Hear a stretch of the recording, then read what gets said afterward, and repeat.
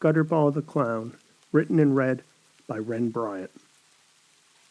As soon as Lily saw the clown's painted-on smile, she knew something was off about him. The cracked white face paint, the roughly drawn fingertip red crescent. It wasn't much more than a smear, really, a sloppy finger drag across the face. Even with the smile, the clown looked sad. Not sad in a ha-ha way that clowns sometimes go for, but sad in a destitute way, a nihilistic sorrow that came from within and seeped through the crude black-painted tears, a red sponge ball nose, and flaming polyester straw hair. The clown honked a horn on the lapel of his oversized tricolor coat and sprinkled confetti onto the crowd of the Midnight Circus, an attraction set up a few months ago in the Burnsville Entertainment District. Lily and her friends couldn't afford to head to the beaches for spring break, so they stayed home and looked for new things to do. The circus was their way to officially kick off the holiday with some fun. When the clown with the cracked paint and the smeared smile got to Lily, he paused and made pouty lips. He mimed that his heart was beating before reaching into the bag of popcorn on her lap and playfully tossing a few pieces in her direction. She didn't react. He danced the jig in goofy, oversized black shoes before stopping and stretching out his hand for Lily to take. Lily knew the clown was playing and that he would do the same with anyone from the audience, but still, it made her uncomfortable and brought up bad memories. Brett Putney did something similar to her at junior prom 2 months ago. He held out his hand the same way. Lily was standing off in the corner near the punch table, alone and dateless. She was surprised as Brett approached her. She remembered how her face beamed, how she stood up straight in her evening gown as he asked her to dance. When she reached out her hand in acceptance, he rescinded his offer, pulling his hand back and wiping it through his hair. Psych! The other students around her laughed and pointed. Lily was in tears. Lily wasn't the most attractive girl at Burnsville High. She was what people today call thick. Her face was nearly as red as the clown's nose, with everlasting pimples. The doctor said it was hormones and her diet that accentuated her chubby cheeks. And no matter how much Pantene she used, her brown hair never got so healthy that it shined. It remained a frizzy, thin, and brittle mess. Lily wasn't happy being Cinderella's ugly stepsister, but she grew to accept her place in life. She had wanted to go to prom with her neighbor Jordan Hayes. She desperately hoped he would ask her out, but he didn't. Lily thought Jordan liked her. She saw him looking at her a lot, but she still wasn't quite sure. Jordan seemed to hide his emotions behind a mask, like he kept his feelings hidden so his friends wouldn't bust his balls. Lily had a crush on Jordan since forever, but she was too shy to engage in any real conversation with him. She tried it once. She even got his number, but she was never brave enough to call and take it further. Jordan saw the whole thing at prom, which made the situation even worse. Since that time, Lily hasn't talked to anyone, except for her besties Shauna and Mariana, the ones with her at the circus. Lily looked at her friends, trying to get their judgment as to whether she should take the clown up on his offer, whether she should take his hand. Lily was so fearful the clown would pull the same stunt that Brett did, and she would be laughed at again. Shauna and Mariana were at the prom when Brett played his dirty trick. They were the ones that took a crying Lily home after it happened. Shauna and Mariana both shrugged in response. Mariana mouthed, "Sure." So Lily took the clown's hand and stood next to him in the stairwell. The audience around her clapped. Eyeball to eyeball with the clown, Lily thought he looked even worse up close. It wasn't just the bad makeup, it was his eyes. pale green eyes that gave the impression the clown wasn't all there. A couple of fries short of a Happy Meal is what her father would say. The clown flashed a toothy smile. Against the bright red paint on his lips, his tobacco-yellowed teeth glowed. He gestured for Shauna and Mariana to also get up. The crowd clapped encouragement as they rose to their feet. Ow! What the... It was Lily who jumped and yelled and rubbed her bottom. He pinched me, she said, though no one was paying attention. She gave the clown a menacing glance, but he was looking off into the space on the other side of the circus tent, whistling childishly. The clown honked the horn on his lapel and motioned for the group to go down to the front of the stands. They followed. As the audience watched, the clown dropped to a knee in front of Shauna and pulled flowers from his sleeve. Of course, Shauna, Lily thought. She was the good-looking one, the one the boys always went to if they had to pick between the three of them. Shauna had that perfect oval face, that jubilant, pimple-free peach perfection. Lily was jealous of how she looked.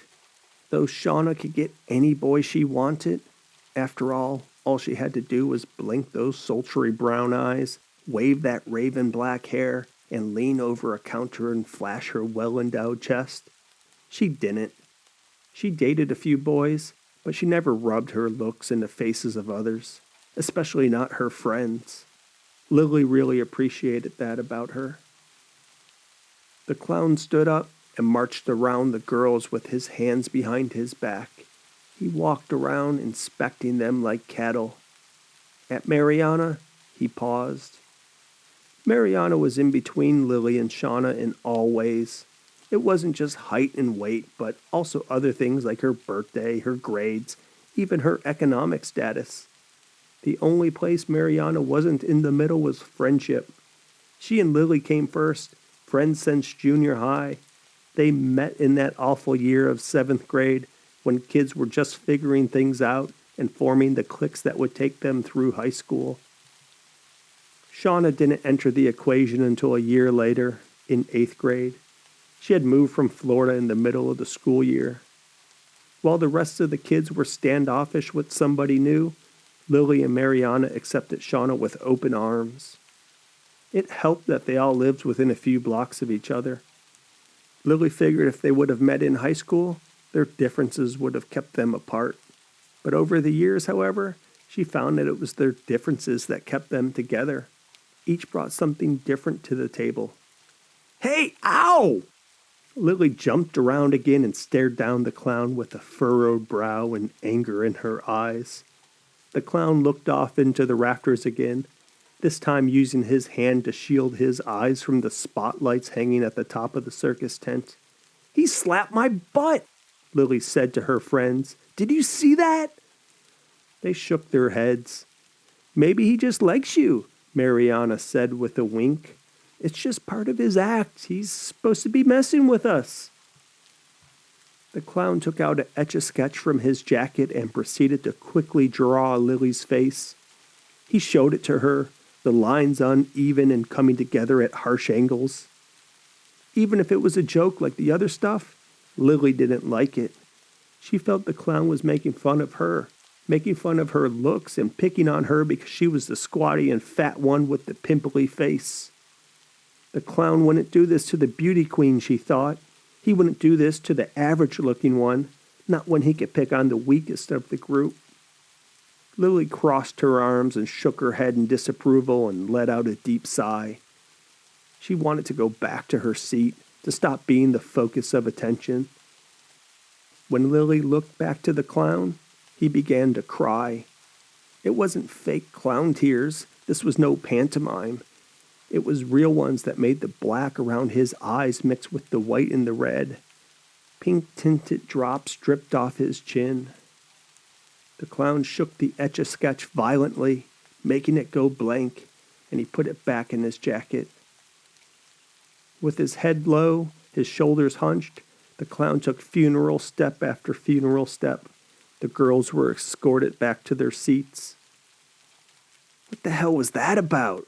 Lily said to her friends after settling in and putting the popcorn back on her lap. I think he's got mental problems.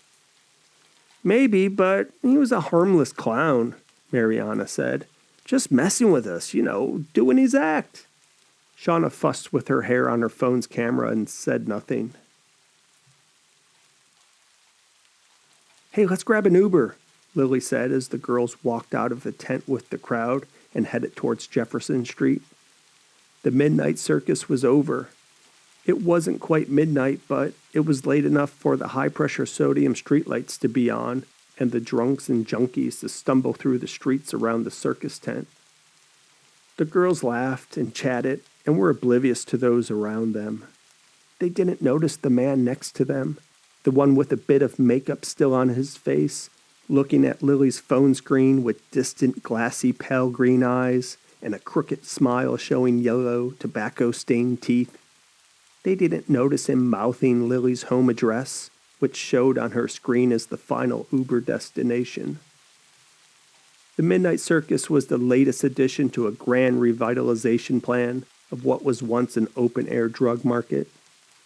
Down past the railroad tracks, where 39th intersected with Jefferson, there was once Bottoms Up Titty Bar, an establishment that shared a parking lot with Lou's Bowling and Fun. There was Roxy's Corner Store, which was filled with processed everything and little cigars and scratch-off lotto tickets. There was Good Luck Chinese food, where you ordered by number and got your food served in styrofoam containers from behind bulletproof glass. And in the alleyways between buildings, there were pimps and prostitutes and homeless and the freedom to shoot up and stagger around without a care. The area was the blight of Burnsville. Rezoning it to the Burnsville Entertainment District was the mayor's idea. Well, ex-mayor. Things didn't go well. The rezoning didn't do much to change the situation. The area was still too hot for big box retailers to move in. The mayor said these things take time, and then, to speed things up, he claimed possession through eminent domain of all the businesses in the area, those with tits and those without, and then razed most of the buildings. The mayor wasn't reelected. Gutterball the Clown wasn't always Gutterball the Clown. Before he was Gutterball, he was Casey Bucel, a slow-speaking loner who always dreamed of being Peter Pan. He did happy things to happy children in the place between asleep and awake. Unfortunately for Casey, he always had to worry about grown-up things after the feds took him to Never Never Land.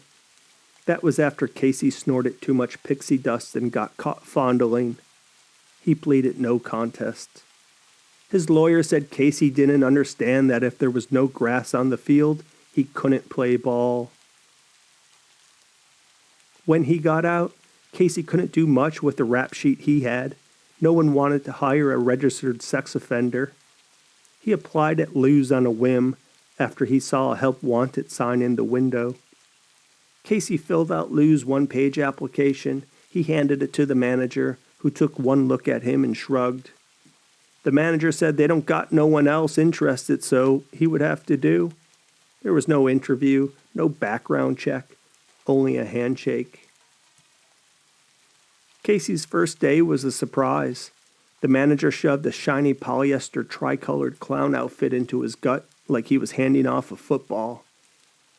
On top of the folded outfit were giant bozo shoes, and inside the shoes were a round red sponge nose and some sticks of face paint. He was told it was his job to be the entertainment, to put the fun in Lou's Bowling and Fun. A snot-sucking kid came up to Casey after he changed into his full clown regalia and asked what his name was. Casey looked at himself in the mirror and drooped his shoulders. The clown outfit wasn't built for a man of his frame. The pants stopped mid-shin, the sleeves stopped mid-forearm, his pot-belly made the closure in front bulge. The worst, however, was the makeup. Casey never applied makeup before. He really caked it on.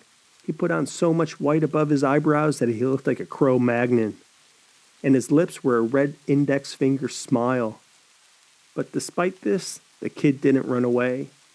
"What's your name?" the kid said again, tugging at Casey's pant leg. Casey was about to tell the brat to fuck off, but then he saw the manager looking at him, so he bit his tongue. He looked at the kid's granddad, who was bowling in lane 7. The old man was shaky as he held a black bowling ball with 2 hands. His chicken bone legs wobbled as he walked towards the lane. An unlit cigarette hung off his lips. When it came time to roll the ball, the granddad hunched over like a monkey and pushed it down the lane. After 5 feet, it went into the gutter. "Name's Gutterball," Casey said, with a smile and a muss of the kid's hair. The name stuck. No one called him Casey ever again. Things were good at Lou's. Given the location, there weren't too many brats running around, so Gutterball was left alone for the most part. The few kids who did show up there were either accompanied by a grandfather on Social Security or with newly divorced Father of the Year types, the ones who would leave their child and friends to bowl alone so he could head over to Bottoms Up for the 4 p.m. dollar lap dance special. Royce Enright was one of those kids. He was Gutterball's first since getting out of the pen. The first, but not the last. The impulses came back to Gutterball in waves. An itch he couldn't scratch, that habit he thought he kicked behind bars through the help of prison beatdowns, broomstick rape, and weekly visits with the counselor. In the alley behind Lou's Bowling and Fun, things happened. From Gutterball's tricolored clown onesie, an erect penis poked through the Velcro closure, a purple top surprise for Royce's 8th birthday. "It's okay, you can touch it," Gutterball said with a childish giggle. A tingly sensation of excitement made Gutterball lick his lips with anticipation. Royce, James, Rondell, Barbara, Monique, unattended children, left to have fun with the clown. After the mayor made his moves and forced the dancers to stop dancing and the bowlers to stop bowling, Gutterball found himself unemployed like all the rest. The workers at Lou's and Bottoms Up, and even Roxy's, didn't have too many options for further employment. These were last resort destinations for last resort people. It didn't help that the economy was shaky and teetering on a recession. Employers could be picky. They'd choose perky new tits over older saggy ones, serious clowns who knew magic tricks over sketchy pretend clowns with rap sheets. With nowhere left to go and no money to pay for rent, Gutterball wandered the streets of Burnsville, jerking off in the bushes outside parks to the sounds of children playing.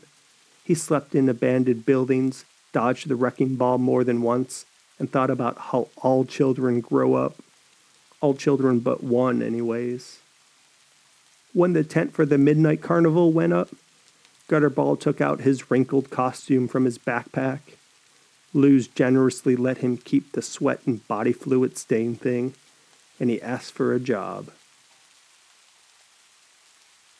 As Lily drew the blinds to her upstairs bedroom, she thought she glimpsed something on the street below. Not something, someone. Someone behind the oak tree in Mr. Harza's front lawn across the street. Her heart skipped a beat and she lost her breath, but only for a second. It was night, so she couldn't have been sure what she saw. She cupped her hands to the window to cut the glare, but there was nothing there. Must have been her imagination after an evening she'd rather forget. The stuff with the clown at the circus bothered Lily. It bothered her the entire ride home, though her friend shrugged it off as part of the show and no big deal. Maybe if they got pinched on the ass or had an ugly etch-a-sketch drawn of them, they would think differently.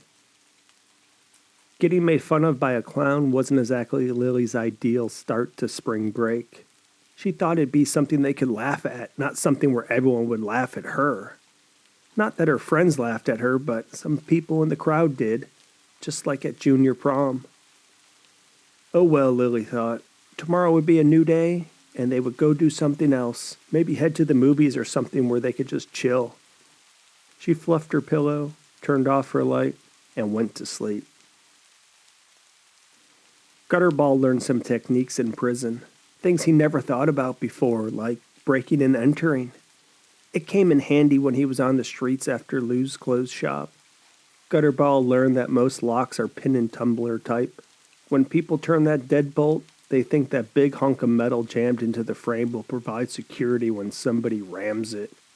And it would, but the smart ones don't ram doors.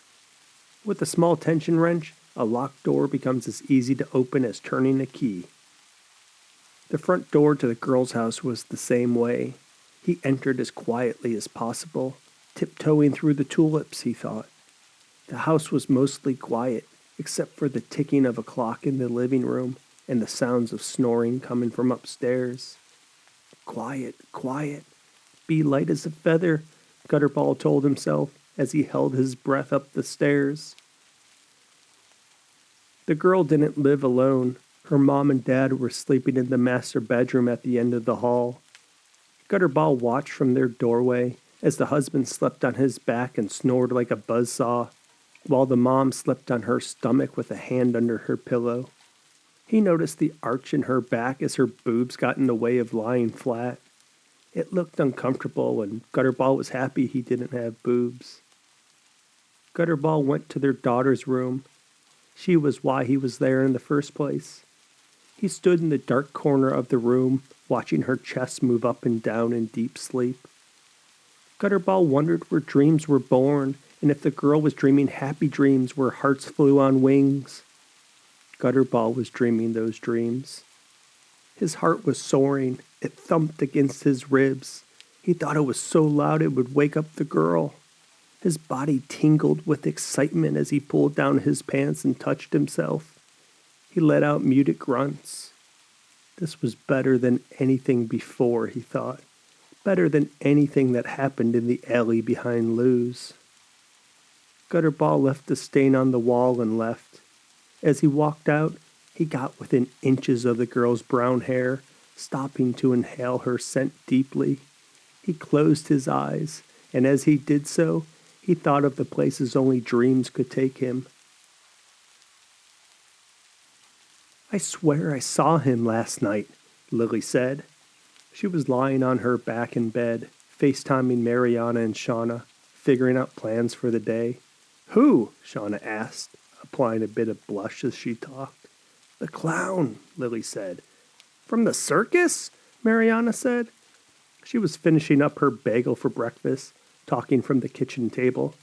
"Like, what do you mean you saw him? Like afterwards?" "What clown?" Mariana's mother said. Mariana waved her away. "Yeah," Lily said. "Well, not the clown. I don't know. It was a feeling, I guess. I was closing my blinds and I swore I saw somebody looking at me from across the street. But it wasn't the clown. There was no one there. I looked. It was my imagination, I guess. I don't know. It was just kind of weird. Maybe I'm in a funk about what happened with the prom still. Last night at the circus, it reminded me of the same thing. I didn't sleep well either. I had a bad dream about it. Felt the clown hovering over me, watching me." "Well, no clown, no circus today," Shauna said with a megawatt smile. Hey, guess what? I got a message from my friend Kelly down in Florida that the beaches were popping. I wish we were there." "Me too," Mariana said. Her camera bounced around as she walked up the stairs of her house to her bedroom. "You guys should come over," Lily said. "We can make our own beach. We've got that plastic kiddie pool out back. I mean, yeah, the dog uses it, but we can dip our feet in. You know, get the lawn chairs out, pretend we're enjoying the water for Instagram. Imagine Jordan seeing that." The girls laughed. "That's silly," Shauna said. "Yeah, well, you got a better idea of what to do?" Lily said. Shauna shrugged. "Lily Beach, here we come," Mariana said. The girls laughed some more. "Bring your bikinis," Mariana added. "Let's make Jordan jealous. Show him what he's missing by not being with Lily." "Hey, maybe my dad even has some sand," Lily said. "I'll ask before my parents head to work today." Gutterball woke up groggy. He stretched his bones and rubbed the crust out of his eyes. Part of it was sleep, part of it was dried goo, since he didn't have time to take off all the clown makeup after the circus last night. One of the downsides to sleeping at what they called transitional housing was that the overhead fluorescent lights never went out. They used to be turned off at 11 p.m., but after too many incidents, the New Hope housing administrators decided to keep the lights on around the clock. Though there were supposed to be rules in place to stop bad things from happening, the rules were barely enforced. Ex-cons would be ex-cons, was the saying at New Hope. Though Gutterball settled into his cot satisfied, with a smile on his face and the feeling of contentment sending him into fairy tale dreams, he still woke up feeling not fully rested. It was a late night for him, and he only got a few hours sleep. Still, it was a good night for Gutterball. He did something new, experienced something thrilling. Some of the inmates in the pen used to talk about how exciting it felt to break into houses, the mad rush of endorphins that came from knowing things could go wrong at any second. Gutterball never felt that before, not until last night. Sure, he got his kicks with the kiddies, and that was satisfying in its own way, but even when he was doing it on the sly behind Lou's, he was never panicked like he was when he was breaking into the house. He never felt that sensation of his heart pounding so hard he thought it would burst. He never experienced the excitement that came of having to sneak as quietly as possible, of not knowing if there was a gun waiting for you on the other side of a door, of doing things in dark corners while the person he watched slept blissfully. Over a cup of free coffee that tasted like cardboard, Gutterball smiled thinking about last night's adventure. She was such a pretty girl. He liked pretty girls. And she was older, too. Much older than usual. Gutterball thought this must mean he was growing up. He had to see her again. Lily's dad did have some sand after all. The girls pushed it against the blue plastic toddler pool, creating their own beach. They filled the pool with water from the garden hose, changed into their bikinis. Lily wore a one-piece, and took out their iPhones. Though the temperature only hovered in the mid-60s in Burnsville, the sun was shining and that was enough. Spring break was spring break. They took close-up shots of their feet and legs for Instagram.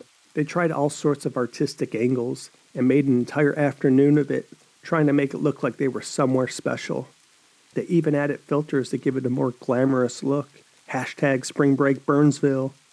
Their friends and friends of friends chimed in with playful comments.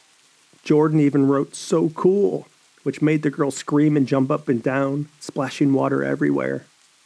"So he does notice you," Shauna said with a wink and a smile. Gutterball hung out in the bushes, which gave a natural border to her backyard. Amongst the forsythias and Carolina laurel cherries, he watched. He watched as the girls splashed each other with the hose, kicked water at each other with their toes from the kiddie pool.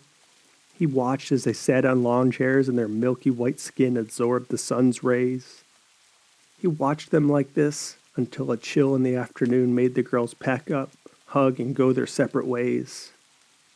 He watched Lily and her family eat dinner, and he watched them watching TV. As he watched, that feeling inside of him came back, the one that made him tingle with excitement, that impulse that made him lick his lips and rub himself through his pants. Gutterball entered the house the same as last time. He moved quicker now, knowing the layout and which stairs squeaked. In Lily's bedroom, he stood over her as she slept. He pulled down her blanket and his eyes swept over her blossoming body and silky skin. She was wearing a long white short-sleeved gown and nothing else. He noticed how peaceful and angelic her face looked, the face of a cherub. He took in her scent, the smell of sunshine. He whispered things to her until she stirred. He did his business on the floor next to her bed and walked out the door he broke into. Lily woke to an Etch-a-Sketch on her bedside table. She blinked and rubbed her eyes when she saw it, not sure if she was still dreaming. There was an image of her on the device. It was her, sleeping in bed. The lines were uneven and didn't connect properly at the corners.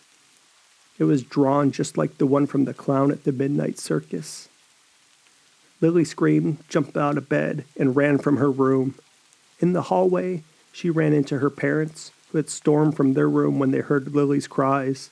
Her dad had shaving cream on his face, 2 lines removed by a razor, and was wearing boxers and black socks. Her mom had a towel wrapped around her head, a robe around her body. They were in the middle of getting ready for work. Lily collapsed into her mom's outstretched arms. "What's wrong?" her dad said, looking around, trying to figure out what the screaming was about. "Someone was here," Lily said. She shook with fright and wiped away tears. Her parents looked at each other with faces that said they didn't quite understand. "Come, look," Lily said. Lily escorted Tom and Sarah Severton to her room. She stopped at the doorframe and pointed to her nightside table. "Look!" Tom wasn't sure what he was looking at. What am I missing?" "The Etch-a-Sketch," Lily said. "It wasn't there last night. Someone broke in and left it there. It was the clown from the circus that we went to a few days ago." Lily's parents still quite weren't sure what she was talking about or what was going on, so Lily explained what had happened and what went on at the circus. She told them about a creepy clown with cracked makeup, how he had a deadened and dumb look in his eyes. She told them about the pinch and slap on her butt. Her dad was furious. He yelled at Lily, saying, "Why didn't you tell me sooner?" But then he apologized and said he wasn't mad at her, it was the situation. He stormed the house, looking for signs of other things amiss. He checked the doors, the windows, the front and backyard. There were no other signs of disturbances. Even the door looked to be fine. There were no marks of forced entry. Tom called the police to report the incident. They said they would send someone over soon.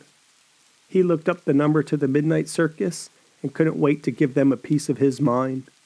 Their website said they didn't open till after lunch. The police officer didn't say much. He took notes, rattled doors, checked windows, and suggested they looked into a security system. The Severtons couldn't afford a security system, nor could they afford a handgun, which was the other option Tom had thought about, but the police never mentioned. They could afford to change the locks, however, so that's what Tom did. When he was done with that, the circus was open, so he called the manager there, chewed him out, and said the police would be coming by to take that disgusting clown of theirs to jail. Lily's parents called out from work and stayed with her the rest of the day. What a spring break this was turning out to be, Lily thought. She didn't think it could get much worse. Lily, of course, chatted with her friends about what happened. They wanted to come over, but Lily said no. She said her dad was not in the mood for company, even Lily's friends. "Do I have to sleep here?" Lily asked her parents at dinner. Though the request wasn't totally unplanned, she had discussed staying at Shauna's house with her earlier in the day. Lily wasn't sure she would actually ask her parents until now. Her dad seemed to have calmed down, so she figured he wouldn't go off if she asked to sleep at a friend's house. "I changed the locks," her dad said as he chewed a pork chop. "We're safe." "Yeah, but I'm just not comfortable being here," Lily said. "The thought of being in my bed, where that clown was next to me, I can't." Lily's mom looked at her dad and made soft, sympathetic eyes. Lily saw her mouth say, "It's okay." "Well," her dad said, taking a swig of beer and not finishing his thought. "I could stay at Shauna's," Lily said. "She said it was okay." "Well, you're not walking," her dad responded. "I'm driving you there." After dinner, Lily packed her things and got dropped off. It was silly. Shauna only lived 3 blocks away, but she wasn't going to argue. Her dad watched as she walked in the front door of Shauna's house. He waited a minute just to make sure everything was okay. There was nothing to indicate that it wasn't okay, but he was a protective dad, so that's just what he did. When Lily, Shauna, and Mariana waved from the front window, he backed the car up and drove the 3 blocks home. Lily never mentioned that Shauna's parents weren't home.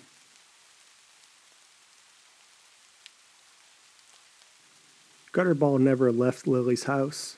Not really, anyways. He slept in the bushes after he dropped off his Etch-a-Sketch on Lily's table. He was used to sleeping outside, so the thought that he shouldn't never crossed his mind. He liked Lily and hoped she liked him too. The Etch-a-Sketch was a present. He stayed up most of the night working on the drawing while he sat next to her and smelled her hair and listened to her breathe deeply. He hoped she was dreaming of him, of her waiting for him in that distant land where hearts fly. The sound of Lily's dad going nuts inside the house woke Gutterball up. He hid in the neighbor's yard when the police came. For the rest of the day, however, he watched from the bushes as Lily's dad changed the locks and added bars to prevent the windows from opening. He also watched Lily throw the Etch-a-Sketch into the kitchen trash and how she cried and hugged her mom after she did it. Gutterball didn't like what he saw and heard that day. When the car started with Lily and her dad inside, Gutterball watched that too. As it drove down Round Robin Lane, he ran after it. When it took a left down Lakeside, Gutterball ran faster, cutting through backyards, trying to anticipate the car's next move. His lungs burned and his heart went schizo. He wasn't used to running anywhere. After a couple of blocks, he had to pause on the sidewalk and catch his breath. He bent, with his hands on his knees, sucking in air. He squinted, looking for their black Ford. In the distance, he found it, parked in the driveway of a tan stone ranch house. Gutterball grinned and walked the rest of the way there. "I can't believe this is happening," Mariana said. "It's totally gross." "What a psycho," Shauna added. Lily nodded, though she was tired of talking about the creepy clown. She spent all day talking and thinking about him, first to her parents, then to the police, then to her friends. She didn't come to Shauna's to talk more about what happened. She came to get away from what happened, to get her mind focused on something else. "Okay, let's play a game," Lily said as the girls lazily sprawled out on the couch and recliner. "Date, ditch, or disco." "What's that?" Shauna said. "I'll name a name. You tell me if you want to date the person, ditch the person, or dance with the person." If you're dating a person, couldn't you also dance with them?" Mariana said, as she absently twisted her long hair around her index finger. "Come on, just go with it," Lily said. She could have added that she was making the game up on the spot, but she didn't. "All right, do me first," Shauna said, smiling and holding her knees to her chest on the couch. "Dax Row," Lily said. "Date, ditch, or disco." The girls laughed. "Dax?" Shauna made a gagging motion. Dax was on the second squad football team, but he thought himself a top-tier player in everything, whether sports or with the ladies. He put gobs of gel in his hair and slicked it back, looking like Eddie Munster with his buck teeth. Though the rest of the world knew better, Dax thought he was smooth shit, and he had a thing for Shauna since the start of high school. "Ditch, obviously," Shauna said, rolling her eyes. "Okay, do me now," Lily said. Shauna returned the favor. "Jordan Hayes," she said with a naughty smile. Mariana oohed and laughed on the couch. Lily thought about it for a while, her eyes looking towards the ceiling, a wide smile creeping across her face. "Definitely going to be date," Mariana said. "You need to ask him out," Shauna added. "I mean, for real. Don't let his friends stop you guys from seeing each other. Be bold. Talk to him." The girls did another few rounds of the game until they ran out of names and it got dark outside. After going together to check that every door and window was locked, they piled into Shauna's room to sleep. Shauna offered the bed to Lily, who offered it to Mariana. In the end, Mariana and Lily shared the bed, while Shauna put a sleeping bag on the carpet. Gutterball watched as the girls inside the house talked and laughed. His mind drifted to somewhere between reality and the place of dreams. But this wasn't a dream like before. In this dream, every smile of Lily's made him hurt inside. It broke his heart. There was something else building inside of Gutterball as his eyes narrowed on Lily's pearly white smile. It wasn't the excitement he experienced before, the thrill of breaking into somewhere foreign and disallowed. What was bubbling in him now wasn't anything pleasant at all. It was doubt about what to do. Doubt that made his heart no longer fly, doubt that made his dreams dissolve. He didn't know why she was running from him. He gave her a present. He never gave a present to a girl before. All he wanted was for her to like him in the way he liked her. All he wanted was to feel her soft skin on his, to play the games he played with all the children, the ones with his purple top. But he wanted to play it forever with her. Gutterball never experienced such feelings before and didn't know what was happening. All he knew was his guts hurt, and he didn't like it. He wanted it to stop. The voice of Ray Manzi played on repeat in Gutterball's head. Ray was one of Gutterball's friends in prison. He was another one like him, another man who liked young boys and girls. Ray had been locked up for 8 years already by the time Gutterball arrived. It was after Gutterball's first night, when a man with a swastika tattoo on his chest forced himself onto Gutterball in the shower, that Ray began teaching Gutterball the ropes. Ray said, if you don't like them, then take care of them. That's the only way. He made stabbing motions with a crude shank and said to stab them in the stomach. Stab them twice if you want to kill them, Ray said. Gutterball took out the clown makeup he kept in his backpack with the rest of his supplies, and he did his makeup as best as he could without a mirror. Ray said to take care of them, and that's what he was going to do. Gutterball waited until the lights went out before he took out his tension wrench and opened the door like he did before, breaking in as easily as turning a key. The house was still. There was no snoring, no clocks ticking, nothing to indicate anyone was home. The soft pale glow of the moon shone through the windows, giving him enough light to easily maneuver around furniture. He headed towards the garage. Supplies first, then the girls, he thought. When he arrived at Shauna's room, he stood in the doorway. Lily was nested close to Mariana under the covers in the bed, 2 peas in a pod. Their breath was in rhythm. Shauna was sprawled across the floor, having come out of her sleeping bag. Gutterball watched as the sounds of deep sleep filled the room. If this was before, he would have enjoyed himself and left. But tonight wasn't before. Tonight there would be no play. Instead, there was doubt and things inside him that hurt, and the barbarous business of growing up with its inconveniences and pimples and taking care of it, as Ray said. Shauna's screaming woke up the other girls. They didn't even have time to react before they were yanked out of bed by their hair and thrown to the ground like rag dolls. Hell came instantaneously and they huddled together, holding each other tight, shaking as the lights came on and the space between the doorframe was swallowed by a balding hulk of a man wearing clown makeup. A smear of red gave him a crooked mouth. 2 black fingertip smudged tears offset glossy, lost eyes. There was no red sponge ball nose, nor flaming polyester straw hair, but Lily knew who it was as soon as he flashed that yellow-toothed smile.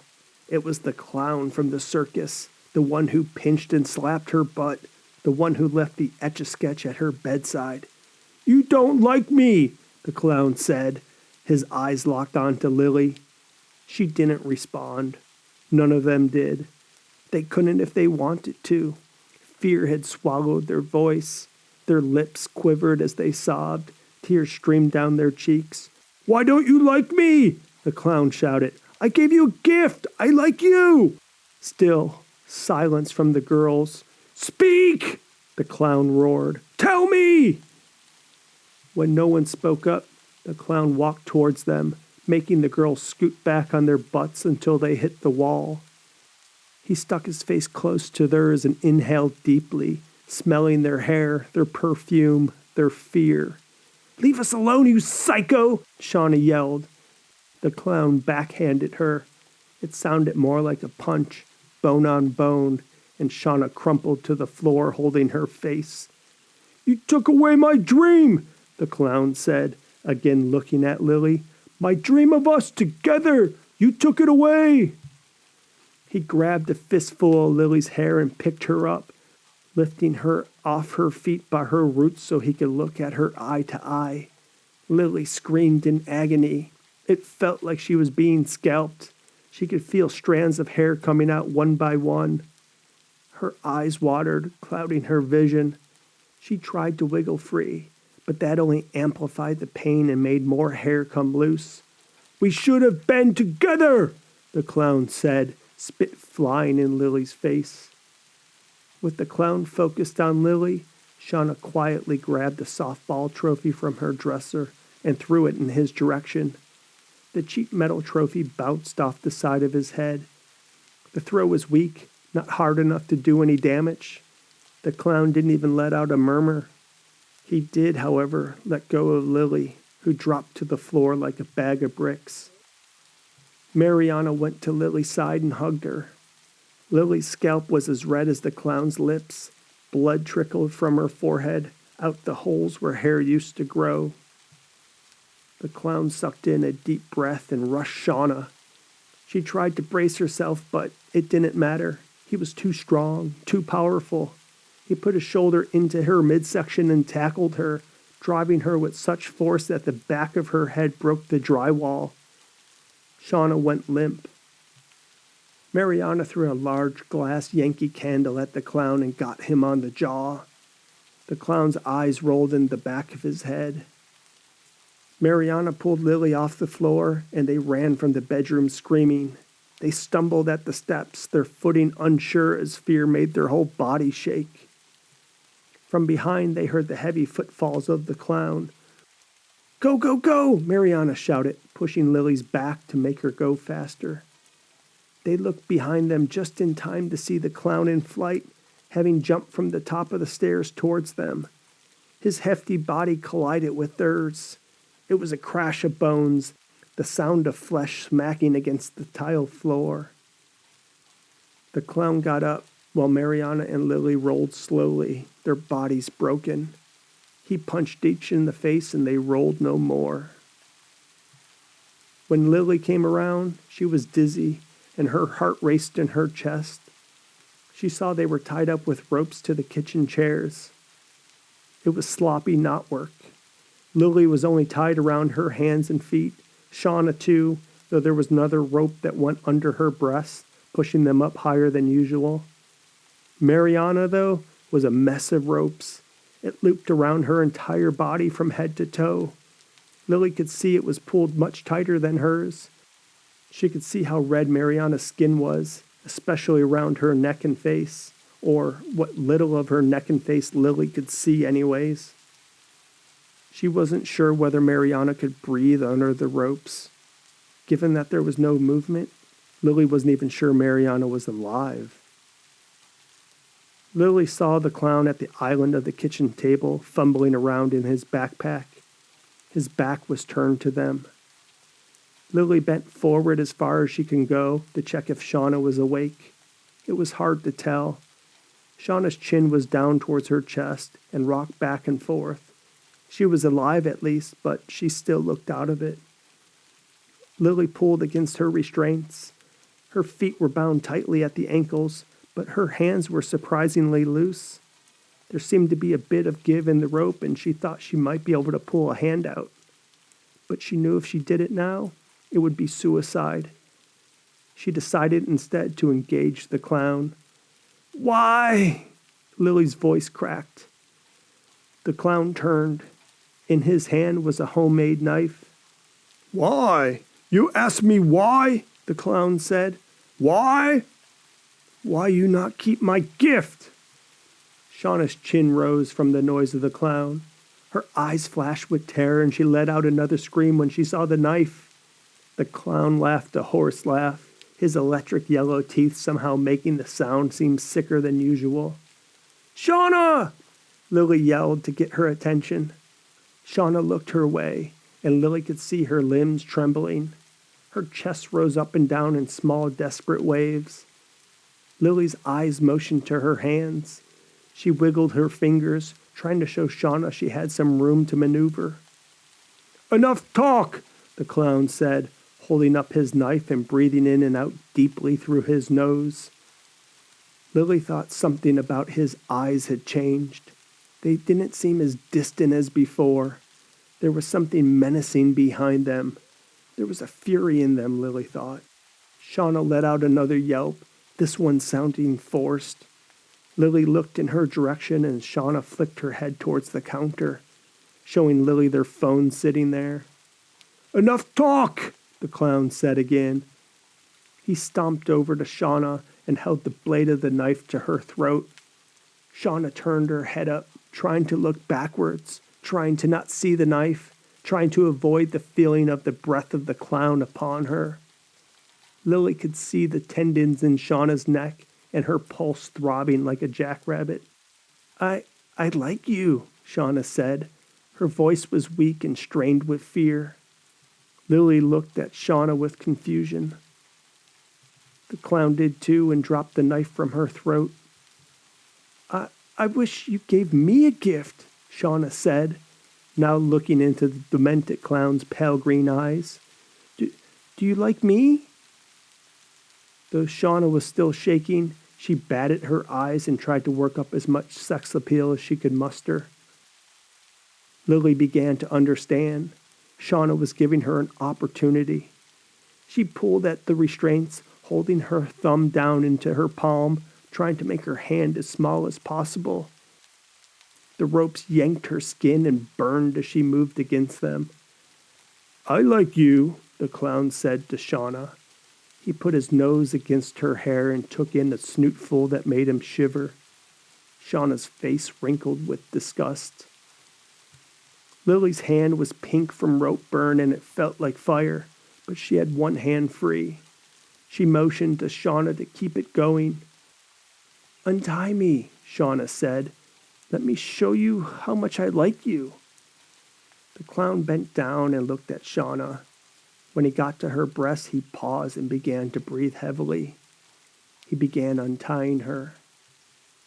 Lily got her other hand free and untied her feet. She waited for the right moment before moving. Shauna moved her arms and legs and stretched in freedom. The clown stood over her, breathing quick, shallow breaths of excitement.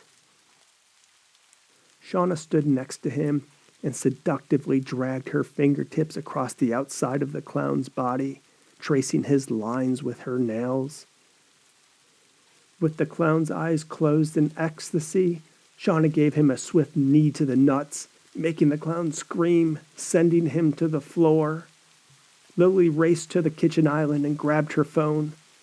When she took a look back, she saw the clown grabbing her friend and starting to beat the shit out of her. She ran into the pantry, gently closing its door behind her without a sound. The phone nearly fell out of her hand, she was so shaky. She took a moment, but only a moment, to calm herself down and think. She went to dial 911 but stopped. Her friend was being beaten out there. The cops would take ages. She needed help immediately. Shauna let out a guttural scream of pain from the other side of the door. Lily had her suspicions about what happened, but didn't want to think about it. She dialed her mom. There was no answer. She dialed her dad. No answer there either. Then she remembered they put their phones on airplane mode when they slept so they wouldn't get disturbed. She scrolled through her contacts, a shaky finger trying to find anyone that could get to Shauna's house quickly.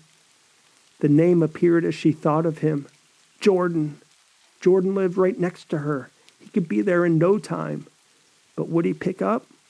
Lily never talked to him, so why would he, especially in the middle of the night? But Lily didn't have a choice. It was Jordan or no one. "Hello?" Jordan mumbled, his voice indicating he was woken up from sleep. "Jordan, it's Lily." She cupped her hand around the phone so she didn't speak too loudly. "I'm at Shauna's house. There's a killer here. Seriously, a psycho. He's got Shauna and Mariana, and I'm hiding in the pantry. We need help, please. Bring." The sound of banging on the pantry door made Lily drop her phone and scream. The banging turned to smashing and a boot broke through the middle of the door. The clown kicked and kicked, desperately searching for Lily. Lily looked around the dark pantry for things to throw at the clown, but she couldn't see anything but cereal boxes and sugar packets and coffee. The clown smashed the entire door down and grabbed Lily tightly around the waist, hoisting her up in the air and squeezing her in a bear hug so tight that Lily thought her ribs were cracking. Lily saw spots as the world started to fade. She saw Shauna on the kitchen floor, covered in blood. She was slumped against the cabinets with a knife sticking out of her midsection. Red trickled from between her fingers as her hand draped over the wound. Mariana hadn't moved a muscle. She was still a tangled mess of ropes with bright red skin poking through the gaps. Lily was certain she was dead. The clown threw Lily on the floor and put his meaty hands around her neck. Spit flew from his mouth as he squeezed, compressing her trachea. Lily's air supply faded. The room was getting darker. Jordan raced through the door swinging a metal baseball bat and yelling. The clown turned his head towards the sound and got a moonshot. The bat dinged as its fat part made contact with his skull. The clown went down instantaneously. His hands flew off Lily's neck and he flopped to the floor. A gush of blood turned his white makeup red and pooled under his head. Jordan rushed to Lily's side, checking on her, making sure she was still breathing. Lily coughed and grabbed at her throat. She tried to speak, but the sounds came out harsh and raw. She winced, then nodded that she was okay. She motioned towards her friends. "Holy shit," Jordan said as he looked behind him and saw Shauna's bloody mess and Mariana's jumble of ropes. Jordan took out his phone and dialed 911. He went to check on Mariana. She was unconscious, but breathing. "Hold on, I gotta cut these ropes," he said. He went to Shauna next. She was alive as well, but weak. She pressed her hand against her stomach to keep the blood from leaking out. Jordan wasn't sure how to treat a wound, and he was scared to pull out the knife, so he left it as it was. He found a pair of kitchen shears and cut the rope around Mariana's limp body. Her face was a reddened mess of rope burns and compression marks. When he was sure the rope wasn't cutting off any more oxygen, he returned to take care of Lily. Jordan grimaced as he saw Lily's abused face. Any acne was replaced with black and blue lumps. One eye was swelled shut.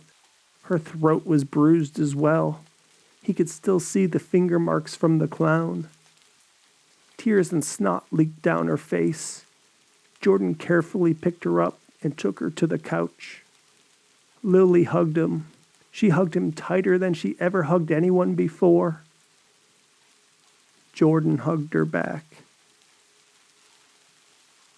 After high school graduation, Lily went back to where the Midnight Circus used to be. The tent was long gone. After the cops started asking questions about how the circus could employ a registered sex offender, the owner got smart and left town.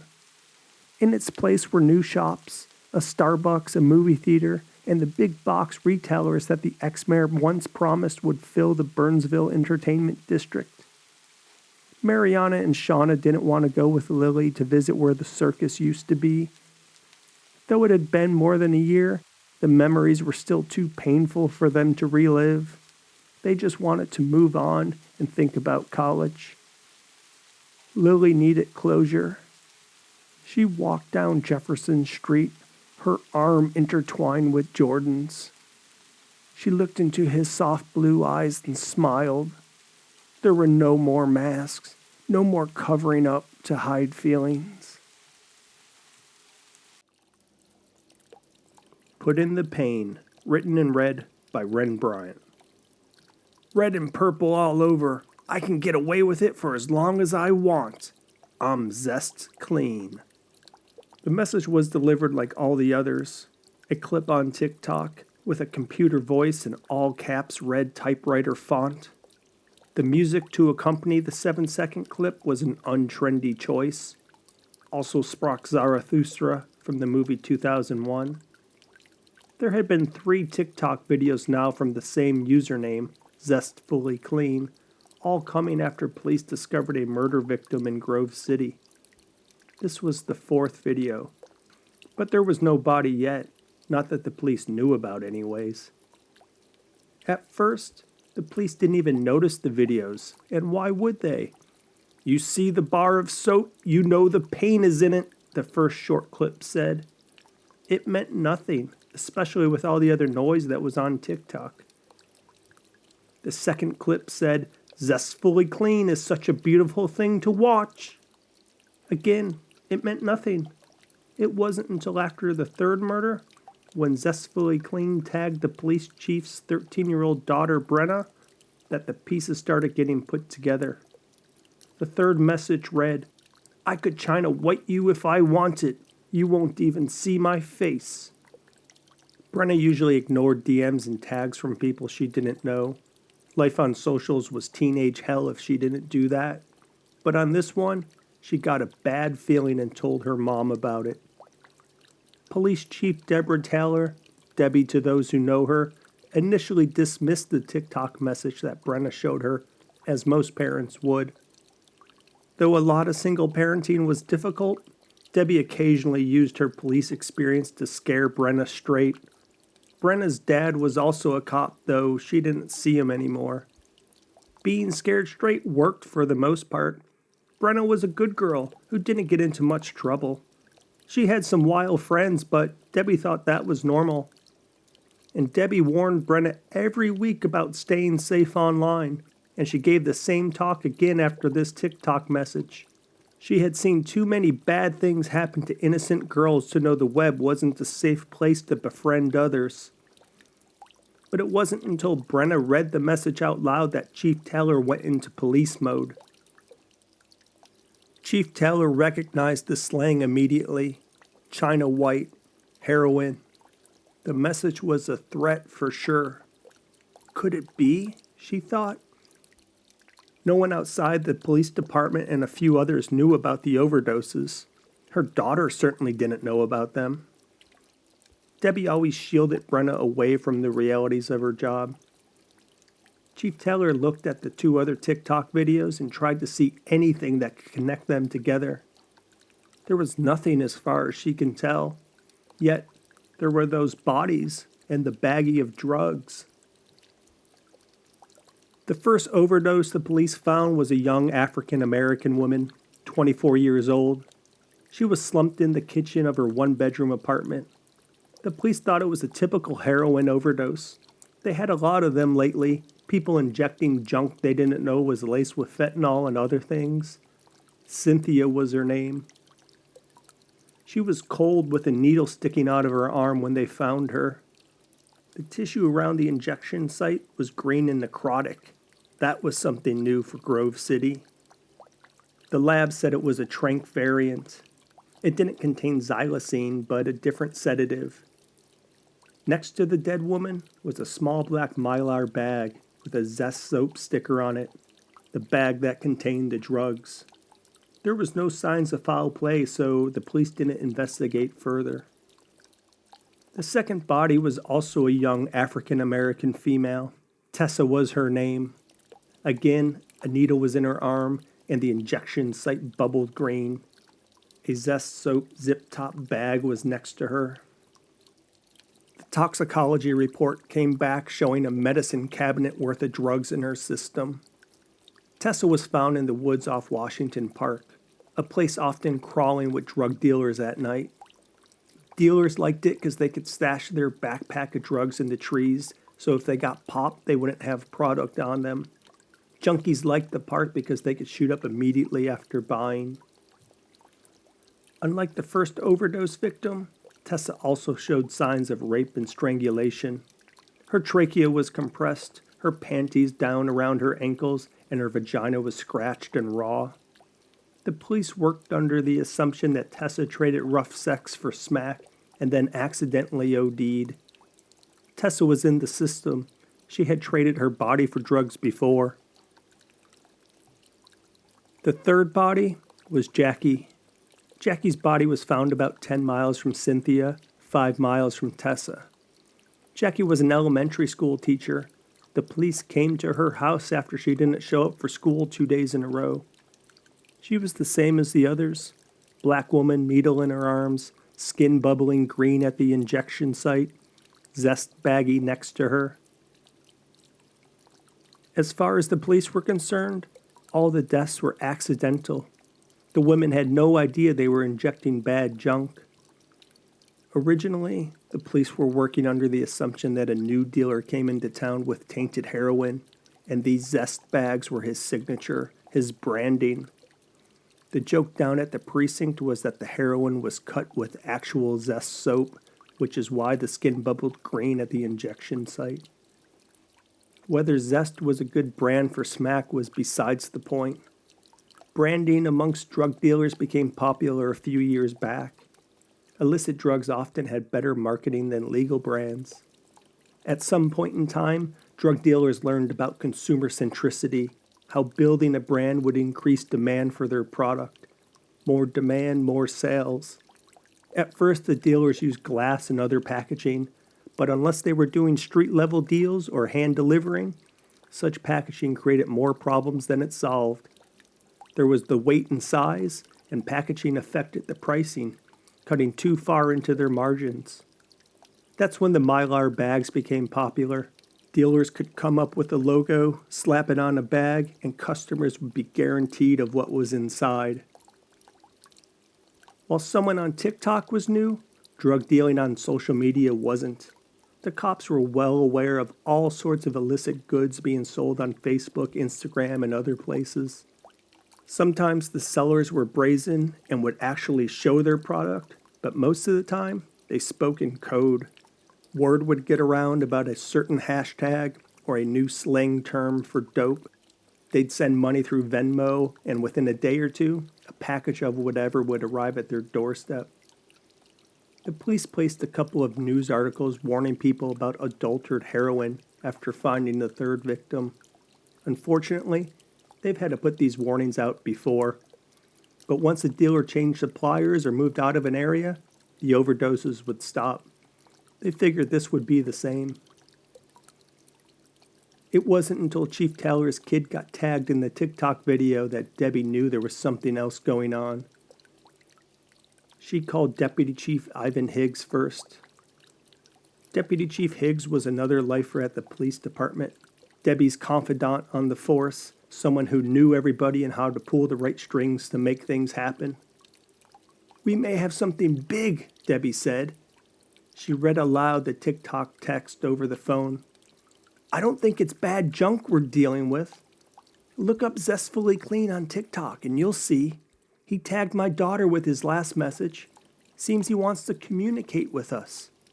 Get the boys to look into this person, find out anything we can." Chief Taylor decided the best course of action was to go public with the murders, do a bit of a dog and pony show, let the killer know they were on to him. The police assumed the killer was male, since most of them are, that he was a drug dealer or had connection to drugs, that maybe he was a gang member and this could be some sort of revenge. So, with a line of deputies behind her and TV cameras in front of her, Chief Taylor stood at the podium and asked, "How many times do you think you can get away with murder?" "As long as I want." That was the message. That was the direct response to the chief's question in the latest TikTok video. Chief Taylor wasn't surprised the murderer responded via TikTok like he did. It's what she was hoping for. Yet, she also wasn't sure she should be happy that a killer responded like she had hoped, or that she should have even asked the question in the first place. Though Debbie Taylor had seen just about every type of perpetrator in her 14 years at Grove City Police, she never came across a serial killer. It wasn't exactly the type of thing she wanted to deal with in her first year as chief either. Debbie took the job when the last chief stepped down over some police brutality claims that City Hall didn't like. She always thought of herself one day as leading the department, but she wasn't sure she was ready. She thought she'd do a few more years rising up the ranks and then try for chief, but she couldn't look a gift horse in the mouth. There was all sorts of chatter, of course, that she got the job because she was a black woman. Some suggested she was soft on crime because she took a community-based approach to policing, that she said the right words to the mayor to get his stamp of approval, that she said what the mayor wanted to hear so he could get reelected. Debbie shrugged it all off. They said the same things too about the district attorney when he was appointed. Debbie knew that her years in the force gave her the experience necessary to be chief. There were some new things to learn, sure, some hurdles to jump through, but that's how it was in any new job. Most of her first year as chief had been nothing special. Debbie did some press conferences, met with some community groups in the police union, and basically kept the ship afloat. She was surprised there wasn't actually much police work to do as chief, that it was really all political. She hated the politics, but she knew she couldn't avoid it. And that's where Deputy Chief Ivan Higgs came in. Ivan had been a cop at Grove City for longer than Debbie, and most thought he would be promoted to chief. But again, the rumor swirled that the city needed a kinder, gentler face for the police, not another white guy, and Ivan stayed put in his deputy chief position. Ivan was the first person that Debbie called after she got the chief gig. He was her best friend on the force, and she didn't want there to be any hard feelings about her getting promoted over him. There were none. Ivan was always the consummate professional. The cops focused on finding the fourth victim. They looked at the words from the video, red and purple all over. They weren't sure what it meant, but they had some ideas. First, they expected the fourth victim would be another black female. They didn't have answers for why black women may be targeted. They only had dead bodies as proof. Though generally speaking, black men had the highest overdose rates in Grove City, it was black women that had seen the highest increases of overdoses in the past few years. In fact, it was now the case that in Grove City, black men were less likely to die from overdoses than women, no matter the race. Most of the analysts thought that was because women were less experienced with drugs and more susceptible to misuse. Second, the police thought there could be signs of rape like they found in Tessa, the second victim. This part they really weren't sure about. Forensics couldn't tell whether the sexual degradation of Tessa happened before or shortly after death. And given that 2 of the 3 bodies weren't sexually assaulted, the police thought what happened to Tessa might be specific to her, especially given her rap sheet. Chief Taylor's neighbors knew who she was, and of course so did Brenna's friends. But other than that, Debbie liked to keep a low profile. Her street was quiet because it was a good neighborhood, not because the chief kept her eyes peeled, which she did, but no one knew that. It was a mixed-race neighborhood, middle income, and everyone on the block got along. People mostly kept to themselves, except for a wave or a head nod as they drove by. But there were no HOA disputes or any real disruptions. So when an ambulance showed up at 5043 Woodhaven, everyone on the block came outside. They never had an ambulance on the block before. Debbie knew the house belonged to the McFarlands, one of the other black families on the street, but she couldn't remember their first names. They didn't have a daughter and their youngest was still in primary, so Debbie didn't have much reason to interact with them. From the couple of times they met at neighborhood block parties, they seemed like an upright family. As the paramedics rushed inside, Debbie discreetly asked the ambulance driver what was happening. "Mother's non-responsive," the driver said. "Looks like another overdose." Debbie's guts dropped at the words. Another overdose. Could it be on her block? Debbie flashed her badge and entered the house. She paused in the hallway, frowned, and felt a tightness in her chest. The husband and their young son, he couldn't have been more than 8, huddled on the couch together, hugging and crying. The husband looked up at Chief Taylor. My daughter and I just came back from a week of visiting my mom, and he broke down in tears and clutched his child tight, unable to finish the rest. Next to the kitchen table, a skinny black mother lay motionless. Her skin was ashen and a needle stuck out of her arm. Vomit covered the floor. Wearing a blue satin spaghetti-strap nightgown, she looked like she was sleeping. Paramedics were administering Narcan as Debbie approached. On the kitchen table, Debbie noticed the black Mylar bag with a sticker of Zest soap. She let out a sigh. "No response," one of the paramedics said. Another dose of Narcan was administered, but Debbie knew it wouldn't do a thing. The woman wasn't coming back. She asked for some gloves from the paramedics and crouched down next to the body, inspecting the injection site. The woman's skin was bubbling green around the needle, zestfully clean. Chief Taylor looked for visible signs of violence. She was red and purple, just like the TikTok video said it would be. Her legs and arms were ripped open with welts, the kind that comes from being whipped. The woman's eyes were swollen lumps. Her orbital bone looked broken. A trickle of blood dripped out of her ear and onto the brown hardwood floor. Under the cuts and bruises, Debbie thought the woman had the soft, flawless features that comes with an easy suburban life and a medicine cabinet of creams and lotions. Though Chief Taylor knew heroin addicts came in all shapes and sizes, and the feeling of needing an escape crossed all races and economic classes, Debbie couldn't help but think this woman was too strong to fall into the drug game. Maybe it was because she was a neighbor. Maybe it was just Debbie not wanting to believe reality. If her son was a baby, then perhaps it would be more understandable. Chief Taylor had seen plenty of cases of women self-medicating to treat postpartum depression. Debbie shrugged and exhaled deeply. Maybe Miss McFarland had a back injury and fell down the rabbit hole of addiction thanks to Oxycontin. Lord knows it's happened plenty of times before, Debbie thought. Chief Taylor stood up, her hands on her hips, staring at the corpse. There was more to inspect, signs of sexual assault, for instance, but she had seen enough. She would leave the rest for forensics. When Debbie headed out, she noticed the back door was slightly ajar. Interesting, she thought. She made a mental note to tell the officers who would investigate the case. On the way out of the McFarland's house, Debbie called Deputy Chief Higgs and informed him of the news. They had their fourth victim. Though it wasn't mentioned, Chief Taylor knew there was no coincidence that the latest victim was someone on her block. The killer knew where she lived. This kill was a message, louder than anything that could be put on TikTok.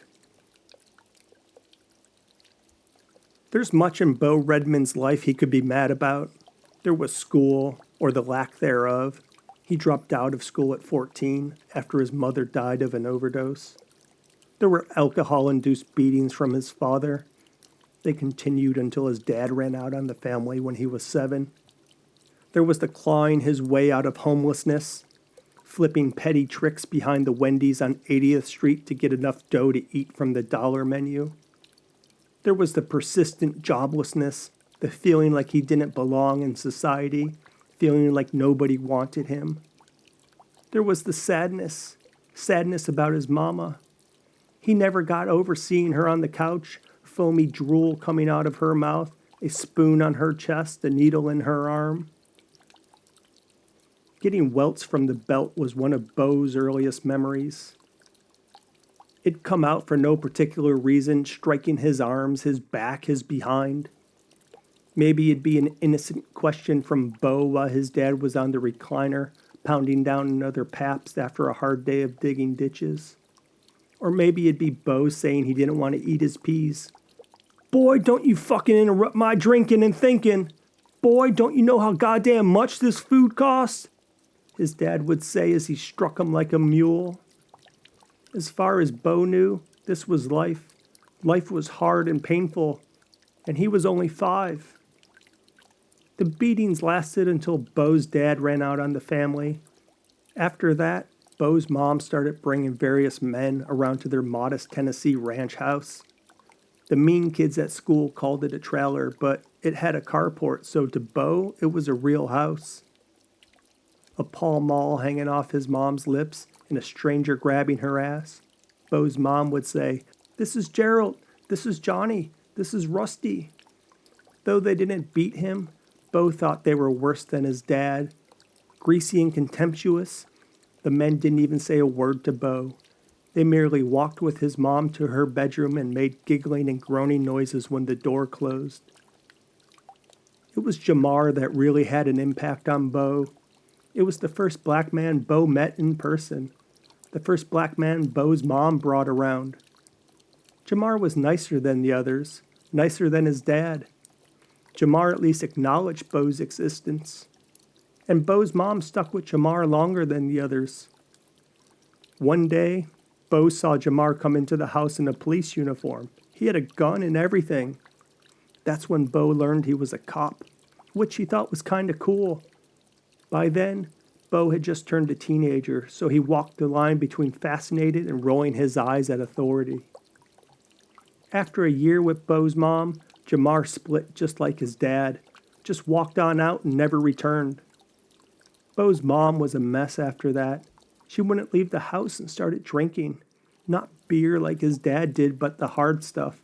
Whiskey and vodka and whatnot. She'd wake up in the morning with a shaky hand and fill a coffee mug with the stuff. It wasn't too long after that when Bo discovered her body on the couch. Her lips were blue when Bo came home from school. A glass of vodka sat on the coffee table next to the couch, a spoon and lighter on her chest. A rubber tourniquet and needle were still in his mom's arm. Bo cried and shook her, but there was nothing he could do. He called 911 and hit the streets.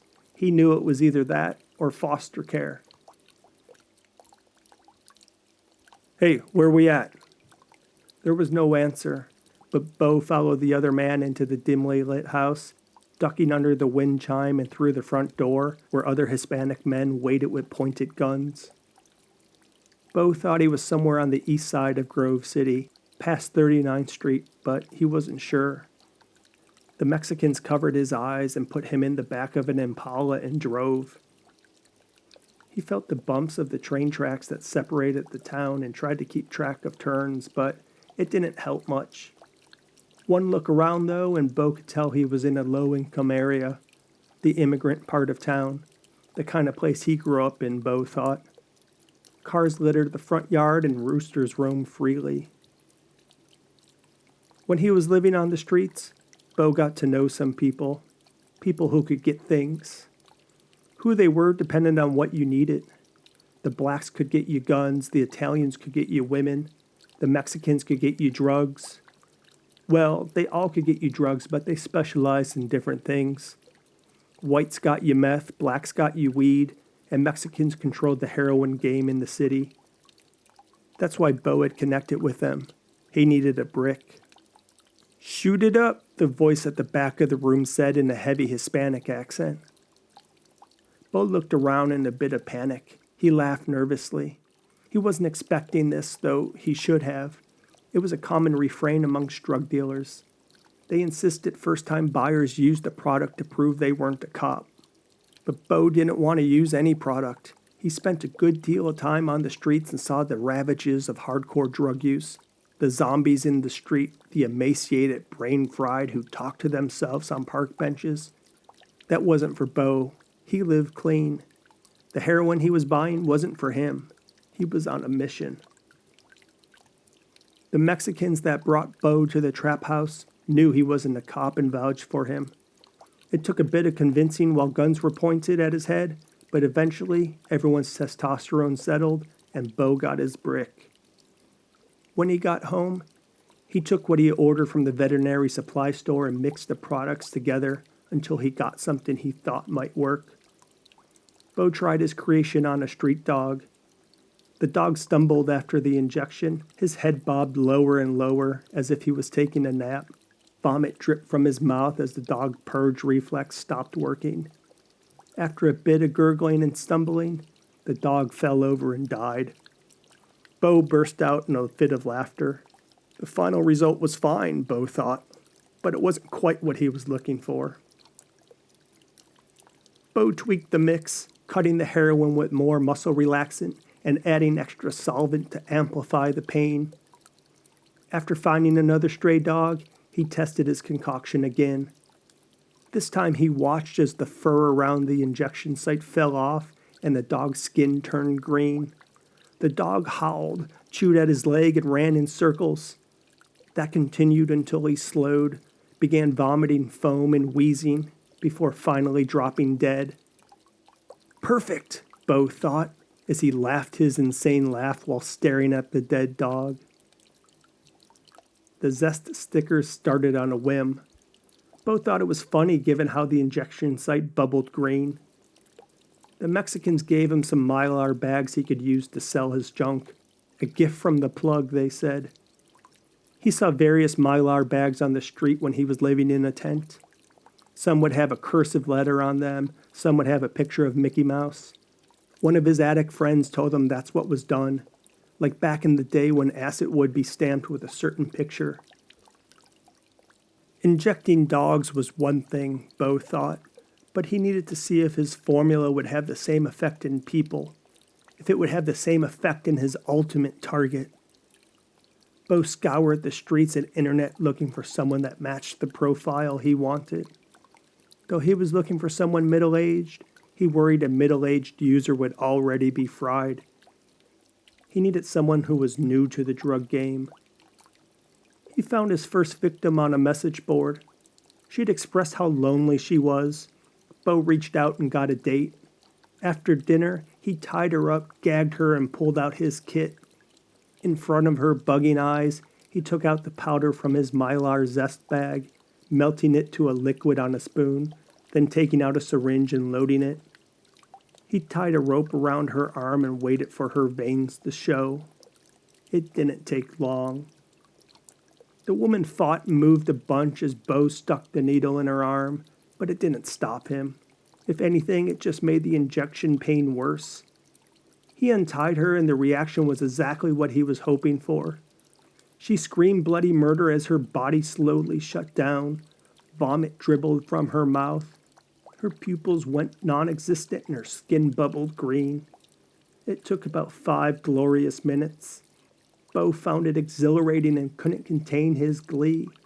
His laughter filled the room. His heart knocked against his chest, and he was all smiles as the woman's life faded. Bo didn't think he would find killing so viscerally pleasing. He was doing it with a purpose, but still, the feeling of taking somebody's life was exhilarating. He thought it was probably a better high than the heroin. As soon as he walked out of his victim's apartment, he vowed to do it again. And he did, in a park in the middle of the city. And he did it again with another young woman. Each time he injected his poison into their arms, his eyes closed and pleasure washed over him. Like the Zest stickers, TikTok also started on a whim. He wanted to get noticed, but he also wanted to toy with the police, to have some fun, and what better way to do it than social media? He thought it would make him look stupid. He knew they wouldn't be watching, and when it came out that his messages were out there this whole time, the police would have egg on their face. Chief Deborah Taylor would be asked a lot of questions about her incompetence. Deborah Taylor, the one Jamar left his mom for, the one Jamar impregnated. "I forbid you from going out," Debbie told Brenna, her index finger wagging in her daughter's face. "Forbid? You forbid me? You can't do this. All my friends are going out tonight." "Yes, I can," Debbie said back forcefully. "I'm your mom. I'm here to protect you." Ever since the killing on the block 3 weeks ago, Chief Taylor had the house on lockdown. Brenna knew about the death. She knew there was an overdose, and she had heard whispers that it was a murder, but her mom never confirmed it. "Then why do I go to school?" Brenna said, looking for a teenage loophole. "Brenna, stop." "No, this is ridiculous, Mom," Brenna said. "You can't do this to me. It's been weeks now. I haven't seen my friends. I haven't had a life." Debbie sighed and pinched the bridge of her nose. "Brenna, I'm sorry, but this is for your own good." Brenna stomped her foot, folded her arms, and let out a huff. She did an about-face and stomped her way up the stairs. Debbie rubbed her temples. Teenagers and lockdowns don't go together, she knew, but Debbie didn't know any other way to keep her daughter safe. At Brenna's school, she had an extra police officer posted. Brenna didn't know about this, but that's why she let her go to school in the first place. Debbie poured a glass of water from the Brita pitcher and looked out the front room window towards the street that not long ago had an ambulance blaring down it. She didn't want to do this to her daughter, but it would only be until the killer was caught. Soon, she told herself, soon. In reality, the Grove City police were no closer to nabbing the TikTok killer than they were when they first started. They kept a tight watch on all the drug zones in the city, but nothing turned up. Searches into the online profile of the person came up empty too, and there were no other Zest overdoses since the killing on the block. No more TikTok videos either. Captain Taylor needed a break, and fast, not just for her daughter to regain normalcy, but because of political pressure. Deputy Chief Higgs did his best to keep the peace, reaching out through back channels to the mayor's office and his media contacts, but that still didn't stop the chatter.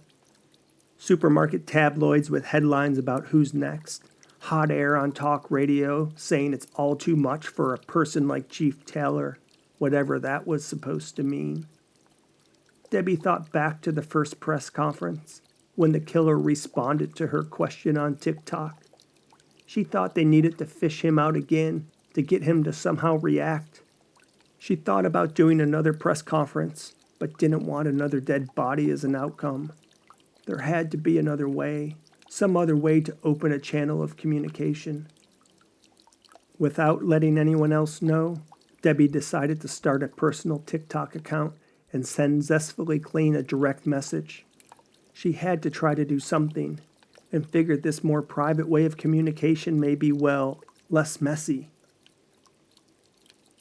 "You're there when it happens, aren't you?" Debbie typed on her phone. "The back door was open last time. You're getting sloppy." She figured that was enough to get his attention, a detail that was never disclosed. The killer would know who it was. She hit send, poured a glass of Pinot Noir, and sat on the couch, staring at her phone, waiting for a reply. Half a bottle later, her phone vibrated. Debbie put down her wine and read the message. "The screen door at 1055 Pine was open when I got there," it read. Debbie didn't understand at first. 1055 Pine? That wasn't her street. Then it hit her. This is their big break. He screwed up. He didn't know she was talking about the murder on her street. He's confessing to another one, maybe one in progress. After all, he hasn't put out a new TikTok message yet. She typed 1055 Pine into Google Maps. It was a house on the north side of town. Debbie immediately dialed Deputy Chief Higgs at the station and ordered the cavalry to roll. "We got this son of a bitch," she told Higgs as she pumped her fist into the air. Ivan Higgs urged caution. He said he wanted to get this guy too, and he knows how much it's affecting Debbie's family, but they need it more to go on. "This isn't about my family," Chief Taylor snapped back. "This is the best shot we have had. Let's show our strength, show that Grove City will not cower. We need to roll, get everyone suited up, and go. Now. That's an order." Upstairs, Brenna was putting on her slimmest fitting blue jeans and halter top, the type of outfit her mother disapproved of.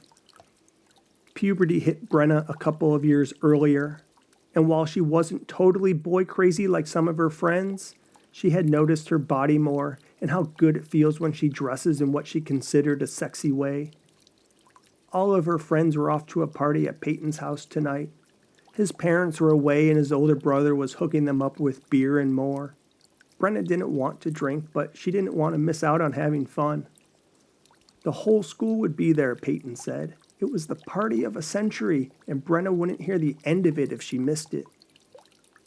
The plan was to stuff her covers with extra pillows, turn off the light, make it look like she's asleep.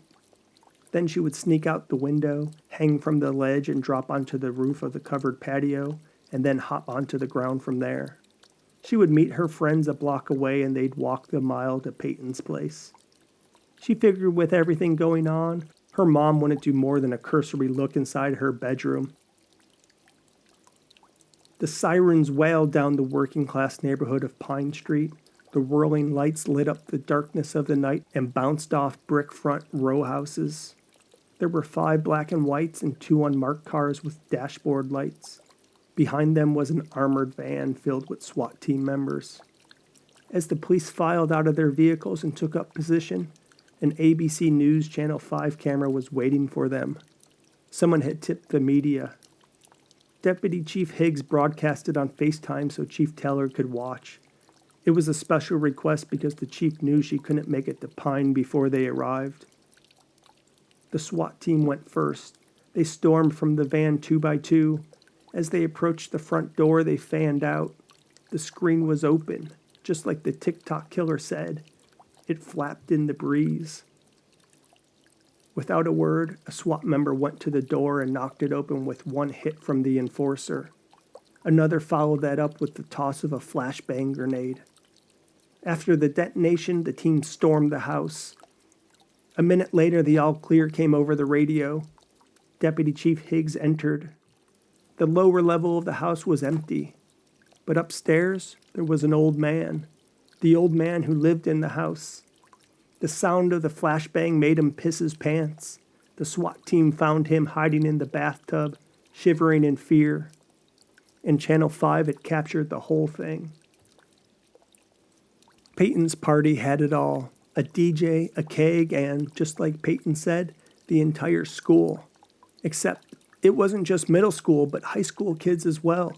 Folks Peyton's brother invited. Brenna was nervous when they walked to the party. She didn't want to disobey her mother like this. She never disobeyed. But this time, she thought it was justified. She thought her mother had gone a bit nuts about the dangers that lurked in the shadows. So what if people were ODing? She didn't use drugs. She didn't even drink. Brenna and friends danced in a tight circle as the bass line to Drake's Back-to-Back bounced through the DJ speakers. On the other side of the room, they saw Ray talking to Keenan. Brenna's bestie Jordan liked Ray, so they decided to turn it up a notch. The girls turned around, shook their moneymaker, and pretended to slap each other's butts. Ray stopped talking to Keenan and stared. The girls laughed. Mayor Guilford called Chief Teller as soon as the spot ran on ABC Channel 5 about the botched raid. The man on the TV barely got out the words, "There was no one in the house but a scared old man," before the chief's phone vibrated with the mayor's call. Debbie sighed before answering. "God damn it! Who do you think you are breaking into old man's houses? What the fuck are you doing such a thing? You know what the papers are going to say tomorrow? You know what the voters are going to say?" Debbie didn't say a word as the mayor barked for nearly 5 minutes about what a fuck-up she was, what a disappointment, and how maybe he was wrong to appoint her to the position. When Debbie did try to get a word in, the mayor continued talking about the lawsuit the city would now face and what a goddamn mess it all was, and how she was going to have to clean up her own shit. "I won't cover for you anymore," the mayor screamed before he hung up the phone. Brenna left her dancing friends to pee. She walked past drunk teens, teens making out, teens smoking weed, and teens passed out in corners. When she got to the upstairs bathroom, she closed the door, locked it, and relieved herself. She spent an extra few minutes in front of the mirror, not because she needed to fix herself up, but because she was enjoying the break from the blaring DJ. She was enjoying a moment of solitude. On the way downstairs, a man tugged her arm. "Jenny?" "No, I'm sorry," Brenna said, pulling her arm free. The man looked at her and smiled. She didn't know the person. The man had a moppy cut of brown hair. It looked like he hadn't washed it in a while, or at least hadn't combed it. His face was clean-shaven, but he had a weathered look. Though he wasn't old enough to be somebody's parent, he was older than everyone else. Certainly not a junior high or high school student. And he was white. Most of the students at the party were black. Doesn't matter, the man said as he pulled Brenna tight, hugging her from behind, holding her as she fought and kicked to no avail. The bumping bass muted her pleas for help. The kids around her were too drunk or stoned to notice she was in trouble. The man took out a handkerchief from his back pocket and smothered Brenna's face. She was out. Chief Taylor's phone vibrated as she put the finishing touches on the bottle of wine. Jesus, not again, Debbie said, thinking she was going to get another earful from the mayor. She picked up the phone and looked at her lock screen. It was a notification from TikTok. Zestfully Clean posted a new video. Debbie unlocked her phone and opened the TikTok app. The video started with blackness. Then the familiar red typewriter font came on the screen. I could be in any house, a Pyrex pot, a beaker, and a strainer. That's all I need. The video showed a brown substance bubbling on a spoon. Special delivery. Into her veins, the words read. The camera panned to a slumped-over young black girl. Her chin was down against her chest, obscuring her face. A needle hung out of her arm just under the crook of her elbow. Even on the TikTok video, Debbie could see the green skin bubbling around the injection site. Debbie didn't make the connection, however, and why would she?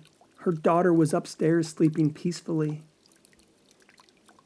It wasn't until a white hand grabbed the girl's braids and raised her head to show a zonked-out, sky-high Brenna that Debbie dropped her wine glass.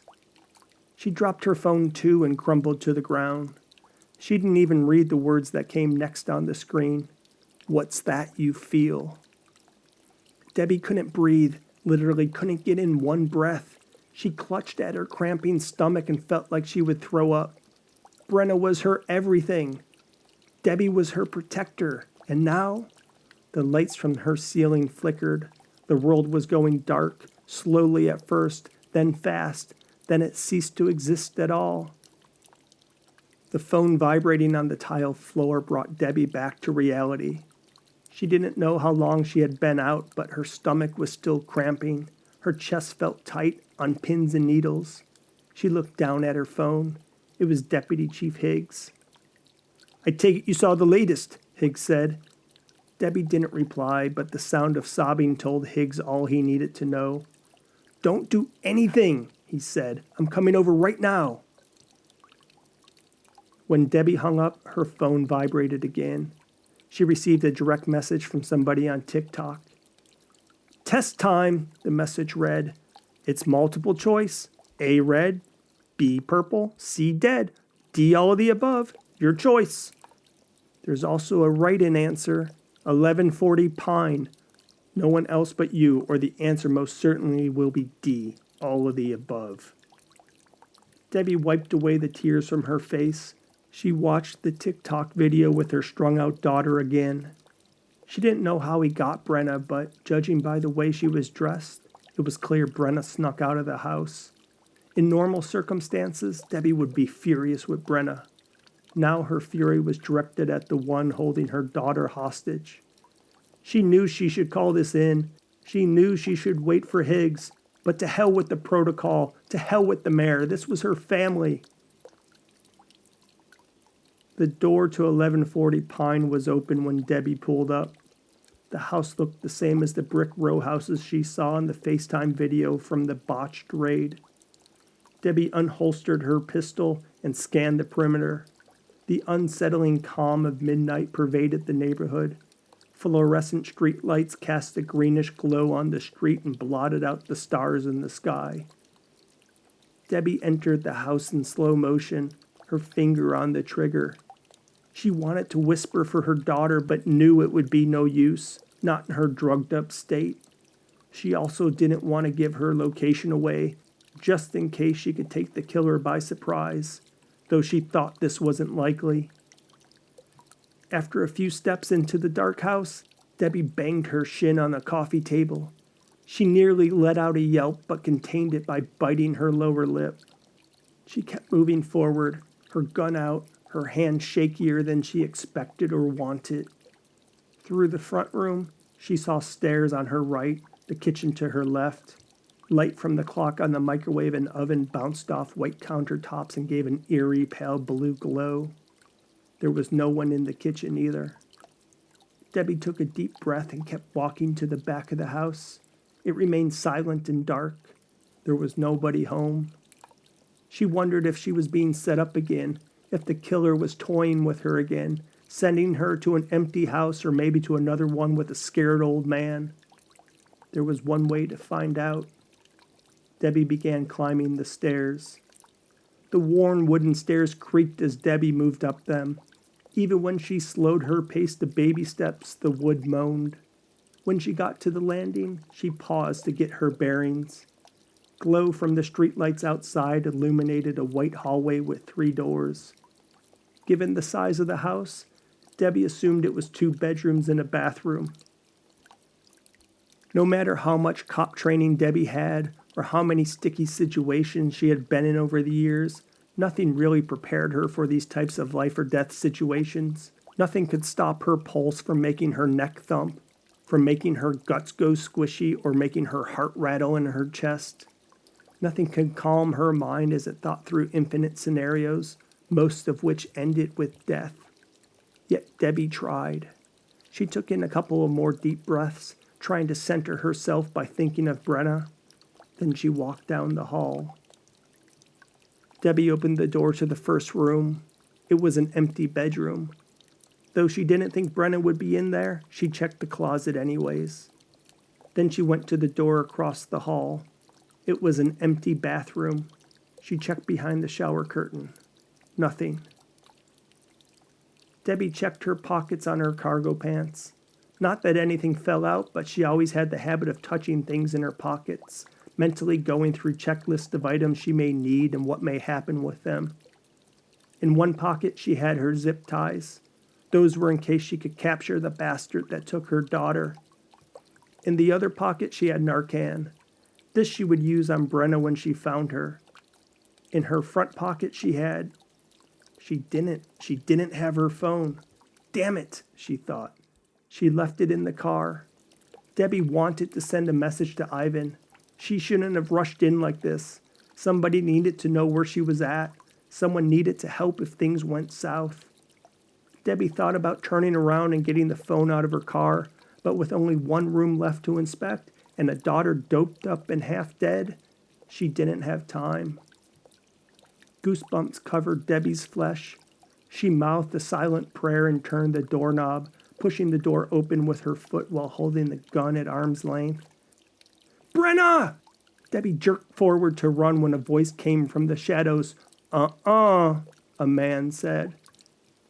Brenna was slumped with her back against the wall, just as she was in the TikTok video. 2 small lights flooded her figure, making her the center of attention in a dark room. A phone on a tripod was aimed at her body. The man sat next to her, half in the shadows, his hand on the plunger of a needle hanging out of Brenna's arm. Brenna's chin was still in her chest. It swayed lazily right to left, moving like a pendulum. The skin on her forearm bubbled green. Yellow pus and milky discharge dripped as the bubbles popped. Whatever the killer injected was rotting her whole arm. Gun down, the man said. Gun down or Jamar's love child gets a fatal dose. Debbie's eyes went wide. How did he know about Jamar? She held her hands up in a surrender fashion, pinching the barrel of the pistol with an index finger and thumb. Then she bent down, put the pistol on the ground, and kicked it away. That's right, the man said. Now tell me, how does it feel to see a loved one like this, dying slowly from drugs, a needle hanging off her body? It hurts, doesn't it? You have hurt so many. You killed my mom, you and Jamar. It's time for me to take your world. Jamar, what's he got to do with any of this? The man laughed a sick, maniacal laugh. Debbie worried his thumb would slip and he would inject the fatal dose into Brenna. She stepped forward again. Watch it, the man said. Don't move. Not one more step, otherwise she'll be zestfully clean. He laughed again, this time more demented than the last. Just hands off the plunger, Debbie said. Take your hand off and we can talk. Tell me, what does Jamar have to do with this, Mr.?" The man removed his hand from the needle and began stroking Brenna's arm gently. Debbie cringed. "Call me Bo." "I know you're Jamar's baby mama," the man said. "You're the reason my mother killed herself. You stole Jamar from her, and she loved Jamar more than life herself." Brenna's back started sliding down the wall. She landed on her shoulder and her head bounced off the carpet. Drool began running out of her mouth. Debbie knew she didn't have much time. So now what?" Debbie said, feeling herself get angry. "So now you go kill Jamar's kid? You kill my daughter?" "Her first, then you," Bo said, laughing again. He reached over to grab Brenna, struggling to pull her upright. Debbie knew this was her only shot. She charged at Bo, who let go of Brenna to defend himself. Debbie's boot connected with Bo's jaw. The back of his head knocked against the wall, stunning him. Debbie grabbed the Narcan from her pocket and stuck the nozzle in Brenna's nose. She pushed down the plunger, saying another prayer. "Dear Jesus, please work." When Debbie swung around to zip-tie the man, he was gone from the spot she left him. She didn't think he left the room, but she couldn't see in the darkness. The 2 spotlights were on her now, as was the phone's camera. She was the show. "Bo, end of the line!" Debbie yelled into the darkness. Her voice projected police authority, but her eyes flashed fear and concern. "You're done! Don't make me hurt you! Give up!" From behind, something hard and metallic whacked her back and made her drop to her knees. Bo jumped her and they wrestled, knocking over the lights and the phone on the tripod. Their elongated shadows boxed on the walls and ceiling. Bo picked up the tripod pole and swung it around overhead, whipping it like somebody does a towel. Debbie danced out of the way, but she was running out of real estate. He kept swinging. She put up her arms to defend herself, but the metal was in motion and it was too much. It clunked the side of her head and sent her to the carpet. Straddling Debbie, Bo pushed the tripod onto her neck, cutting off all oxygen. Debbie kicked frantically and flopped like a fish, but with the man sitting on her chest, it was no use. She thought of Brenna as the world started to fade once more. When she woke up, the lights were on her again, blinding her. She was positioned against the wall in a seated position. The zip ties she brought with her were now bound around her own hands and feet. In her arm was a needle. Bo was standing next to the camera. "I'm so glad TikTok allows longer videos now because I want the whole world to see this from start to finish. I want them to watch as your pupils dilate and roll in the back of your head. How ecstasy will mix with pain as you feel your flesh disintegrate. How your heart will slow, your throat will dry, and it will feel like your insides are on fire.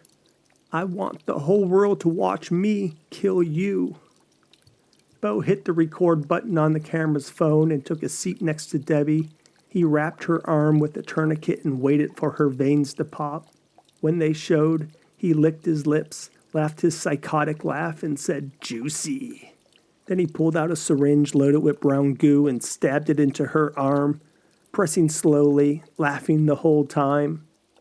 The hit was immediate. Debbie was floating in the clouds. She felt her body separating from reality, but it was fleeting. She was brought back to earth by searing pain, the feeling of her arm melting slowly, as if with each beat of her heart, her arm sizzled on a frying pan. Her head slumped down to her chest as the narcotic went deep into her system, shutting down everything but pain, everlasting pain, never-ending pain that radiated to the tips of her fingers and toes. Her breathing slowed until she started snoring. In between breaths was Bo's laughter. Bo didn't even hear the footsteps approaching over the sound of his hysteria. There was a flash and a bang, and he went down.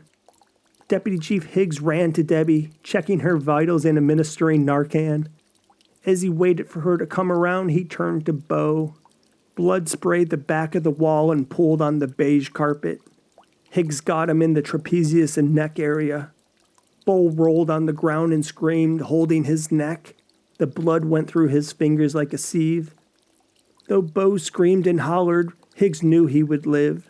He zip-tied his feet so he couldn't run and called an ambulance. Debbie and Brenna rode to the hospital in the ambulance together. It was Brenna who was able to crawl out of the house on Pine Street and alert the neighbors. They're the ones who called the cops. The next morning after Debbie was discharged, she got a call from the mayor. He relieved her of duty. Deputy Chief Higgs vouched for her and tried to plead with the mayor for her to keep her job, but it was no use. But Debbie wasn't mad. She thought it was just fine. After what happened, she thought both her and Brenna could use some time away. Rehab, if you will. Not that they were addicts after one hit, but it was time to rehab the heart. To reflect about life and pain and all the decisions made, good or bad. The Gate to Hades, read and written by Ren Bryant. The people of the small town of Hades, New Mexico, often thought about changing their name. It wasn't that they disliked the town's name. There was a rich history to it, going back to its days of being an autonomous region of Mexico. But like fucking Austria or hell, Michigan, it attracted the wrong kind of people. Social media types, stopping to take a photo of the sign marking the town limit. A quick thumbs up and smile iPhone photo, and then zoom on by. Not even a stop at the local Quick Mart for some 7-Up. If only Hades had a cavern like Carlsbad did 200 miles to the south. If only Hades had a municipal budget to do a marketing campaign like Hell, Michigan did. But they didn't have much of anything in Hades. The only thing it was known for was having the lowest elevation in the state. Most assumed that's where the name Hades came from. Sure, there were stories about something beneath the town, and an abandoned old mine didn't help quash those rumors. But people who lived there knew Hades was a place worth overlooking. Main Street was a handful of stores, a photocopy place that also mailed your FedEx packages, an out-of-business movie rental joint, a poster for Big Fish still hung in the dusty window, the Quick Mart convenience store, and Main Street Bar and Grill. No one knew why the place had grill in its name. They didn't serve any food. Weeds grew through the cracks in Main Street's sidewalk. 20 slanted parking spots welcomed patrons, but 19 were always empty. Besides those Instagram travelers snapping photos of the town sign, the only real visitors to Hades were students coming across the border from Texas. High schoolers from Amarillo, or sometimes college students from Lubbock. They were ghost hunter types, infatuated with the unwritten history of Hades. Those rumors fueled by the town's name and the abandoned mine past Danny Johnson's house. Danny wasn't a particularly friendly fellow, but at the same time, he didn't mind kids coming around and having some fun, as long as they left his house alone and didn't get hurt or leave beer bottles scattered about. He once thought about putting a fence around the mine, but after his friend Ramon Jimenez told him that those kids buying Red Bull and Snickers help keep the lights on at the Quick Mart, Danny changed his tune. What made Danny notice the current kids kicking up dirt was the camera. They didn't hold iPhones like others, but a big shoulder-mounted thing. It was enough that Danny got curious and asked what they were up to. Usually Danny left the kids alone, but if his house was going to be in some video, he wanted to know about it.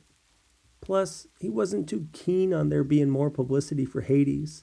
He was one of the ones in favor of changing the town's name to keep these people away. The students, Mag Swanson, Dwayne West, and Rick Santiago, were film majors from Texas Tech, and they were making a short film for a school project. A Blair Witch type thing, Mags told Danny. Danny never saw Blair Witch, but he knew about the movie, with its shaky first-person camera and lots of screaming. He didn't think too much of those sorts of movies and wasn't too keen on having something filmed next to his property. Plus, there was the publicity for Hades. "We don't got no woods around these parts, only dusty dirt and flat land," Danny said, waving his arms around as if presenting the landscape.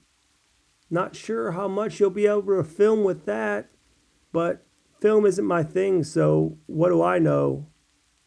We can make it work, mister, Rick said. Hey, would you mind if we filmed you? Maybe asked you some questions? You know, help us set the scene? Danny scratched his head and chewed his lower lip.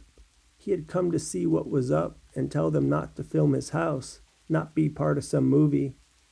I don't really got nothing to say, he told the students. I mean, there ain't much to talk about. Not much going around in these parts. Sure, we've got that there mine, but it's just a sealed up relic. Abandoned since the late 1800s. Supposed to have been some prospectors from the Midwest looking for fluorite. The students smiled, nodded to each other, and looked towards the mine. There wasn't much to see, but they knew they could make it work. Mags was the leader of the group, a senior at Texas Tech, class of 2011. Dwayne and Rick were only juniors and didn't have the video experience Mags had. Sure, Dwayne knew his way around a camera and Rick had done enough drugs that ideas came to him left and right, but Mags had the street cred. Amongst all the film majors at Texas Tech, she was the only one who had been in an actual commercial. Back home in Dallas, her dad was a dentist. One of his patients was an ad man with the big Weissman agency out of New York. They were casting for a Chevy Silverado commercial and Mags got the part. It wasn't much. She had to sit in the back of the Silverado and eat ice cream, but an ad credit is an ad credit, and that's how she got the film bug. Mags had big plans in LA after she graduated.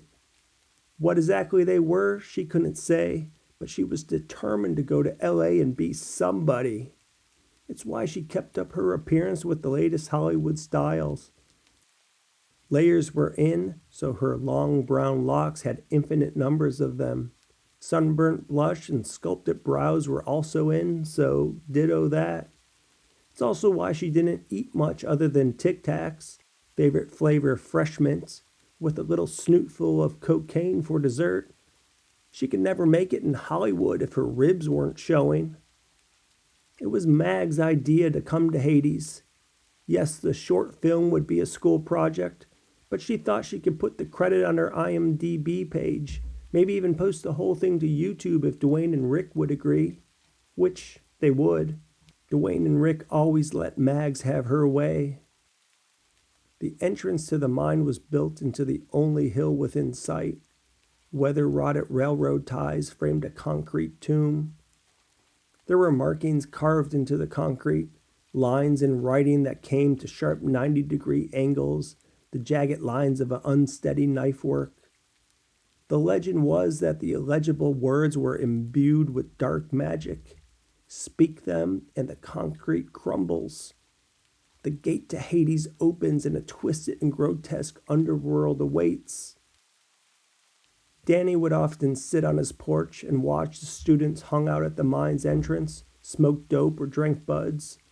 They yelled out gibberish, trying to read the writing in the concrete, waiting for something to happen. Then they laughed when they realized how stupid they looked. It was entertaining as it was for Danny as it was for the kids, and Danny wasn't even high or drunk. Could you tell us again what you just told us? Mag said. Except, with the cameras running. She motioned to Dwayne, the cameraman, to get ready. This isn't going to be in the movies or anything, is it? Danny said. I mean, I don't want my house being in your film or nothing. I'm not exactly keen on having this place swarm with more kids. No offense. None taken, Mags and Rick said in unison before they said jinx and let out a laugh. Mags and Rick both saw themselves as a director for the project. Occasionally there'd be some tug-of-war over ideas, but for this one, it'd been mostly smooth sailing. On some previous projects, Rick would try to pull creative rank, wanting their videos to get all existentialist, as if they were doing French film noir. But Mags would usually say, Chevy Silverado, and that would put him in his place. Unlike Mags, Rick and Dwayne had no ambition after graduation. Part of it was they really didn't know, and part of it was they really didn't give it much thought since they still had another year in school. Rick figured he'd move to Colorado where he'd fit right into the weed scene and shoot music videos in the mountains outside of Boulder. Either that or work as a bartender. Dwayne didn't see much in the way of a future back home in Waco, but other than knowing he didn't want to move back with his parents, he didn't think much more about a potential career path. Dwayne gave a nod to Mags and put the camera on his shoulder. Ready. "Okay," Mags said. "Mr. Call me Danny." "Danny, okay. You live here in Hades. Can you tell me about the town?" Danny looked at the camera, cleared his throat, smiled, and then dropped his smile. He was unsure how he was supposed to act. Danny had never been filmed before, nothing except some birthday party camera videos anyways. And he wasn't really keen on doing this, but he figured if he acquiesced, it'd be the quickest and easiest way to get these kids out of Hades. Plus, Danny remembered being their age once and being excited about things like school projects. Now, there wasn't much joy in Danny's life. He woke up, drove 60 miles to work as a shift manager at the McGuire Freeman Paper Corporation, and then turned around and drove 60 miles home to an empty house. Danny never got around to marrying or really dating much. Life was life, and life was lonely, except for when he met Ramon at the Main Street Bar and Grill every couple of weeks. "Well, Hades is an old town," Danny said. "Not much going on here. The wind kicks up some dust, that sort of thing." Danny looked straight at the camera. Rick pursed his lips and shook his head.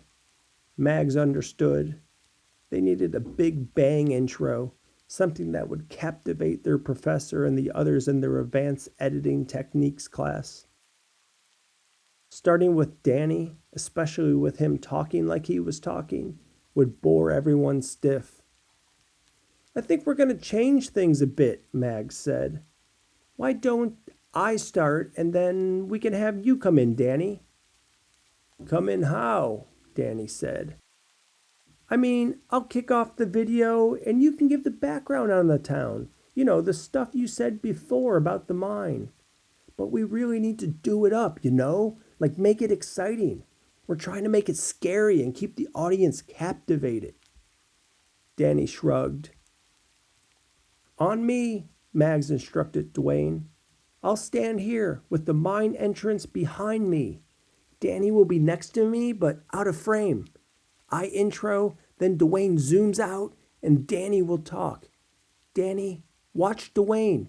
He'll point to you when it's your turn to speak." "Got it." "Okay, action," Rick said. Mag's eyes went big and she got all serious. "It all began when a group of college students decided to spend their summer break in Hades, researching the town's history for a class project. They had heard rumors of a hidden underground chamber beneath their town said to contain untold riches and ancient artifacts. Determined to uncover the truth, the students began their excavation in the mine behind me." Dwayne zoomed in on the cemented mine entrance, then zoomed back out to Mags. "But as they dug deeper, they began to uncover something far more sinister. The chamber was not filled with treasure, but with the remains of human sacrifices dating back to the town's earliest settlers. The students quickly realized they had stumbled on a dark and evil past. Today, we have with us one of the citizens of Hades. Danny, you know all about the history of this town. Can you tell us more?" Dwayne panned to Danny and gave him a nod. "Your turn." "Well," Danny said before clearing his throat, "it was fluorite they were searching for. Now, I've been here most of my life, and it's always been as just you see it here. The entry to the mine is closed." "Cut!" It was Rick. "This doesn't work. Mags, you were great, but Danny, well, it doesn't fit. Mags, you say some students discovered a secret in the mine, but then Danny says the mine's been closed for as long as he's lived here, It doesn't fit together. Danny, can you say something that fits with what Mag said? Danny looked down and rubbed the back of his neck. Look, I didn't even want to be in this. All I wanted to tell you was don't film my house. I don't mind helping you kids out, but I don't want to lie. No, Rick said. We only want this to be entertaining for our class. Blair Witch, like Mag said. We don't want you to lie. Can you maybe say something then about the markings? You know, the stuff carved in the cement? Legend says it's an incantation of some sort, right? Like words that open the mind so you can discover the riches and ancient artifacts? I mean, that's not lying. You're just saying what others have said about this place. Danny put his head down and rubbed the back of his neck. No, suppose that's not lying at all. It's true, you know. The students looked at each other. Dwayne ducked his head out from the camera. What's true? He said. The incantation. If you read it correctly, it will open the mind. But it's not riches inside that mind. Mags motioned with her hand to Dwayne to start filming. It happened when I first arrived in Hades. This was about 12 years ago, I guess, when I was in my mid-20s. I sat on my porch and watched young people, just like you, come to this mine to have some fun. They'd drink and screw around. Sometimes they'd jump on top of the hill, trying to cave it in, I guess. They'd sprawl graffiti on the cement like it was Jim Morrison's grave. But nothing they did made a dent in the mine, nor did it cover up what was carved in the cement. The cement stayed as it was, no matter how much they tried to break through it or to face it. Like I said, I was watching from my porch. This group of young kids, high school kids it looked like, they were screwing around and they started to try and read the inscription on the mine, trying to open it. I heard them say they wanted to visit this entity called the Old One. I don't know what they said, but apparently they said the right words, because when I came back to my porch with a Budweiser in my hand, those kids were gone. Their car was still here though, so what happened to them? Rick elbowed Mags and whispered, I didn't hear about this stuff ever. Did you know? Mags shook her head. This content is gold, he added. It will be our best work yet. Danny continued, those kids were the latest in a long line of victims. Some say if you go into the mine, you can still see their dusty old bones and the remnants of others that have been buried for centuries. The Old One supposedly waits new sacrifices to enter the mine, to steal their flesh and wear it. Anyways, after those kids went missing, Hades changed a bit. The sheriff put up a keep out sign, but the only thing that did was give target practice to others who visit it. And some say on quiet nights, when the moon is full, you can still hear the screams of the Old One's sacrifices echoing through the chamber beneath Hades, a reminder that evil is under this town. And some say if you listen closely, you can hear the whispers of the Old One himself, promising to one day claim new sacrifices. Dwayne's mouth hung open. He looked at Mags, who gave him a nod. He could stop recording. That had been exactly what they needed, and it was better than any of them could have hoped. Hey, Danny, is that stuff true? Rick said. Did you really see those kids go missing? Danny smiled back. You kids get what you need? Can I go home now? The Texas Tech students looked again at each other and bobbed their heads. Yeah, I guess so, Mag said. Remember, don't film my house, Danny said as he walked back to his porch. Guys, this stuff was awesome, Dwayne said. He held his camera and rattled it like a prop. I think we got ourselves the start of something really good. Mags agreed. This changes everything, she said. We need to go off of what Danny said. Change our entire script. Rick said nothing. He looked off into the flat, dusty nothingness of Hades, scratching the stubble on his chin with his fingertips. Do you think it's true? Well, let's find out, Mags said, unsure if he actually wanted an answer. As the afternoon went on, the three took turns trying to decipher the writing carved into the concrete. Danny watched the action from his porch. Rick wasn't enthusiastic as the others about trying to speak the incantation. He thought they should pivot and turn their video into a Geraldo-type documentary rather than trying to do Blair Witch. So Rick left the group to go get Funyuns, Pepsi, and other goodies at the Quick Mart. When Rick came back to the mine, Mags and Dwayne were gone. Danny wasn't on his porch either. He shouted and ran around the hill that contained the mine. He stood atop it and screamed their names. He knocked on Danny's door but got no answer. Rick grabbed his iPhone to call the others, but in this rural area, there was no coverage. Rick felt the panic bubbling inside him. His hands began to shake, then his body. Did they? Thoughts of things buried for centuries raced through his mind. Things dark and creepy. Dusty bones and a descent to hell. No, he said aloud to himself. No, this has to be a joke. These guys are just goofing with me. Rick went again to Danny's house and knocked. He looked through Danny's windows as best he could. There was no answer. No one appeared inside. Figuring they would all show up sooner or later from wherever, Rick grabbed the Funyuns and a Pepsi and sat outside the concrete mine entrance and waited. He wished he had a joint with him, maybe a Xanny, something to calm his nerves. He had always been nervous as a kid, always bouncing his knee, flipping his socks on and off, fidgeting on the couch.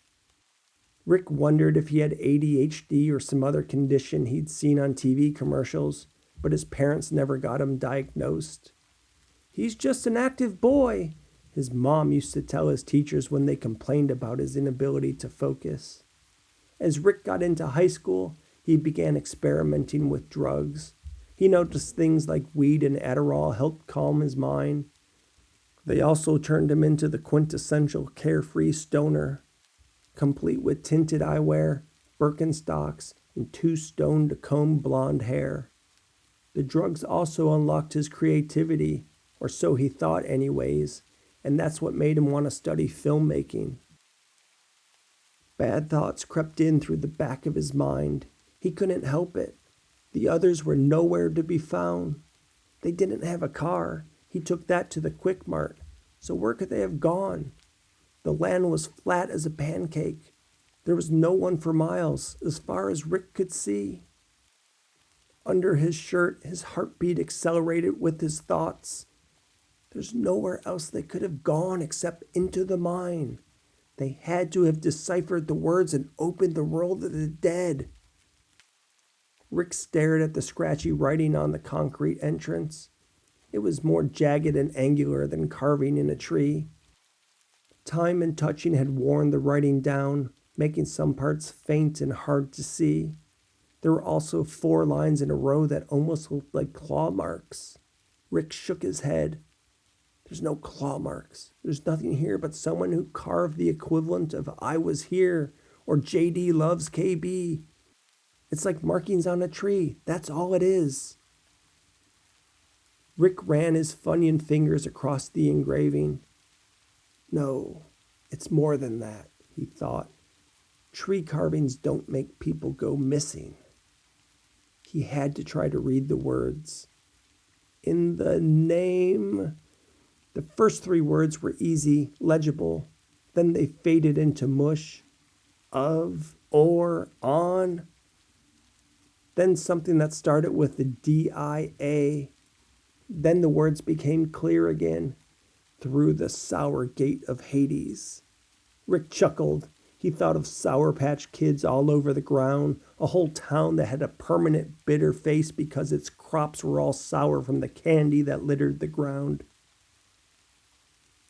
Some words faded again, but then the whole thing ended with clarity. The key.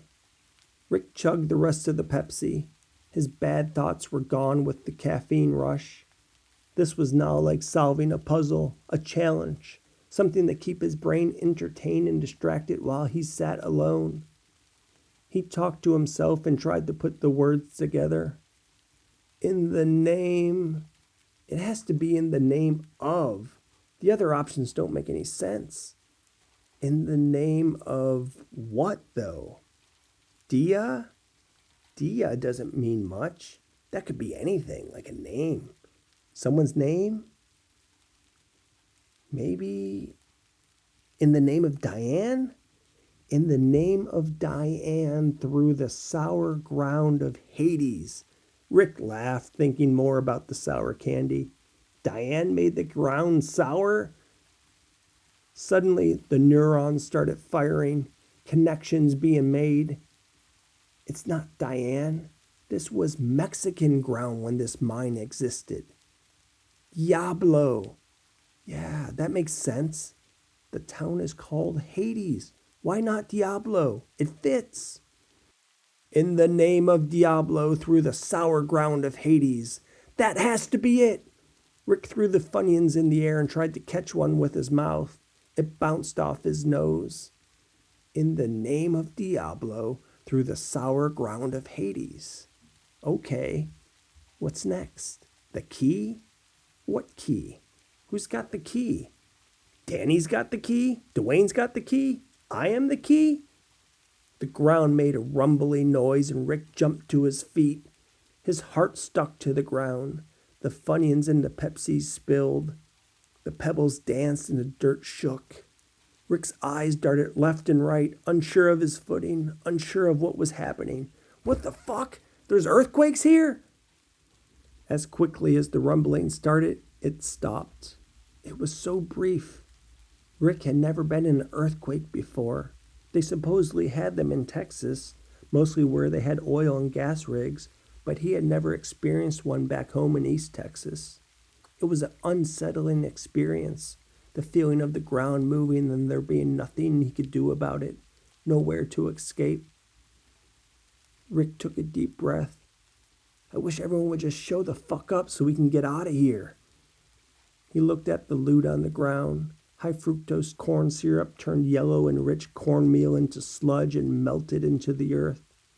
Well, back to the drawing board, Rick said. He looked at the scratched cement again and noticed the earthquake put a crack in the cement, a big crack running north to south. He wished Dwayne was here with his camera so they could have captured everything. The entire video went through Rick's head. Danny does his spooky intro. Then there's an earthquake and the crack in the cement. It would have been perfect. A+ material for sure, Rick thought. He looked again at the writing on the cement. In the name of Diablo, through the sour ground of Hades, I am the key. That's got to be it. It sounds right. The rumbling came back, stronger this time, making Rick's whole body vibrate. His eyes were as big as the Texas moon as he watched the crack in the cement become many. Then the entire thing crumbled into pieces on the ground. A rush of cold, stale air swept past Rick, making his shaggy blonde locks fly back. It was as if the mine exhaled after decades of holding its breath. What in the holy fuck? Rick whispered as he stared at the black hole before him, the literal descent into Hades. Rick's legs were wobbly. He wasn't sure if the unsteadiness was from fear or if it was from an aftershock.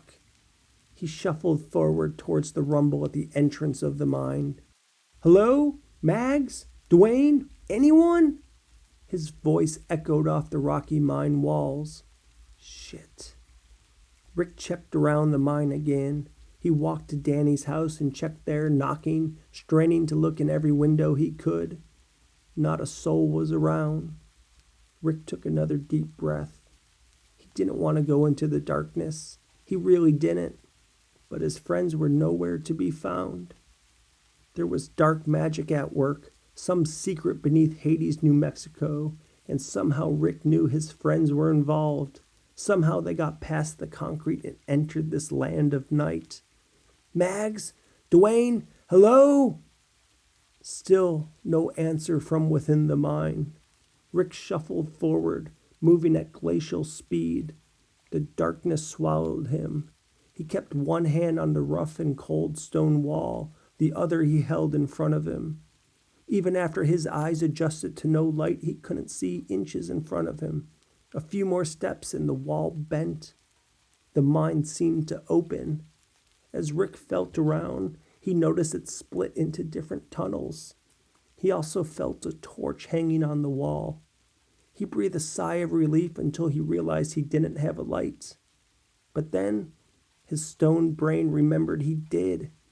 In his shirt pocket, he had a candy apple red Bic lighter. He shrugged and wished he had a joint too, but knew the flame was probably the better option. With the torch lit, Rick saw a twisted maze of tunnels and strange markings on the wall. He didn't understand any of it, but with a light now shining the way, Rick continued downward. Mags! Dwayne! As he listened for a response, Rick swore he heard whispers ahead of him. Maybe it was his friends. When he looked back, he saw shadows moving towards him. He shook his head. There's no one else here. That's my shadow bouncing off the irregular stone walls. Rick pressed forward through the tunnel. It opened to another large room, this one with a smooth stone slab in the middle. Rick thought it looked like an ancient altar. As he got closer, his suspicion was confirmed. In the middle of the altar was a book, something thick and bound in leathery tar yellow skin. Human skin, perhaps? Rick's guts went to his feet and his heartbeat went all spazzy. He found it hard to breathe and felt as if the walls were closing in on him. Mags! Dwayne! Rick could barely squeak out his friends' names. Though he didn't want to, Rick opened the book. It was filled with cursive writing, the scribbly type like you would see on the Constitution. He could tell from the writing that the book was hundreds of years old. Most of the text was in Spanish, but a few lines here and there were in English. At best he could figure, it was a book of spells. Though he didn't know Spanish, he sounded out the words at the beginning as best he could. A bright light enveloped him as he spoke, and something deep in the darkness of the mine roared. The whispers he heard grew louder. It was like no animal he was familiar with. When he peered deep into the mine, he swore he saw two red eyes blinking from where the roaring came from. Rick grabbed the book and ran towards the entrance as fast as his lungs and legs would allow. He jumped over fallen rock and zigzagged around pointed rock outcroppings that jutted from the walls. Whatever was behind him was fast. It roared again, a sickening guttural howl that shook the mine and echoed in Rick's ears. No matter which tunnel Rick turned into, the beast chased. When he looked behind him to see where the creature was, he saw nothing but blackness. It was gone. He stopped running and caught his breath, bending over and holding himself up against the rock walls. He felt back the urge to vomit. Shit, Rick muttered. What the hell was that? Ahead of him, Rick heard a growl and smelt something acidic and caustic that made the inside of his nose burn. When he looked up, the creature was right in front of him. In the orange glow of the torch, there stood a black-haired monstrosity of sewn-together flesh, crooked, mangled teeth, and saucer-sized red eyes. Sacrificio, the beast huffed. Rick dropped the torch, saw stars, and the world went black. When he came around, he found himself deep in the mine. The air was damp, the walls wet. The place smelled of sulfur and minerals, and that acidic stench from the beast that made Rick's insides bubble. But he was alive and unharmed. That was good. The torch hung on the wall and illuminated a pile of bones and dusty clothing. Rick climbed backwards against the wall, getting as far away as he could from the morbid reminders of death. He thought back to what Danny said about the old one. Everything was true. The incantation, the bones, the beasts. Rick knew he had to escape. He had to get out, otherwise his bones would be added to the pile. His skin would be worn by the old one. A few feet away, Rick saw the book. The one he knew now was covered in human skin, the same skin that the old one wore. There had to be something in the book, he thought, some incantation that would stop the old one, something to get him out of this mess. In the back of the chamber, Rick also saw the disgusting beast, its back turned, gnawing on something that looked like a human leg bone. Rick inched closer to the book. The beast turned and looked in his direction, making him freeze. Then it turned back towards its bone. Rick continued towards the book, getting close enough that he could slide it to him with his foot. He silently flipped through the book's pages, looking for something in English he understood, something that would banish the beast or somehow help. He saw words like obscuro and magia negra. Then he flipped further into the book and he saw something labeled Return to Sky. It was as good a chance as any. Rick began to whisper the words, Arrive home, return to the sun. The old one turned and snarled. Its red eyes narrowed on Rick's reading of the passage from the book. When it realized what Rick was doing, it threw down the bone it was chewing and galloped on its hand knuckles like an orangutan towards Rick. Ascend and free, Rick said. The old one lunged, but it was too late. Rick was gone. He was suddenly back at the entrance of the mine. The sun was blinding and made him squint. There was the sound of things moving and the crumbled concrete rebuilt like a VCR tape put on rewind. As Rick tried to figure out what the hell was going on, the wall reconstructed to the shape that it once was. A rumbling sound made Rick jump.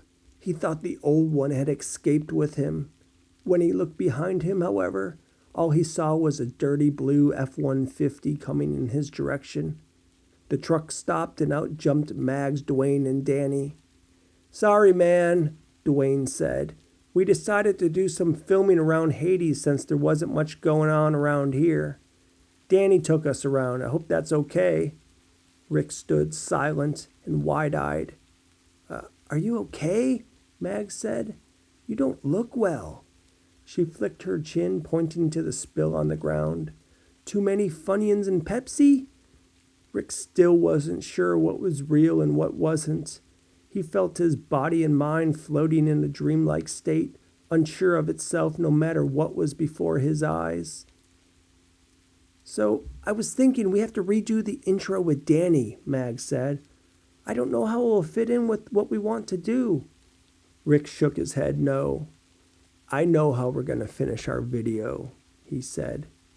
Danny's beginning is crucial. But we aren't doing another Blair Witch or even Geraldo. Mags looked at him cross. How many Chevy Silverado commercials have you been in? We need to change the beginning, and Danny has to redo his part. He said he doesn't mind. No, Rick said, staring at the cemented opening of the mind. He realized in his hand he was still clutching the book, the most ancient book with yellow tar skin binding its pages. He held it up for all to see. We aren't doing another Blair Witch. We got ourselves a new Roswell. Carnival Masks, written and read by Ren Bryant. I feel like a wimp, a scared child. So what if I'm alone in this house? So what if there's a noise from the other bedroom? It's just a click, a tapping really.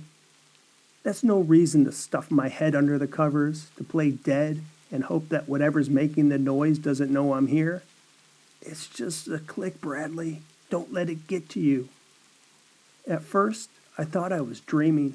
I thought it was my jet-lagged brain playing tricks on me as I tossed and turned and searched for sleep.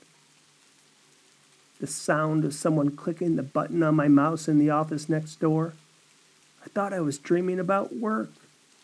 Miserable, horrible, stupid work. The thing I'm running from. The reason I'm working remote from Annecy. But it's 4 a.m. and I'm not dreaming. I'm alone in this rented chalet in the mountains of France.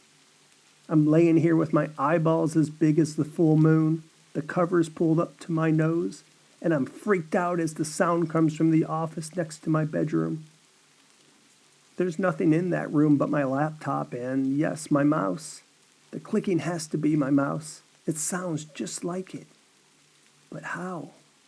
Why would my mouse click on its own? It's never done such a thing before. Can it really malfunction like that? Why is it clicking in the middle of the night? Who's clicking it? God, I hate being alone in new places.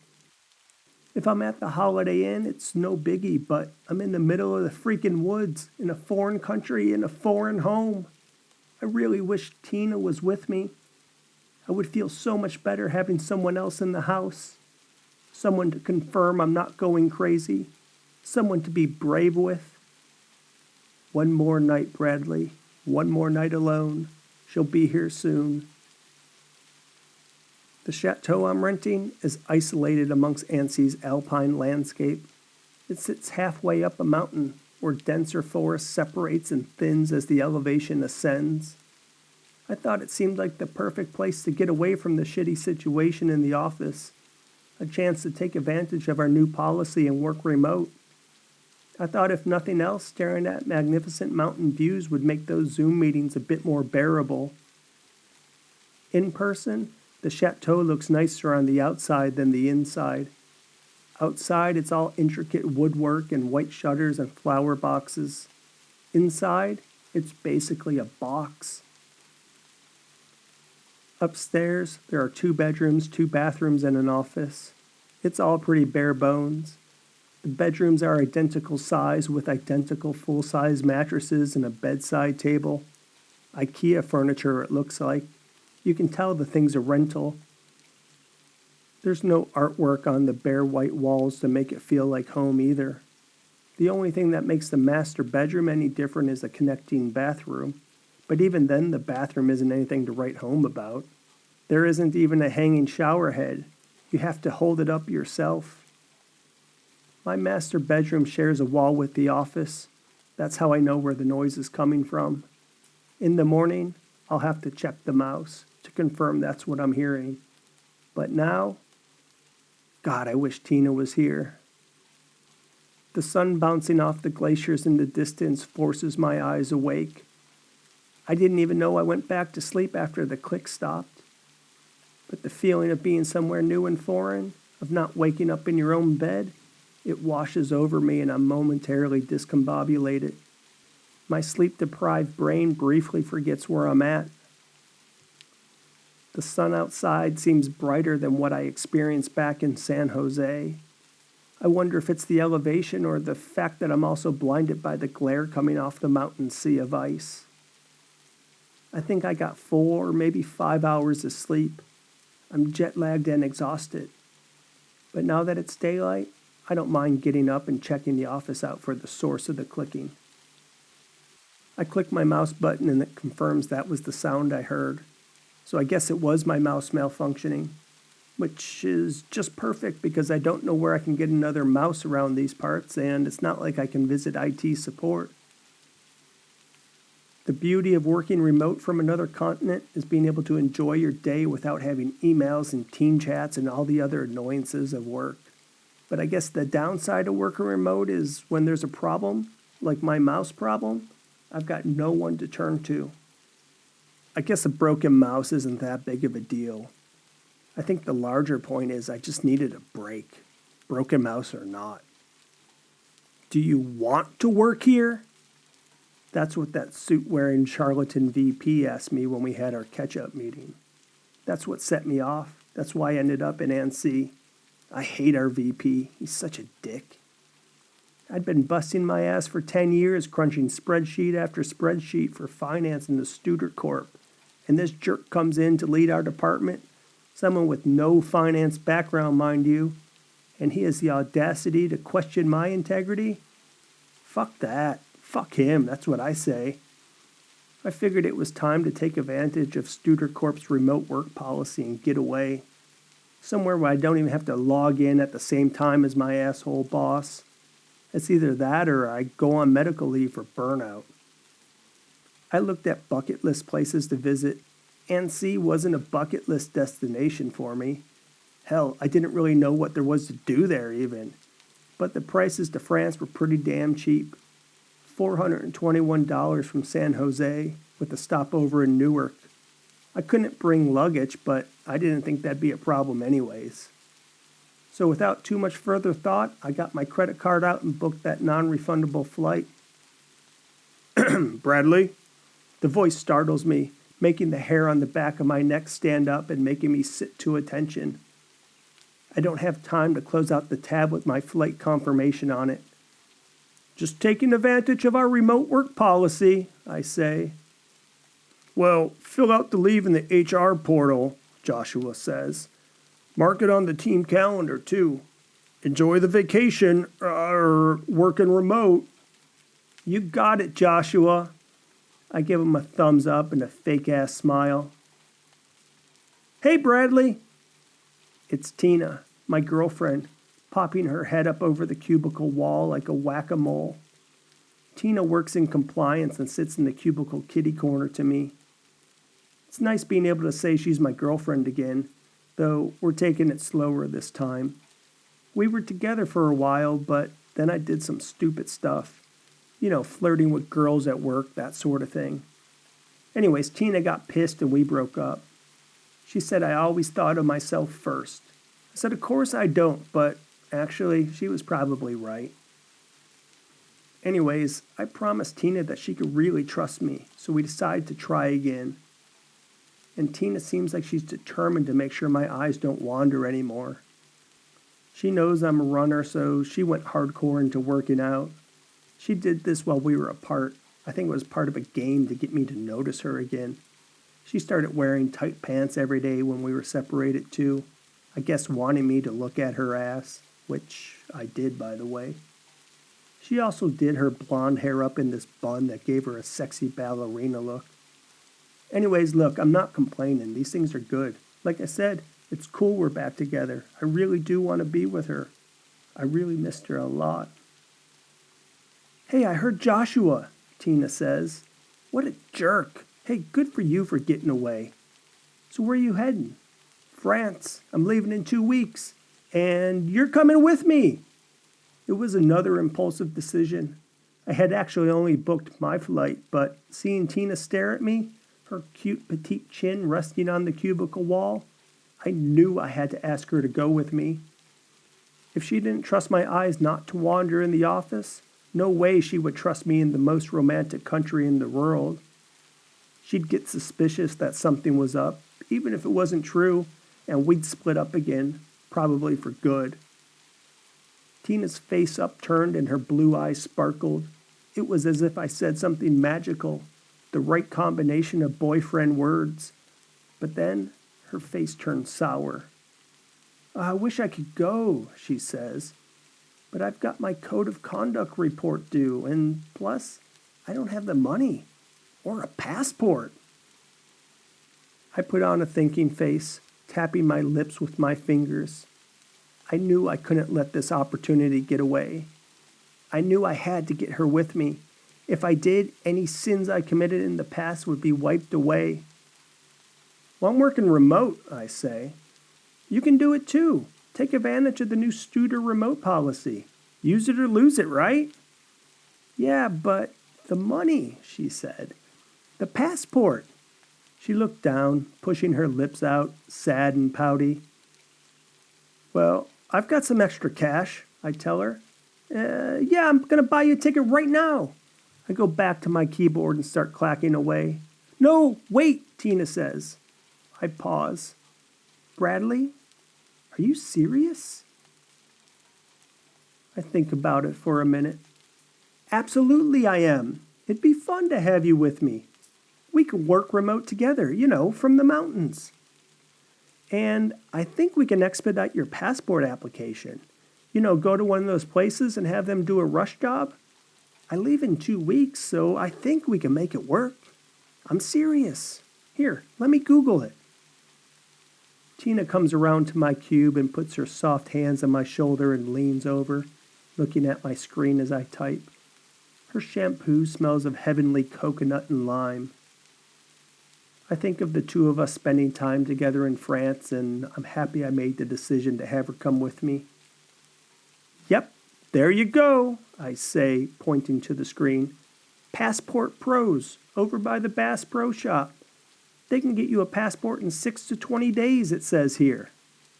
I leave in 14, so we can make this work. Dang, look at those fees, though, Tina says, leaning over me more, her breast squishing up against my back. Don't worry, I tell her. I've got some extra cash. I don't mind at all.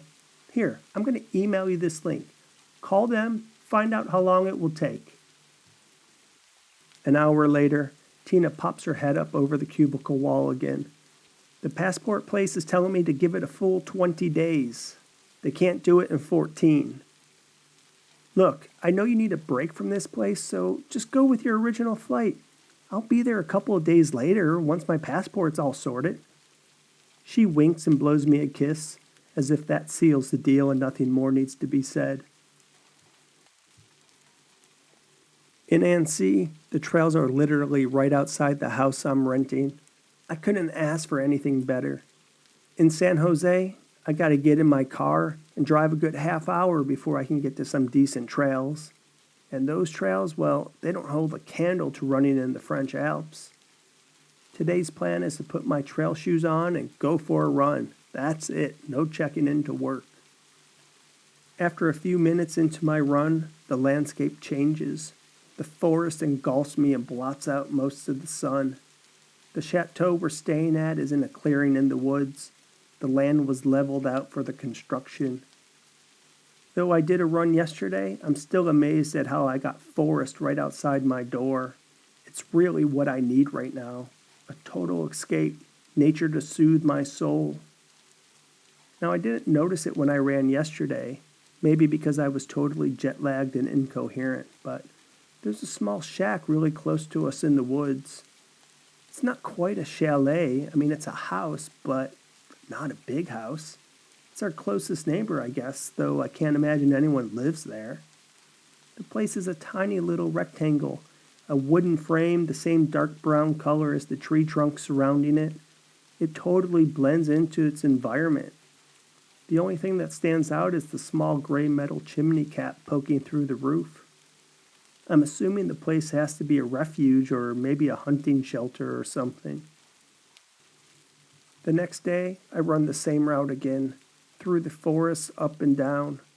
On the way up, I notice smoke coming from the chimney of that small house, wafting up through the pine trees that surround it. Somebody's home. As I get closer, I notice somebody isn't just home, but somebody's outside, standing next to the front door. A child. A boy with shaggy hair that flops over his ears and forehead. He's got on a pale blue jacket with large buttons, with matching blue trousers and white socks that are pulled up to his knees. It looks like he's in a costume from the 1700s. I think something's wrong with his face, too. It doesn't look normal. There's a dullness to it, and I swear there's cracks in it, lines that run from his chin to his eyes. He's got no smile either, only a neutral line for a mouth and dark hollow eyes. Actually, I don't see any eyes at all, just black holes. I shrug and think it's just another weird thing you see while running and continue my run up the mountain. On the way back down, I see the boy still outside the house. He still has on the dress coat, still with the half pants and the pulled up socks. He's still in the exact same spot. Though I've been running for an hour, he doesn't appear to have moved an inch. I give a nod of the head this time. There's no response. I squint and look at his face. It's a mask. It has to be. A doll mask or something like that. As if this whole thing wasn't weird enough, now it's even weirder. The kid gives me the heebie-jeebies as I run by. I put the kettle on when Tina arrives midday, but she rejects the notion of caffeine. She says her flight was a nightmare and she needs to sleep. I tell her she should try to stay up so she can get adjusted to European time as quickly as possible, but Tina insists on an hour's nap. "Wake me if I don't get up," she says. I think traveling west to east is harder than east to west. Maybe it's chasing the sun that makes it easier. Maybe it's not trying to sleep in economy overnight and being a zombie when you land. I don't know, but I remember I was a wreck my first day here too, so I give Tina a few extra hours before gently waking her. Dinner is spaghetti and meatballs with some fresh grated cheese. I should have made something French for Tina's arrival, but I can barely follow the directions on a Barilla box. Over a bottle of wine, I give her the lay of the land. I tell her about the clicky noise and the weird boy in front of the house. "Oh no, beware the spooky malfunctioning mouse," she says, laughing at me. The story sounds so stupid coming out of my mouth that I laugh too. After a good night's sleep, no clicking, at least nothing that woke me up, Tina and I lace up our shoes and head out for a mid-morning run. I wanted to get out earlier, but Tina said she was so jet-lagged she needed more time to wake up. Though the sun is above the tree line, its warmth isn't yet at full strength. I shiver and rub my arms, wishing I had worn a jacket rather than heading out with only a long-sleeve running shirt. "Wow, this is beautiful," Tina says, admiring the forested mountain landscape around us. Beams of sunlight winked on the canopy floor, creating a checkerboard of shadows. "Nothing like back home," she says. "I can see why you decided to get away here." We only run for about 30 minutes before Tina says she has to turn around. Her legs are too tired to go further, she says, and her lungs are on fire. She's not used to doing trail running at this elevation. So on the way back, we go slower. There's less huffing and puffing and more talking. Off in the distance, I see the chimney coming from that lonely cabin in the woods, puffs of gray that look like smoke signals. The canopy of the surrounding forest keeps the house in the shadows, hidden from the world around it, embedding its place within the forest as its natural home. I pointed out to Tina. "When I ran past that house yesterday, there was this weird kid outside, the one I was telling you about. He was kind of freaky, didn't wave or nothing, and he had this plastic-looking face." "Why would he wave?" Tina says, stretching out her words as she catches her breath. "I mean, hello? Stranger danger." I slow my pace and Tina gives me a thankful nod and smile. As we get closer to the cabin, we see the boy standing outside the front door. Just as I had seen him before, but this time, he's not alone. This time there's an old lady with him. His mother, I presume, or grandmother. "There he is," I whisper to Tina. "Well, at least somebody's with him," Tina says. We're about 50 yards from the cabin's door, but even from that distance, I can see the woman looks different than the boy.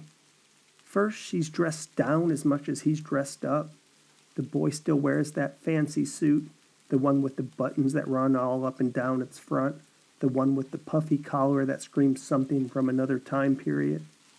The woman, however, she's wearing a frumpy pale dress with an apron covering the front. It's as if the boy is ready for church and the woman's ready to sweep floors. The woman's figure is that of a plump grandma, and her face, I can't make out any features, but her face looks normal. It doesn't have the same plastic shine that the boy's face has. No cracks, nothing like that. Tina and I wave and nod as we run past. There's no response from the boy or the lady. "You're right about them," Tina says. "Kinda weird. Maybe they don't get that many people running past their place. I mean, we are in the woods." Back at the house, Tina and I grab some water and settle in for the day.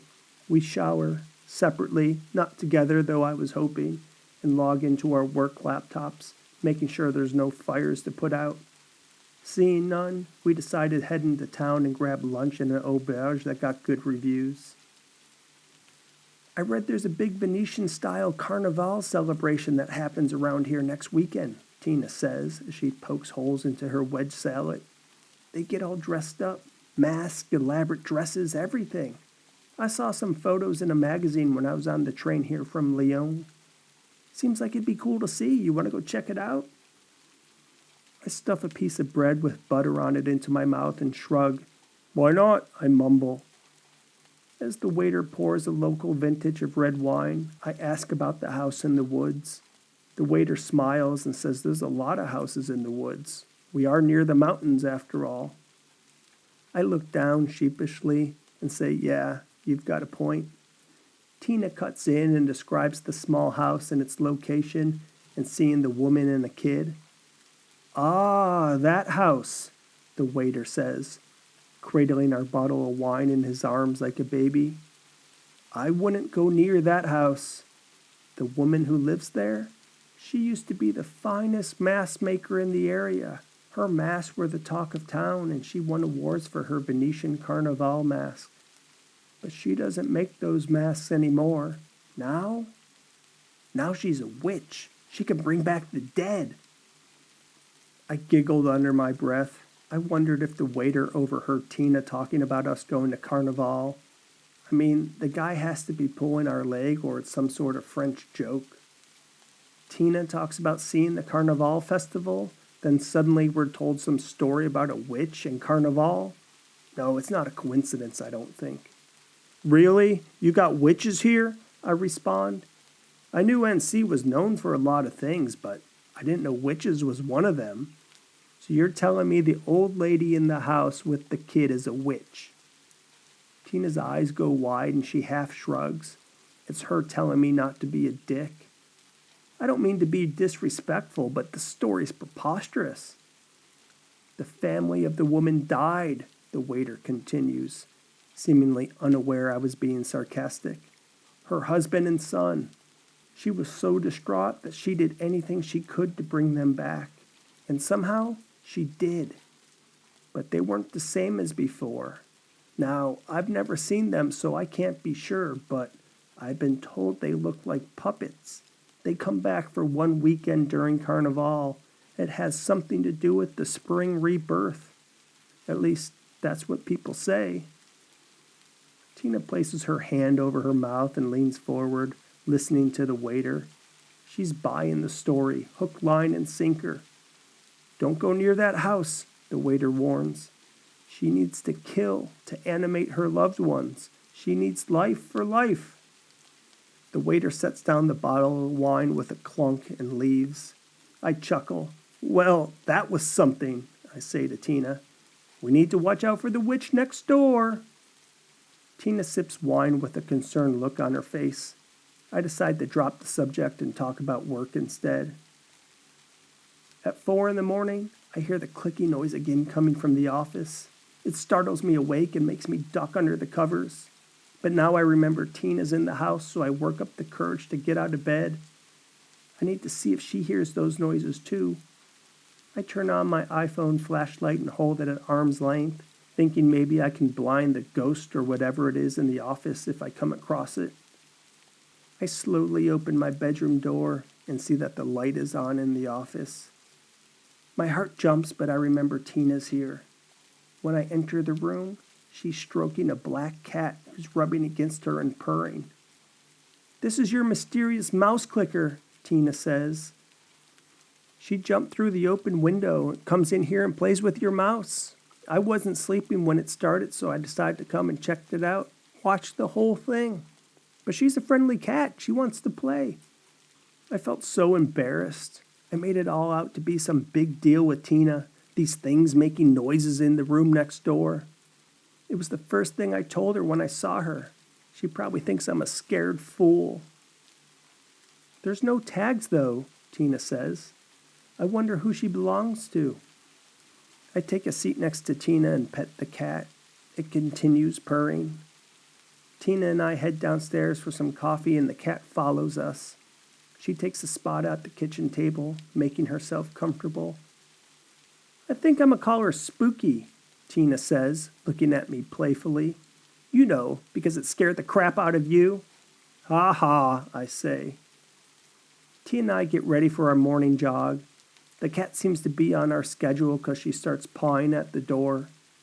We let her outside and the cat takes a few steps and looks back at us. We start walking, limbering ourselves up for the run. The cat walks ahead of us, stops, and looks back again. Maybe we should follow her, Tina says. Would be good to make sure she gets home and all. Fine, I say, but don't think you're getting out of running. As we walk, the cat makes a beeline into the forest, trotting on our running path. It looks back on occasion, making sure we're keeping up before continuing its path forward. In the distance ahead is the shack, the one with the chimney puffing out gray smoke, the one with the witch, according to the waiter. I can make out the boy still standing on the porch. He's got the same frozen look he's had on every time I've seen him. Uh-oh, I say to Tina. It's the black cat of the witch, I laugh. You can't make this stuff up. Yeah, Tina says. She stops walking and concern washes over her face. Listen, we know now who the owner is. The cat's fine. Let's go on our run, I tell her. As we turn to run, from out of nowhere, an old woman in a smock blocks our path. It was the woman that was next to the boy yesterday. I have no idea how she got there or where she came from. Both Tina and I jump back and scream in fright. Up close, the woman is hideous looking. Her hair is an untamed silver knotty bush. Her skin is shriveled and saggy with liver spots that match the color of her bloodshot eyes. Her nose features prominently what I would consider a French nose, hawkish with a pronounced bridge. She's chubby, wearing the same pale dress and dirty white embroidered smock we saw earlier. I'm now starting to think that the waiter was correct. Tina and I turn to run in the opposite direction and she's in front of us again. I have no idea how she's doing this magic trick, but whatever direction we face, she's there. The cat comes back to our feet and purrs as it rubs against our shins. From the pocket in her smock, the old woman pulls out a knife and stabs it in our direction, making us walk backwards, back towards her house in the woods. Tina looks at me with fear in her eyes. Thinking I can take the old woman, I turn to confront her, but she slashes me with the knife, making my forearm bleed. The lady may be old, but her reflexes seem just fine. Tina and I don't resist anymore and continue walking to her place. As we get closer, I see the boy standing on the porch. It's the same spot I've always seen him in the same clothes too. In fact, nothing about him has changed or moved. He seems like a statue. I ask the woman about the boy, but she says nothing, only jabs a knife in our direction when I start any conversation. As we get to her house, I notice the boy is a statue. At least he appears to be. His face is cracked like I saw a flesh-toned porcelain doll with tiny cracks running in all directions. Except the face isn't exactly porcelain, it's something else. Something smooth and shiny, maybe made of plastic like I thought before. It's really hard to tell. But it's clear it's a mask, that much is clear. I can see how it's peeling and cracking at the hairline. So, at least part of what the waiter said was true. She is a mask maker. Up close, I see the boys wearing an ornate blue velvet suit, embroidered with yellow silk with matching yellow buttons. Under the jacket is a linen shirt with frills. His pants go just below his knees with his lower legs covered by white socks. It looks like something from the 18th century. It's the type of outfit they wear at Carnival, Tina whispers. The woman leads us into her house, where there's a roaring fire in the fireplace. The house smells of formaldehyde and noxious chemicals. The furniture and knickknacks in the house look 40 years old, if not more. Scattered around the living room are various supplies for mask making, molds of different shapes, feathers of different colors, a selection of cutting and shaping tools, and 2 big empty 50-gallon vats in the corner that stink like sun-baked trash. She leads us into the kitchen, where there's another fire going and a man sitting at the kitchen table. He's dressed the same as the boy, with clothing from a long-ago era, and his face is also a crumbling mask. The older man's mask is in much worse shape than the boy. There aren't just cracks on his mask, but there's chunks missing by the jaw. I can tell the masks are definitely not plastic. What they are, though, I'm still not sure. Under the mask, I see black and something white. I swear it's a jawbone. "Sit," the woman says, finally uttering her first word. Tina and I take a seat next to the man at the kitchen table. The woman goes to her wood-fired stove and mixes a large stock pot with a wooden spoon. Tina begins to speak, but I give her eyes that make her shut up. We need to figure a way out of this place, not antagonize this woman. I got cut once. I don't want Tina getting sliced. Excuse me, I need to use the bathroom," Tina says, ignoring my pleading look. "You know, I gotta pee. I can't hold it." The old woman stops stirring and turns to look at Tina. She wipes her hands on her apron and lets out a grunt through her nose. The woman walks past me and holds the knife to my throat. "Don't move," her motion suggests. I get it. "This way," the woman says, walking back to the front door and opening it. "Outside." Tina slowly gets up and follows the woman's orders to go outside. I stay seated and inspect the man on the other side of the table. If this woman really was the top mask maker in the area, I think either she wasn't very good or her age has caught up with her, because the quality is really poor. I can see where the mask is attached to whatever's underneath it. No, I think. Not whatever, it's whoever. I think back to the waiter and what we were told about the old woman's husband and son. Could it be them under the mask? I take a closer look at the hole and I'm convinced it's bone I see under there, that under this cracking and peeling mask there's a rotting human being. The thought makes me sick to my stomach. Tina comes back and so does the knife-wielding woman. I gotta go now too," I say, standing up and holding my crotch. Tina mouths, "What are you doing?" I give her a wide-eyed shrug. It's the truth. I don't know what I'm doing. I'm just trying to buy us some time to think. I think I could take the woman out, but if I'm wrong, then it's game over. And if that happens, Tina's done for as well. I need to wait for the right moment to attack. The old woman looks at me with the crooked bloodshot eye. She knows I'm up to something. I know I'm up to something too, but I just don't know what it is yet. "Come," she says. I walk in front of her and I can feel the tip of the knife pressed into my back. We exit, and next to the front door I see a wet spot from where Tina relieved herself. "Go," the cankerous woman says. I pull down my running pants and look at her. Privacy, please?" "Run and die," the woman says. She turns around and I pretend to go. I look around for anything that could save us. Anyone hiking through the woods or a large stick I could run to and use as a weapon. But there's nothing. Nothing but the boy with the plasticky cracked face. A face I now see has a red streak coming from its eyes. It looks like the boy statue was crying tears.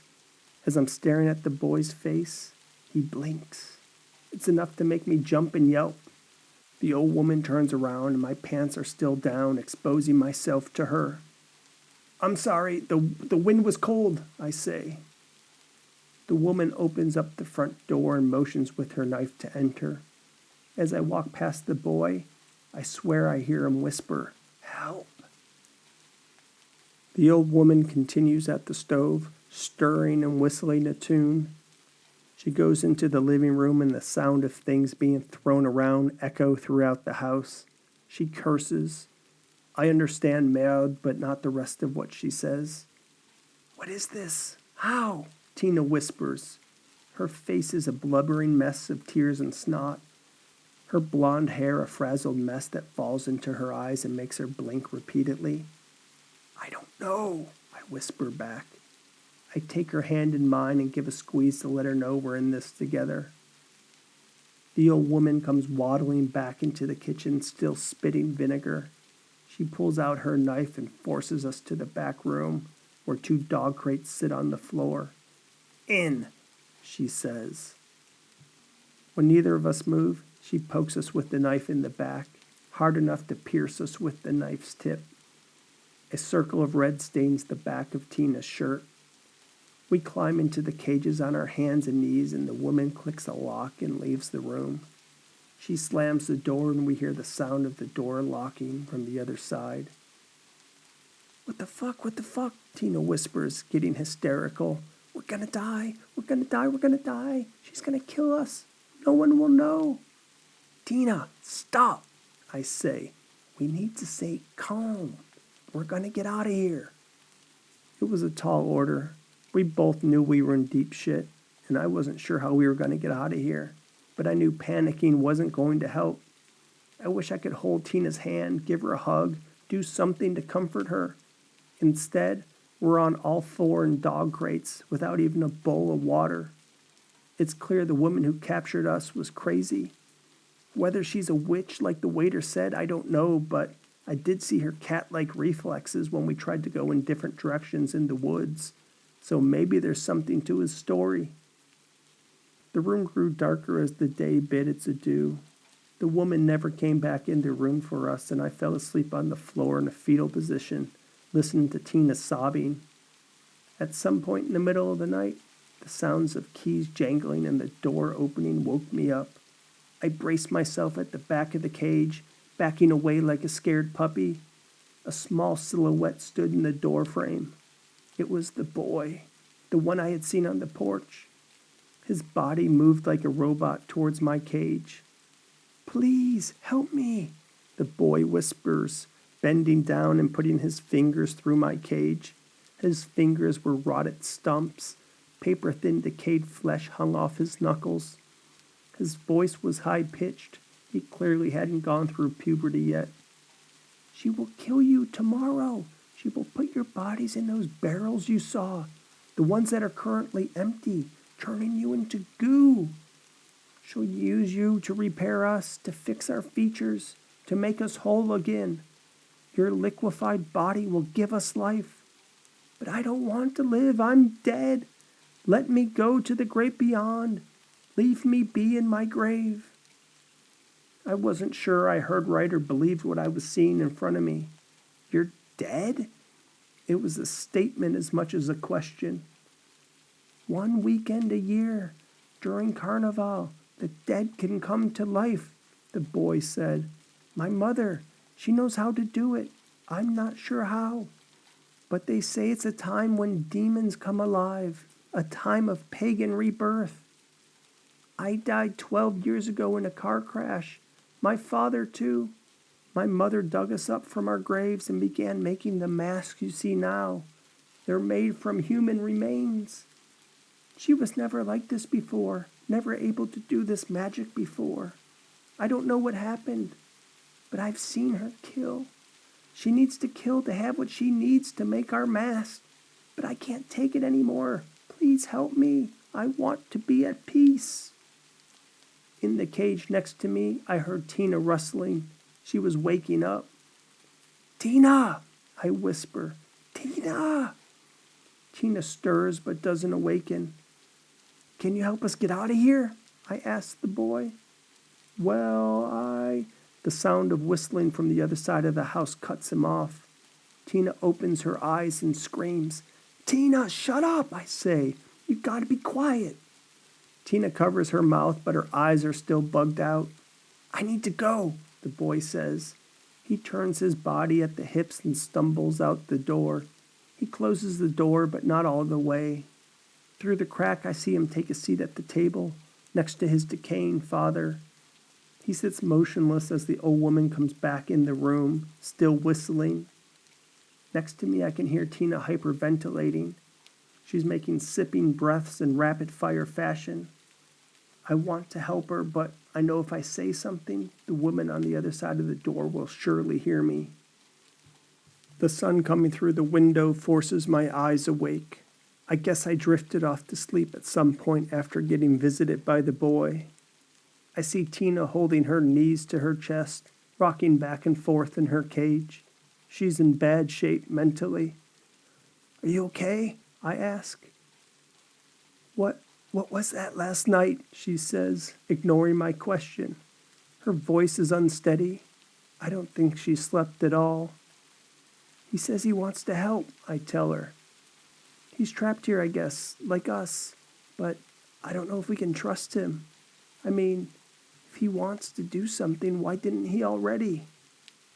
I tell Tina how the boy says we're in danger, as if she didn't know this already, though I leave out the part about us being turned into goo and shaped into a mask. I figure if she's already on the edge, I don't want to push her over. I need her to be brave and strong. I'll need her help if we're to get out of here. The door's still open a crack. I see the boy and the husband still seated at the table, same as they were last night. It's as if they've been powered down or something. I don't know how it all works, and I don't know how the boy can help if he can't move. I wonder if she controls him, if it's a trap that the old woman is setting for us. I mean, the boy has not moved at all. I've seen him multiple times now, and he hasn't moved except for last night. The old woman comes into the kitchen and opens the door to our room, putting her hands on her hips, staring at us. The black cat trots in shortly after and rubs herself against our cage, purring. "Fuck you!" I spit at her. She smiles. "I'm not going to be one of your masks." "Ah, so you know," she says. "I'm not surprised. Everyone knows of my masks. They were the best in all of Carnival." Her voice trails off and her eyes look off into the distance. She looks as if she's drifting off in a daydream. Then the old woman shakes her head and glares at me. "That was ages ago. We don't have time now." She bends and unlocks my cage. The cat walks in and headbutts my knee. I look at Tina. She sticks out her finger of her cage, trying to touch my fingers, but is too far away. "Out!" the woman commands as she kicks my cage, making the metal bars rattle. I jump in fright and hit the top of my head on the cage. The cat runs from the room. I slowly climb out. My bones pop and crack from being unable to stretch for hours. I'm stiff beyond belief. My back, my shoulders, my neck. Between my ears is a splitting headache. The witch, and I'm 100% convinced she's a witch now, and what the waiter said was true, grabs my upper arm and pulls me from the room. Her other hand presses her knife into my ribs. "Tina!" I cry and reach my hand towards her. The witch pushes the tip of the knife into my ribs, making me docile and compliant. "Quiet, you," she says. "And you too," she tells Tina, pointing the knife at her. The witch sits me at the kitchen table, lashing my arms and legs with twine to hold me in place. I stare at the decomposing bodies of her husband and child. The man's mask has cracked further. Now it's not just his jawbones that's been exposed. Now there's no more nose, only a rotten nasal cavity that frames the blackness beneath. I'm not certain, but I think the father's hand has moved. I don't remember it being on the table like it is now. It reminds me of a gunslinger from the Old West, waiting for me to move, waiting to draw his gun and put me down. The boy stares at me with his empty eyes. I don't know if anyone's home. Seeing the two vacant and distant and dead like this, I wonder if last night was a dream. Did I hallucinate the boy coming to me, asking for help? No, that can't be. Tina asked me about what happened, so it had to be real.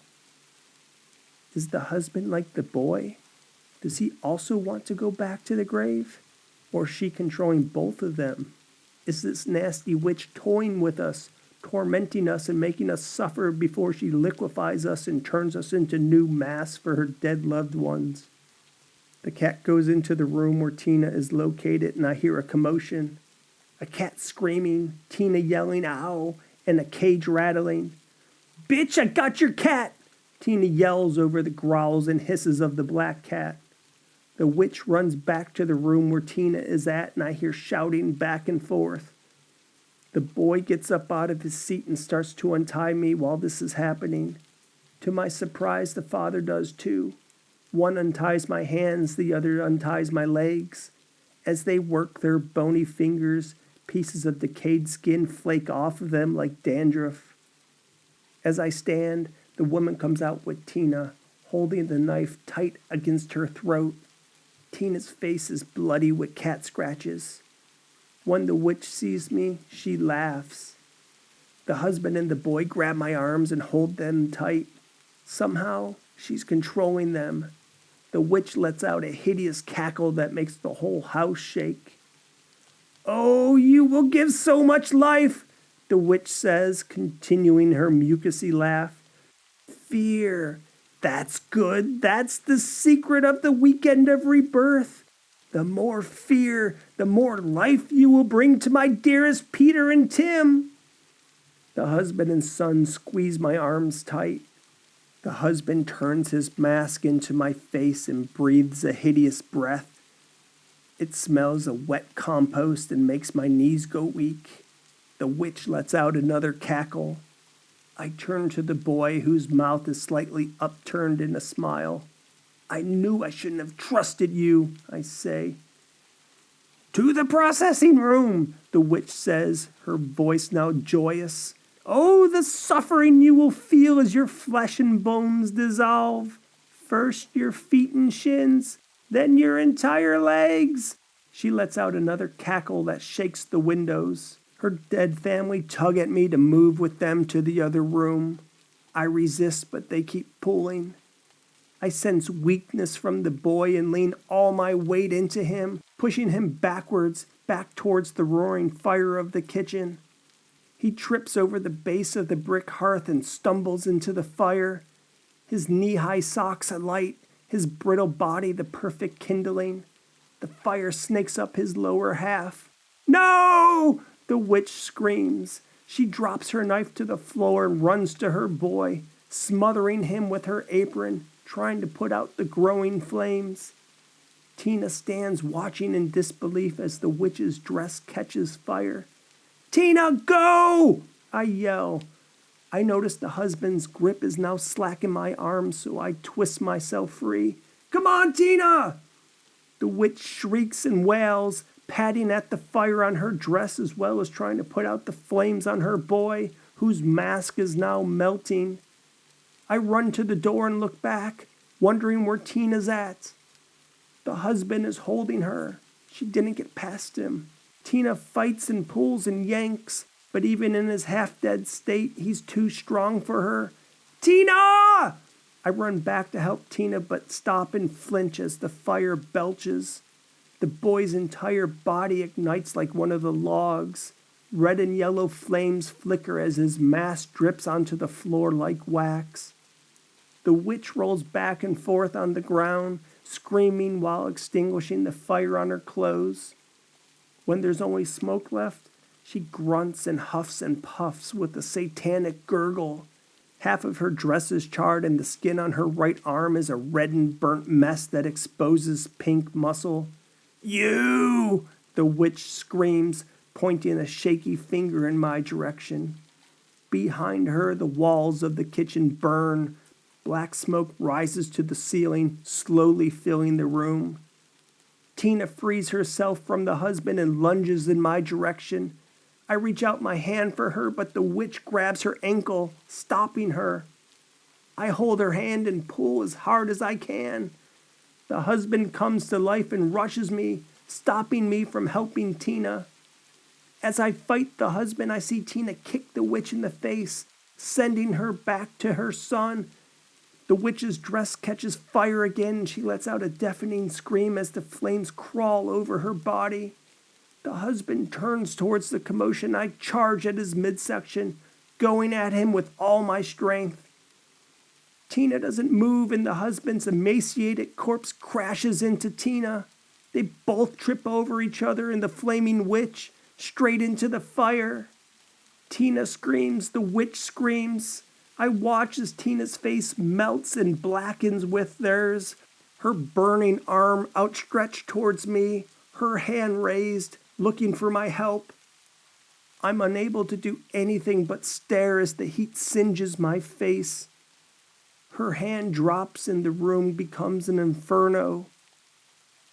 I stand there with my jaw open until I can't take the sight and the smoke any longer.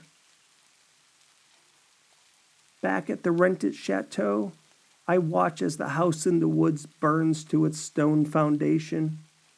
Surrounding trees char, but the forest doesn't go up in flames. I wonder whether the witch is really dead. If she could bring back her family, why couldn't she somehow work new magic? I shrug, figuring it doesn't much matter. I won't be here to find out. But I hope the husband and boy are at peace now. I hope Tina is at peace now too, that her death wasn't too painful. As I pack our belongings, I smile at Tina's face in her passport photo and wipe away my tears. She was so excited to be getting that passport. She had trusted me enough to come with me on this trip, and I got her killed. I don't know how I'm going to survive the pain in my heart, how I will get past the things I saw. When I get to town, I see people gathered, large crowds taking photos and oohing and aahing. Carnival, I completely had forgotten. Tina wanted to see what it was all about. Around me, men and women in Venetian costumes and masks of all colors pose for photos. It's really a sight to behold. I can see why it attracts such crowds. Some of the masks have large feathers sticking out the top. Others wear ornate hats and clothing that matches what the boy wore. I can't help but think how similar some of the masks are to the ones the witch made. The only difference is that hers had a fleshy color. I take a seat on a park bench and watch as people stroll by. Some with children in hand, some happy couples, some single and alone. I wonder how the witch did it. How did she make her loved ones undead? I think back to what she told us about the lie in the warm water, what the boy told me when I was trapped in the cage. There has to be a way, I think. If she could do it, I could do it. I wonder if any of the secrets remain buried in the ashes of the witch's home. I wonder if anyone would miss one of the revelers milling around aimlessly in the streets.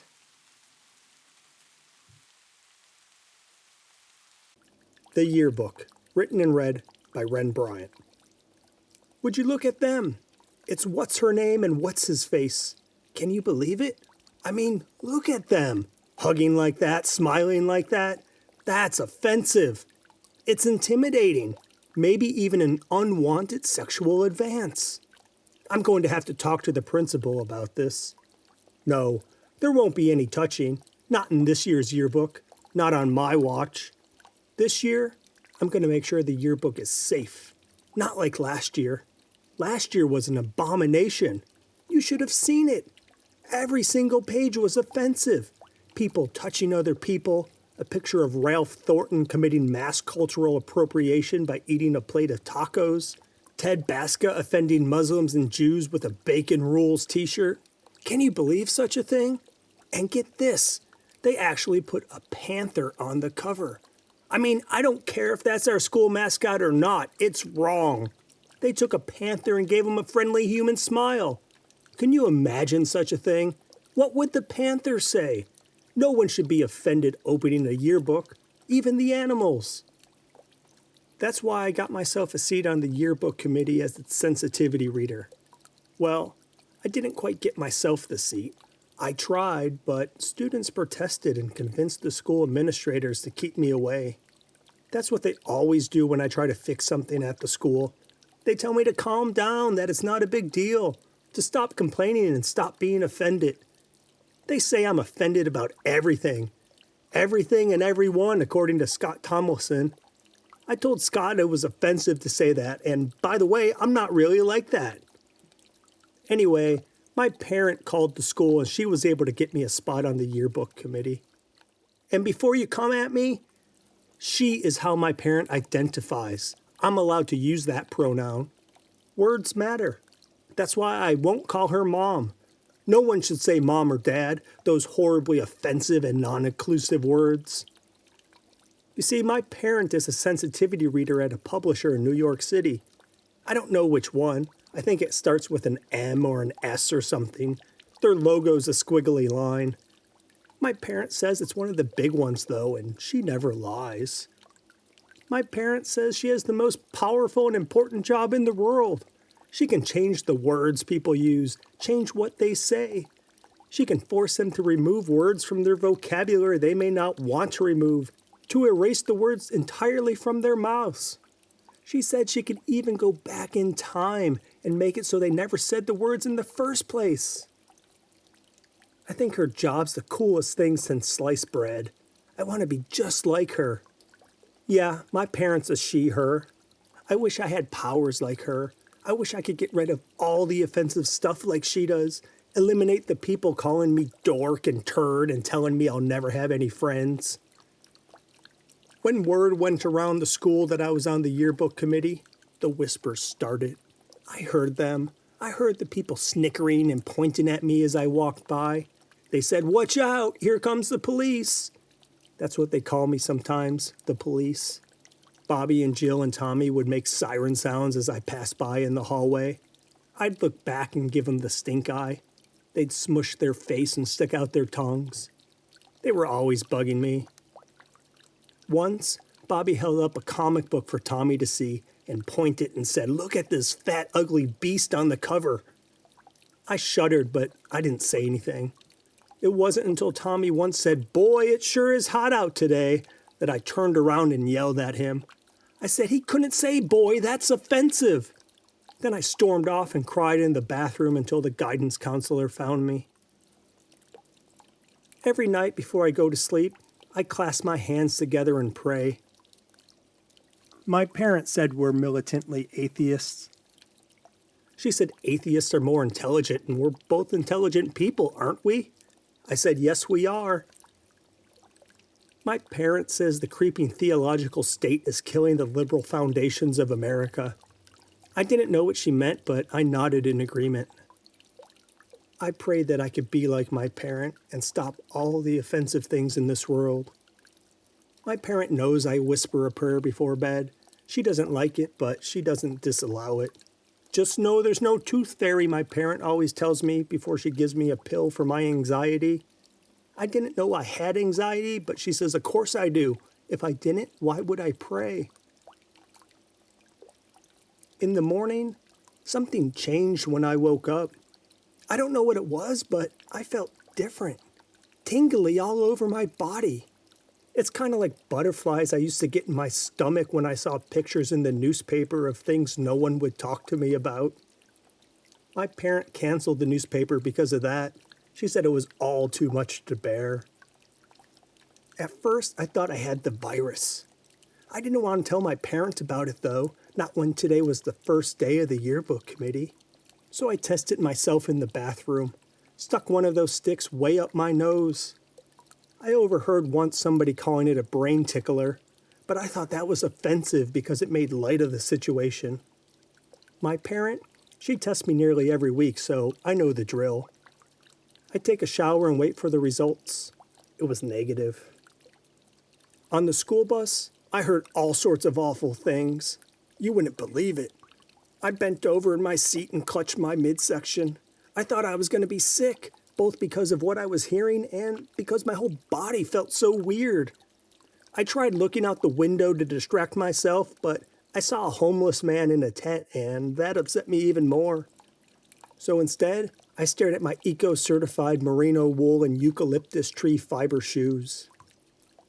When I got to the school, I had to walk down Freshman Hall. That's the worst place in the whole school. Definitely not a safe space. Unfortunately, I have to go down that hallway to get to science class. Every time, I would do the same routine. Clutch my books tight to my chest, hold my breath, and walk as fast as I can. At least Bobby and Jill and Tommy are in the same grade. I could tell them off, tell them how offensive they were being, but I can't do that with freshmen. I can't say a word because they'll come at me with all sorts of names and laugh at me. I tried it once and I broke down crying. I sat in the counselor's office the rest of the day until my parent picked me up. As far as I'm concerned, the freshmen are the most offensive of all. Oh my, I just realized. How horrible a phrase. How offensive. Freshmen? Really? Could the name be any worse? It's making me anxious just thinking about it. Where's the women? Where's the other genders? Where's the non-gendered? I must take this up with the principal later. This is unacceptable. Halfway down the hallway, my entire being buzzed and vibrated. It felt like I was standing on one of those vibrating plates. I can't believe the things I saw, the words I heard. Words of toxic masculinity. I nearly fainted. Then, I overheard something that created a megaton explosion within my body. Every cell bursting and going supernova. My mother and father were on a date Saturday night, one of the freshmen said. Enough! The words carried down the hallway. Everyone stopped what they were doing and stared at me. I didn't mean to scream, it just came out. I couldn't help it. The talk of a mother and father sent me over the edge. If a student would have said parents, that would have been fine. But mother and father? Those words are offensive. The vibrating that was in my body surged from my core to my extremities. My bones rattled, my limbs shook. It wasn't merely anger that was inside of me, but something else. Something felt more powerful. I felt powerful. The other students noticed my shaking and formed a circle around me and the other student who said those horrible, nasty words. You! I shouted. I gave dagger eyes to the offending student, the one who said mother and father. You cannot say that! You cannot use that language! It's offensive! The words echoed off the lockers and a chant of fight, fight, fight broke out. I didn't want to fight, but without a thought, my right hand raised up and pointed at the offending student. My arm convulsed in twitchy spasms as the power within me rose to Gaia levels. My index finger made stabbing motions towards the student, pointing over and over and over. From my fingertips came a sonic wave that cut through the air, a blast of sensitivity that sent hairdos flying and leaves of paper rolling down the hall like tumbleweeds. No more offensive words! I shouted as I pointed.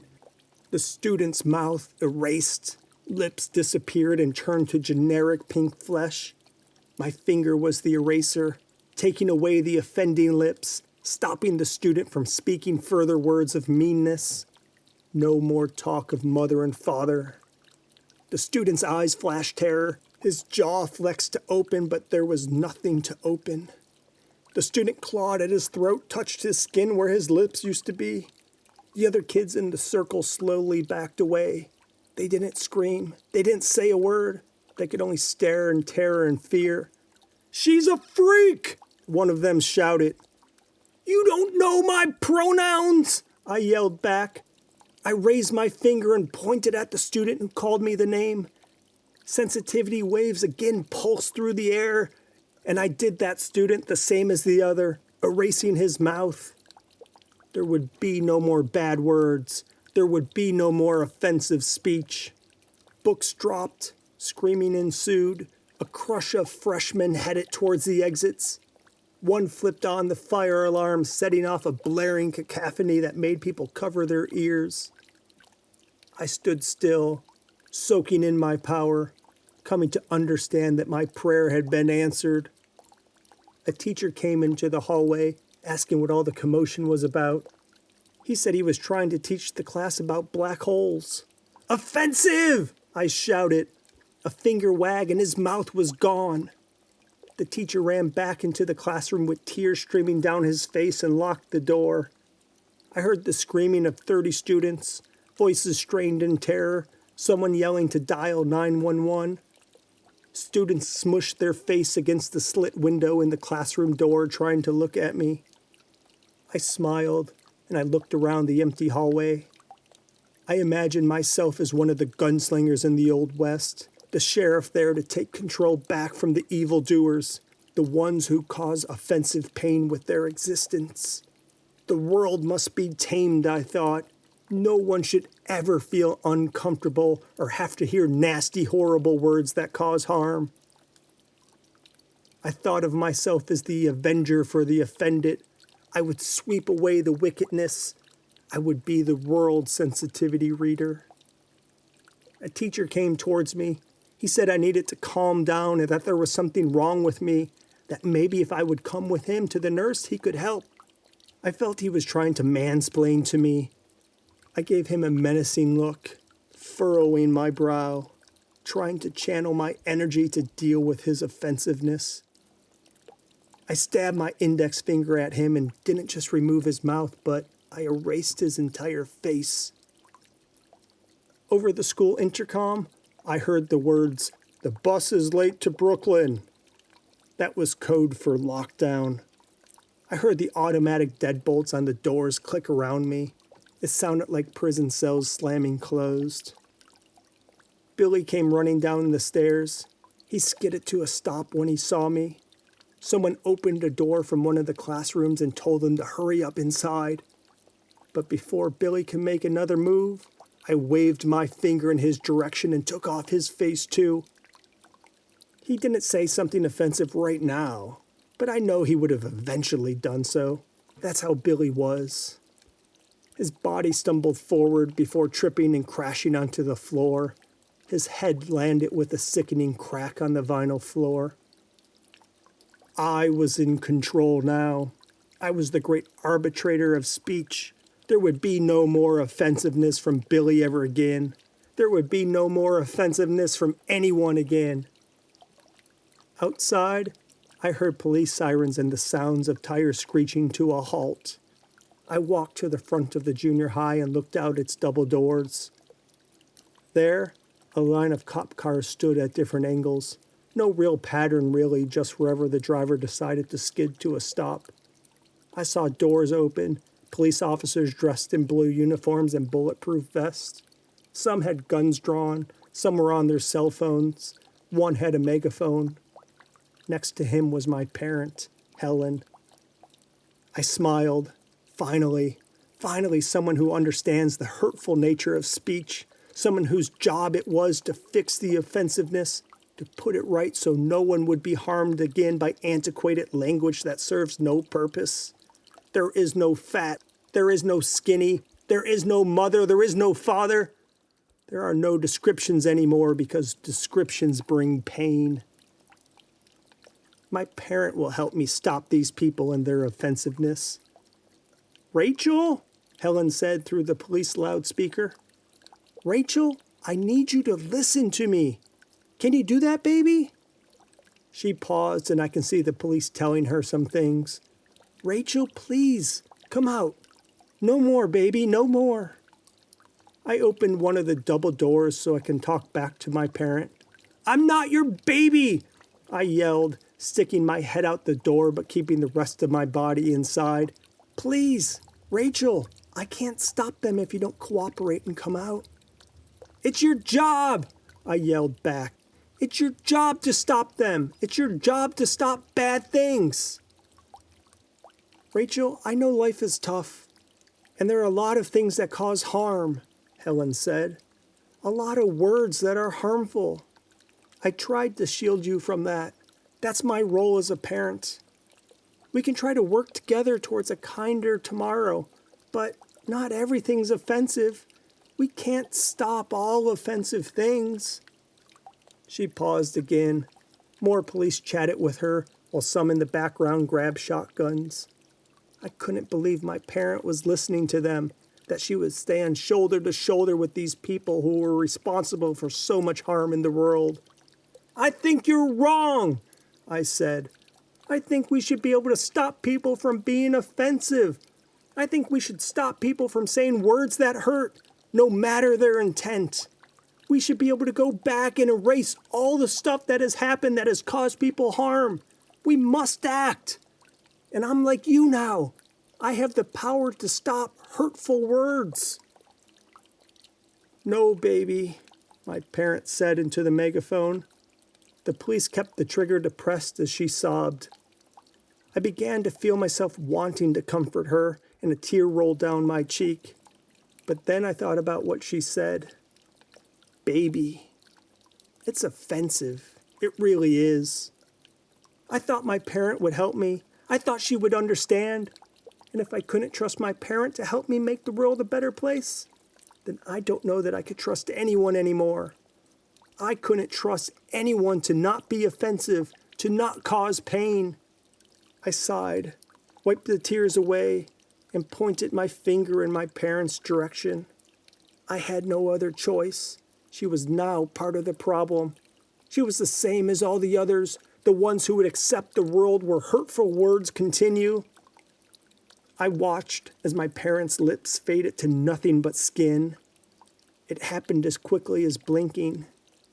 As her eyebrows raised to the top of her head when she realized she no longer had a mouth, I stabbed my finger at her again and erased her eyes and nose. Her rectangular black plastic glasses dropped from her round face. The lenses popped out as it hit the asphalt. Without an ability to breathe, her body jerked and twitched before it finally fell to the ground. The police around her didn't move. They didn't move a muscle. Their faces were confused, shocked, aghast. Someone threw up and another dropped his gun. The man who was standing next to her looked at me. His mouth hung open and he blinked in disbelief. I saw the pump of a shotgun from one of the police behind him, and I pointed and pointed and pointed. Every finger stab was a well-crafted arrow, erasing face after face. I went right down the line from right to left. The only sounds were guns and bodies hitting the pavement. I stood in the lobby of the junior high and stared at the body count. I was sad, sure, but in my heart, I knew they were all guilty of being offensive in some way or another, just like all the others. Even my parent. She no longer seemed to believe the things she once taught me. I exited the school, walked past the cop cars with their sirens still flashing, stepped over faceless corpses and headed home. As I walked down Main Street, I felt the people on the street looking at me, giving me that offensive glare, looking at me like I'm some problem child who should really be in school. I pointed my finger at all of them, every single one I passed, be them black, Asian, white, disabled, or able-bodied. Cars crashed and people screamed as corpses fell onto the street. I kept walking home. Home, the only safe place in the world, the only place I can get away from the offensiveness of life. But then again, can I? My parent, when she was alive anyways, always told me that culture evolves. In the kitchen, I take out a spoon and a chopstick.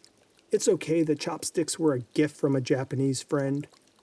The spoon is for my eyes, the chopsticks for my ears. If I no longer see or hear, I'll no longer be offended. It's the only way. I decide ears first. With the fat end of the chopstick aimed at my head, I gently push it into my ear until I let out an ow when I hit my eardrum. I give it a couple of light taps to get a sense of what I'm dealing with. I accidentally hit my eardrums before with Q-tips, but that was so long ago I forgot how it felt. It's a weird sensation, like when I hit my funny bone and a shiver runs down my spine. I know this isn't going to be pleasant, but it's necessary. I suck in a deep breath and hold it. I pull the chopstick out of my ear, slowly, as if I'm pulling back the arrow of a bow. Then I stab it into my ear as fast and hard as possible. It goes through on the first try. There's a small popping noise, then hissing, the sound of air rushing in. I drop the chopstick as it tickles the nerves of my brain. Then I exhale. A pale mucousy yellow-white fluid drips from my ears and onto my shirt. Surprisingly, there isn't much pain. I replicate the procedure with the other ear. The sound of air is replaced by ringing that blocks out the world and its offensive sounds. Now, for the spoon in my eyes. This will be trickier, I think. The plan is to start on the outside of my eye and scoop them out one by one. I figure the hardest part will be severing the optic nerve. My worst fear is having my eyeball dangle off of my face. I decide to get the kitchen shears out just in case that happens. A quick snip should solve the problem if it occurs, though I'll have to fish around for the shears. I certainly wouldn't be able to look for them. Since I'm right-handed, I start with my left eye, crisscross. It's easier with a better working angle doing opposite hand and eye than trying to do my right eye with my right hand. The 1810 gauge stainless steel spoon is cold against my skin. My eye naturally wants to close when I get the spoon close to it, so I hold it open with my free hand. Like my ears, I take a breath and hold it. Then I go right in, shaking as the spoon digs behind my eye. Tears leak involuntarily and I let out a scream. I think I'm going to vomit from the pain and the weird sensation. The vision on my right eye goes all staticky as the spoon carves out a lane behind it. I pause when I feel the resistance of the optical nerve, but then I push harder with the spoon. My eyeball bulges out of its socket. I can see it with my left eye, my good eye, as it slowly pops out like a gopher sticking its head out of a hole. The eyeball shoots from its hole, a cannonball being fired across the kitchen as I scream in agony. My good eye watches as my formerly good eye bounces and stops when it hits the toe kick under the cabinets. I double over in pain. Goo and blood drip from the hole in my head. Snot dribbles from my nose. My remaining vision is distorted and blurry. Before I have time to think more, I repeat the process.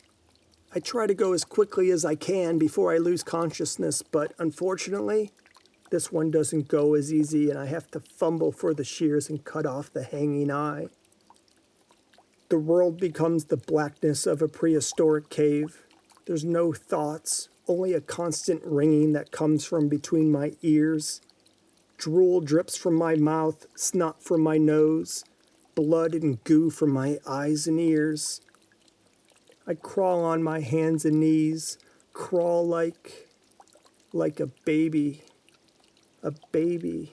Didn't my parent call me that? I curl into a fetal position on the floor, hugging my knees to my chest, and wish I had my parent back.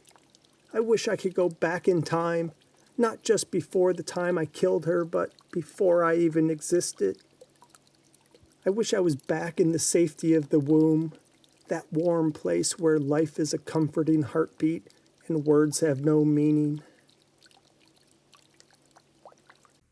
Ghostly Voyage, or The Ghostly Haunting of a Cruise Ship. Written and read by Ren Bryant. One dead, heart attack while at sea. That's all I know. That's what the ship doctor said on the phone anyways. But if that's all it was, they wouldn't have called me in. I don't investigate simple heart attacks. Well, I guess I'll find out more when I get to inspect the ship. The people working on the ships jokingly call me the Ghostbuster. Sometimes they hum the X-Files song as I walk past. It's all a bit derogatory, I guess, but I don't say anything. The cruise liners call me in when they got a strange and unexplained death on one of their ships. I guess it's what you'd call my area of expertise, my specialty. Usually, these cases turn into something routine. I mean, death happens more than you think at these cities of the sea. A lot of the time, there's foul play involved. An angry boyfriend or husband too wasted on endless booze who pushes over the missus, knowing her body will never be found. But it's not always like that. Sometimes I don't have any answers. Sometimes it's a feeling, a tingle of electricity that makes the hair on my arm stand up. Sometimes there's a cold spot pointing to the presence of things I can't explain. And when all signs point to the paranormal, I bring in my medium friend, Lucy Staub, to help rid the spirits and cleanse the ship from the presence. That usually does the trick. The spirit cleansing is never on the invoice.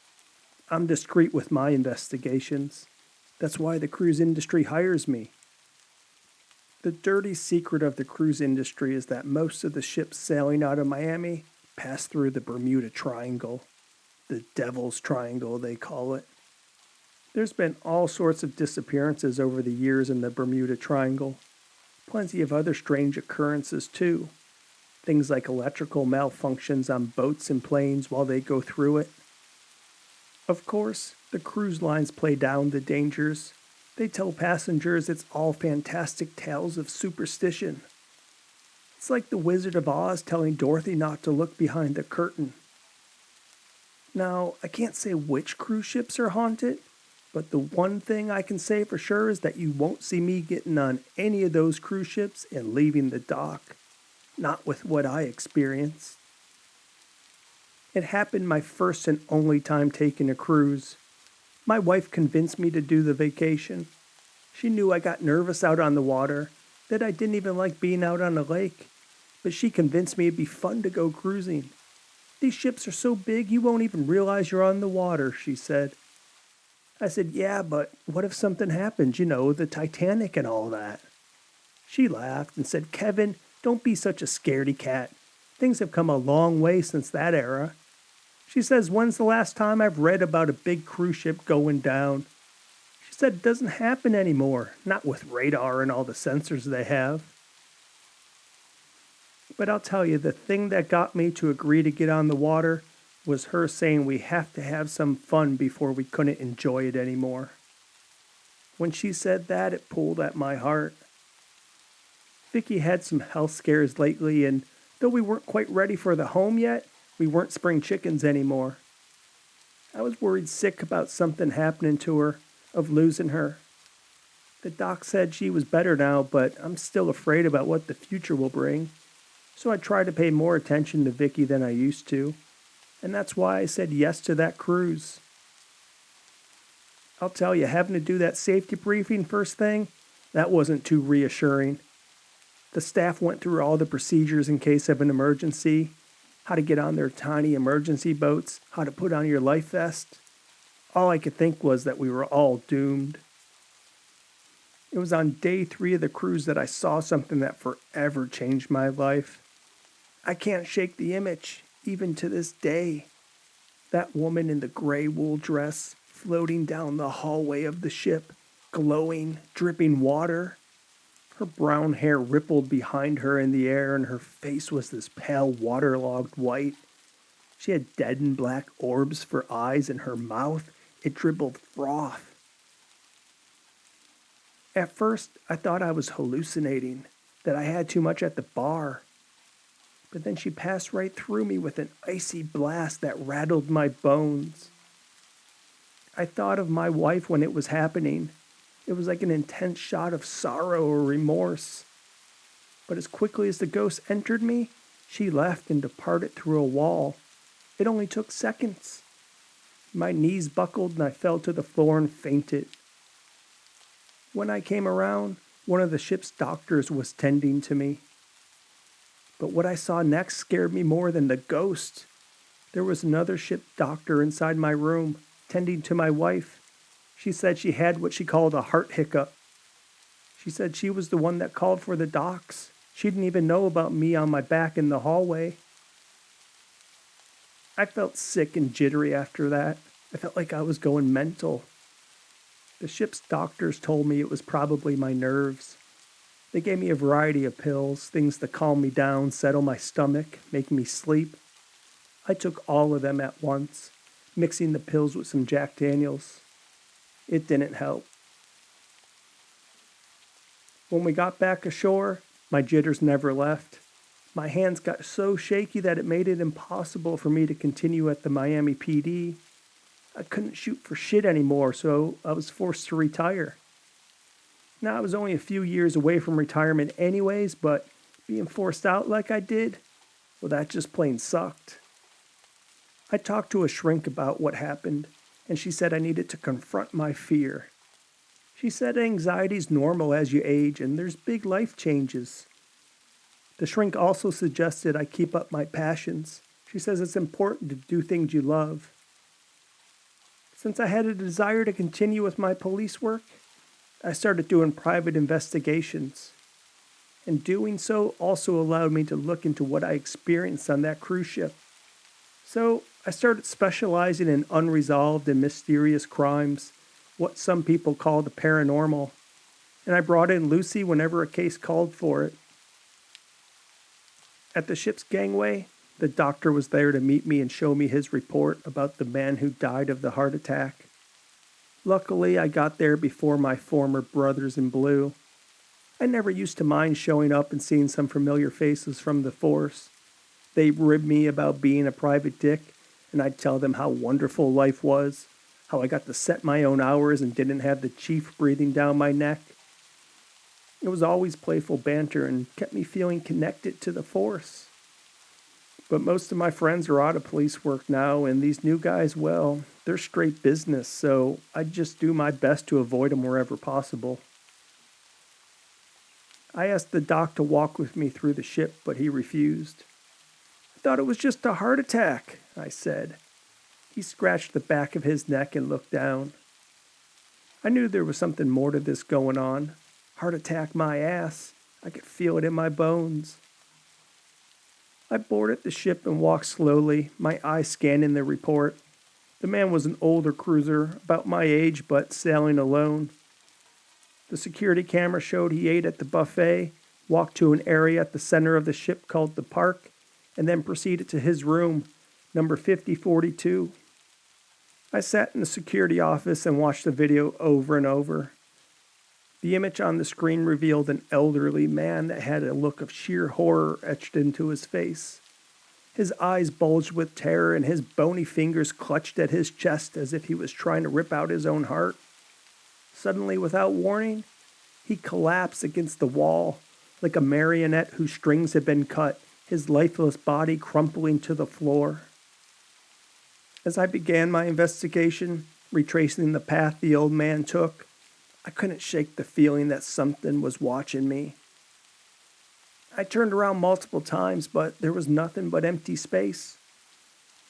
Honestly, I hate it when cases got like this, when the chills came back and my mind started playing tricks on me. After my cruising incident, I used to see her all the time, that pale-skinned woman with the foaming mouth. Mostly it was in my dreams. Sometimes she would gurgle words and water would come out behind them. There were a few times in previous cases I was investigating that I swear I saw her out of the corner of my eye, floating down the hallway as she was before. I talked to my shrink about it and she said it was good and healthy that I had these visions. I was manifesting my fears, she said, getting over them. Though the old man died outside in the hallway, I wanted to check his room. The cruise company told me it was clean, that there was no signs of anything amiss.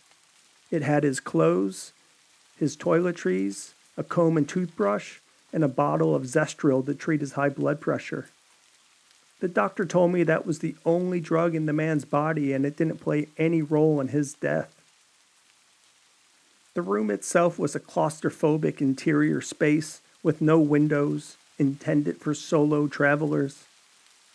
A digital picture of the ocean hung opposite the bed, a poor attempt to mimic the outside world. I couldn't fathom why anyone would opt to spend their vacation cooped up in such a cramped windowless cell. It was no wonder the old man had wandered aimlessly about the ship as captured by the security footage. The room was clean, just as I was told.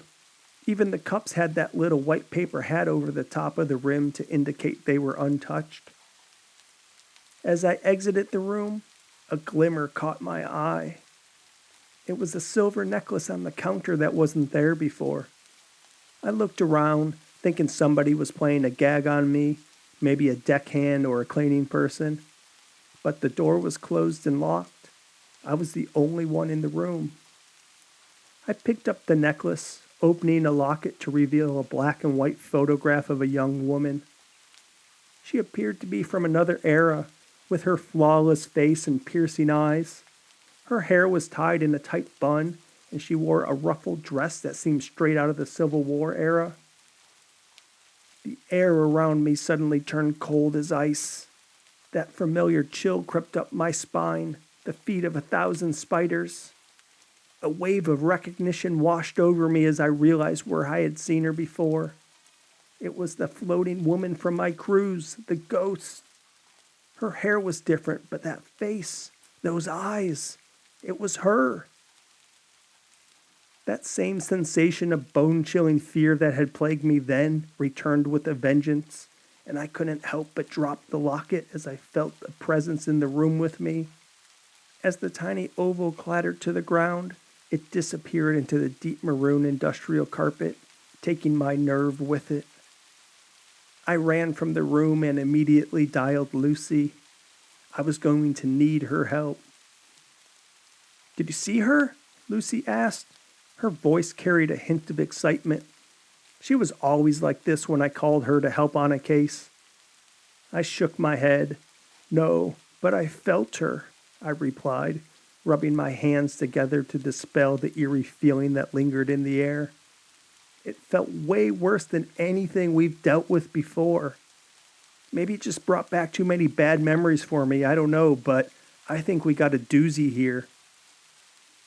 "Show me where it happened, where everything happened, both to the man and you," Lucy said.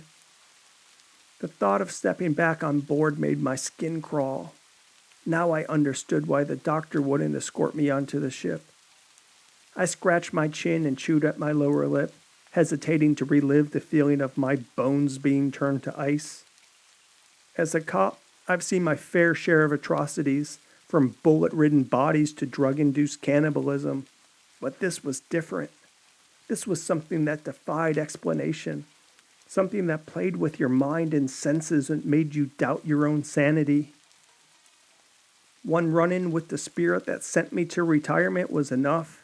I had no desire to tempt fate with a second encounter. But a paycheck is a paycheck, and I could use the money. Plus, this time I had Lucy with me. Lucy has a way of calming the spirits, of restoring balance to a place plagued by paranormal activity. But if I was honest, I did wonder if what was waiting for us was too much even for her. I took a deep breath and led Lucy onto the ship, down the narrow hallways towards the door marked 5042. Lucy's eyes widened, and she raised her hands to her temples, her fingers splayed like she was trying to touch something that wasn't there. "There's something here," she whispered, "something very strong." I could feel it too, a hum in the air, a vibration that rattled the windows and made the curtains dance. It was like the ship was alive, pulsing with an energy that was out of this world. "What do we do?" I asked. "We stay," Lucy said, her eyes blazing with determination. "We stay the night and make contact. The spirit wants to be heard, and we're going to give it a voice." I wanted to protest. No way in hell I wanted to spend the night aboard with this thing. I'm not new at this, but this ghost or whatever, it was different. It made my whole soul cold. But at the same time, I did trust Lucy. She did sense things that no one else could, and she made sense of the chaos that surrounded us. And most importantly, I couldn't solve this case without her. Sure, I could track, follow leads, and do investigative work, but I didn't know squat about banishing spirits. We called the cruise company and made our request. They were reluctant to let us stay, but Lucy's reputation as a paranormal expert and my background as a former cop convinced them that it was okay. They even strong-armed the doctor and a cook to stay with us, and they told us we'd get a visit from the captain as well. As the night drew on, the ship creaked and groaned around us, like an old man settling into his bed. The doctor snored loudly in the next room, and the cook was busy doing his thing in the galley. But Lucy and I were wide awake, our eyes fixed on that empty space in the room where I found the locket, where we thought the ghost was lurking. Lucy closed her eyes and took a deep breath. She picked up a bundle of dried sage and lit it, letting the smoke waft through the air. I hated the pungent smell. It reminded me of burnt Thanksgiving turkey. Lucy said it was necessary, though, that it helped suffocate the spirit to get it to retreat. Next, Lucy took out a small vial of holy water, which was blessed by a priest. She sprinkled it into a protective circle around us. A hissing sound like a tire deflating filled the room. "Are you here?" Lucy asked, her voice clear and strong. "Can you hear us?" Suddenly the air around us grew thick, like we were wading through molasses. The furniture shook and the lamps flickered. And then a woman's voice, something low and guttural, like it was coming from the depths of hell. "I am here," she said. We looked for the source of the voice, but there was none. But then I saw her, the woman in the gray wool dress, floating in the corner of the room. She looked exactly as she did the first time I saw her on my cruise, her heavy clothes dripping water, her deadened face with foam bubbling from her lips. She looked at me with those black eyes and flashed a horrifying grimace. "Hey, Lucy," I whispered. "Do you see her?" "Who?" she asked, looking around. "The woman in the gray dress, the one standing in the corner." Lucy looked in the direction I was pointing, but saw nothing. "I don't see anyone, Kevin." I shook my head, unsure of what to make of the situation. When I looked again, the apparition was gone. Maybe I was just tired and my mind was playing tricks on me. I mean, pulling all-nighters is a pain in the ass after 55. After a period of calm, strange things began to happen again. Doors would open and close by themselves, and I heard strange whispers in the hallway. Every hour, it seemed to intensify. The lamp in the room flickered more violently, and the furniture shook as if it was trying to escape the room. Lucy stood in the middle of the holy water circle, surrounded by lit candles and salt spread out on the floor. She began to recite the words she said would send the spirit away. "By the power of the elements, I call upon the spirits to banish this ghost from this place. Let it be gone, let it be free, so mote it be." The candles flickered, and the woman in the sopping wool dress appeared in front of us. "You cannot banish me!" Lucy stood her ground, holding up a piece of sage in one hand and a silver bell in the other. "I have the power of the elements on my side. You have no power over me." "No!" the spirit shrieked. "I will not leave this place." The ghost disappeared as quickly as she showed, and the room grew calm. I took a seat on the couch and buried my face in my hands. "I don't understand," I said. "I thought this spell would banish the spirit." Lucy sat down beside me, placing a comforting arm around my shoulders. "Sometimes these things are stronger than we realize," she said. "We'll have to give it a think and come up with a new plan. The longer that spirit is here, the more danger it poses to us and others." I slapped my knee with frustration. "But we've been here all night already." Lucy nodded, and her expression got serious. "I know, but we need to make sure we have a plan in place before we try to banish it again. We don't want to make the situation worse." I sighed, realizing that she was right. "Okay," I said. "So what do we do now?" Lucy stood up, pacing back and forth. "We need to gather more information about this spirit.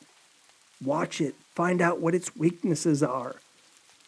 Then we can find a ritual or spell that might be effective in banishing it. I nodded, feeling a glimmer of hope. That makes sense, I said. Maybe even try to communicate with the spirit, see if we can reason with it. Lucy smiled, and I saw that sense of determination in her eyes. Exactly, she said. We'll figure this out, but for now, we need to be patient. I didn't like this idea of sitting around. I felt like I was bait, but I did trust Lucy. She's never failed me yet, and we make a pretty good team. In the morning, we found the doctor dead in his bed. His eyes were open and his expression twisted into something grotesque and pained. Lucy and I know it was the ghost that did it, and that she wouldn't stop until we got rid of her. Suddenly, the doors to the doctor's room slammed shut without warning. The walls trembled as if the ship itself was about to be split in half. The air became thick with that presence, the same one that was in our room last night. I felt my knees going weak again, as if the very fabric of reality was being torn apart. A scream brought me to attention. It was followed by a series of thumps. Lucy grabbed me by the arm and we ran towards the noise, but it was too late. The cook and the captain were lying in a pool of blood, their bodies twisted and broken. The ghost had claimed more victims. I took out my phone. I was willing to give Lucy last night, but now we had a body count. I had to call this in. As I checked my phone, my heart sank. No reception, 0 bars. I asked Lucy to check hers, but she got the same. We went to the highest point of the ship, our arms outstretched like metal detectors, desperate for even a flicker of a signal. Yet there was nothing, not one lousy bar. We found the emergency phone on the ship and tried that, but it was dead too. "Quick, the gangway!" I yelled, pulling Lucy's hand as we turned to make a run for it. As we fled, an eerie fog descended on us, obscuring everything in our path. It was as if we were trapped in purgatory, with no way out. It was a blizzard of white, and we stumbled forward, our hands flailing in front of us in a desperate search for anything solid. The ghostly presence seemed to be closing in on us, its icy grip tightening with each passing moment. "Found something!" Lucy said, pulling open the door. As we rushed inside, the thick blanket of fog dissipated, leaving us in a normal-looking hallway. Yet outside, the fog still lingered. "We have to do something," I said, my heart rattling against my rib cage. Lucy nodded. Her eyes were wide with fear. I had never seen her scared like this, not with the supernatural anyways. Before we could come up with a plan, the woman in the dripping wet wool materialized through a wall. Her face no longer dribbled foam, but her mouth hung open, exposing black holes where there should be teeth. She let out a banshee scream and lunged at us with her hands out. We darted out of the way and she disappeared into the wall on the other side of the hallway. Deranged laughter, haunting and inhuman, echoed throughout the ship. It seemed to emanate from every corner and crevice. It was as if the ghost was mocking us, taunting us with its terrifying presence and filling the air with a sense of madness and dread. "I need my tools in the room," Lucy said. "We need to end this." As we made our way back to room 5042, the laughter continued. It was clear the ghost was becoming more and more powerful. I prayed Lucy could find the right incantation to stop her. "All right, Lucy, let's do this," I said, trying to keep my voice steady though I could feel my hand shaking. Lucy nodded and grabbed her kit. She lit the candles and sprinkled salt around the room. She started to chant, calling out the ghost, commanding it to leave the ship. I watched as the flames flickered, making shadows dance on the wall. But then something went wrong. The candles began to flicker wildly and the salt began to melt. A cold wind blew through the room, making us shiver. The ghost materialized. The candles blew out, and we were plunged into darkness. "Kevin, we gotta get out of here," Lucy whispered, pawing for my arm before finding it. "I don't think I can stop her. She's too powerful. But I think something happened to her. She's here for a reason. We need to find out what that is to release her." The furniture began to rattle, and it became hard to breathe as the air became thick. We shuffled our way through the tiny room until we felt the handle of the door, and we escaped into the hallway. We ran as fast as we could, stumbling through the corridor as the lights strobed. We looked behind us. The ghost didn't seem to be following, but we knew she was still there, and that it was only a matter of time before she caught up with us again. "I think she's a vengeful spirit," Lucy said as we stopped to catch our breath. "Either something happened to her or she had an unjust death." "Yeah, but what could it be?" I said. Lucy shrugged. The laughter returned, ricocheting down the hallway. Lucy's screams pierced the air, causing my heart to drop to my feet. When I turned to face her, I saw the ghostly figure materialize right before my very eyes, just as it had done before. But this time something was different. The ghost didn't simply pass through Lucy as it had with me. Instead, it seemed to enter her body, as if taking possession of her very soul. I watched in horror as her body twisted and contorted, the ghostly presence merging with her own and becoming one. "Lucy!" I cried. As I reached out for her, a blast sent me back, knocking me against the wall. It was too late. The spirit was too powerful. Lucy's head jerked this way and that, as if being punched from the left and the right repeatedly. With each blow, Lucy grew weaker and weaker. She was lifted into the air, her body bending in unnatural ways, and then, with a final scream, her spine snapped in half and she dropped to the floor with a thud. A sense of grief and despair came over me. Lucy was gone. I was alone. The ghost hovered over Lucy's body. Her hair hung in matted clumps around her face, her black eyes hollow and empty. Her heavy woolen dress clung to her and dripped the salty-smelling ocean water in which she met her untimely demise. Seeing her glowing aura, I had no idea how I was going to survive this. I had no weapons, none of Lucy's magic words, nothing. All I had was my wits and my determination. But against a force like this, what chance did I stand? I closed my eyes and whispered a prayer, asking for the strength to get me out of this alive. And then something strange happened. I felt a sense of peace wash over me. I thought of Lucy, of all the times we had shared together, and I felt her presence with me, her urging me on. I thought of Vicky and how brave she was battling her illness.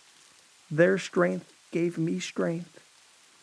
I opened my eyes and looked at the ghost, feeling a newfound courage welling up inside of me. When I looked into the ghost's eyes now, they seemed to convey a sense of sadness and longing. I didn't know why the ghost was there, why it was attacking us and the others, but I sure as hell was done running from it. Lucy told me it was a vengeful ghost. I realized I knew something about vengeance. It was the reason I started my private detection business, wasn't it? I was mad about having seen this damn ghost in the first place, mad about having to retire from the force. As the ghost approached, I could feel the fear rising up in me, threatening to overwhelm me once more. But this time, I was determined to face the ghost head on. "You want me, don't you?" I told the ghost. It fixed its gaze upon me, its black eyes as empty as soulless as the void of space. It was as if those eyes held the weight of all the pain and suffering the ghost had endured. The gaze was intense and unyielding, unnerving me to my very core. I closed my eyes and took a deep breath. My thoughts went to my wife, but I felt she was somehow in trouble. That shot of sorrow again went through me. It was the same thing I experienced when I saw the ghost on vacation. I shook it off. No, it's games from the ghost, I thought. I closed my eyes and visualized a bright light, filling me up from the inside out, chasing away all darkness and fear. I understand, I told the ghost, keeping my eyes closed, trying to stay in that bright light. I used to be consumed by a spirit of vengefulness, always seeking to right the wrongs done to me and reclaim what was taken away from me. But now I realize that true peace doesn't come from revenge or retribution. It comes from letting go of anger and resentment, of finding acceptance in what has happened. Only then can we truly move forward and find the happiness and fulfillment we seek. I opened my eyes. The ghost was still there, but something was different. She seemed less substantial, more ethereal. What I said seemed to be working. "Go into the light," I said, using a line I heard Lucy say before in other paranormal cases. "It's time to let go and move on. I don't know what has happened to you, but from the look of you, it was a long time ago. Too long. You deserve to be at rest. I promise I will search for answers about your death. I will get those answers and I will solve your case." The ghost wavered for a minute, as if considering my words, and then suddenly dissipated into the nothingness. I took a moment to collect myself, feeling the weight of fear lifted from my shoulders. As I turned to leave, my eyes caught a glimmer on the floor. It was the silver necklace, the same one that belonged to the ghost, the one I had spotted when I first entered the room 5042. I picked it up and felt cold. As I examined the locket, my throat tightened. The picture inside had changed. No longer was it a black and white photograph of a young woman from another era. Instead, it was a color photograph of my wife, Vicky. "What the hell?" I screamed as I threw the locket to the ground. It melted into the floor. Maybe the ghost hadn't left yet and was still here, watching me, playing tricks on me. Even though I couldn't shake the feeling of unease that settled into my gut, I left. The sky was clear when I exited the cruise ship doors to the outside world. There was no more fog, and the gangway was down. As I stepped off the cruise ship, the weight of the loss hung heavy in my heart. Lucy, the doctor, the cook, the captain, all gone. The police questioned me about what happened on the ship, but my mind was elsewhere. I needed to call my wife, to hear her voice and tell her that I was okay. My fingers trembled as I dialed her number, but the voice on the other side wasn't hers. "I'm sorry, sir. Your wife passed away while you were gone," the voice said.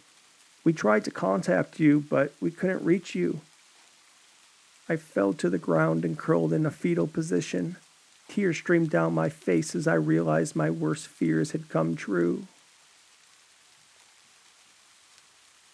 The future used to terrify me, but now it all seems so meaningless. Since Vicky's passing, life has lost all its flavor. I spent so much time fretting about her illness, and what good did it do? None at all. And now with Lucy gone, I shut my private detection agency. There's no point in carrying it on without her. It feels like everything I cared about has been taken away from me. I think back to the words I spoke to the ghost about releasing anger and resentment. At the time, I truly believed them. But since getting off that ship, those words have been a bitter pill to swallow. Maybe someday I'll find peace, but right now, I'm all twisted up inside about everything that's happened. My thoughts wander, and before I know it, my hand is shaking and my bones rattle with cold. I remember the promise I made to the ghost, and I know I have one final case to solve. I think maybe if I could see this through and get answers for her, then maybe I can finally find the closure that's been eluding me.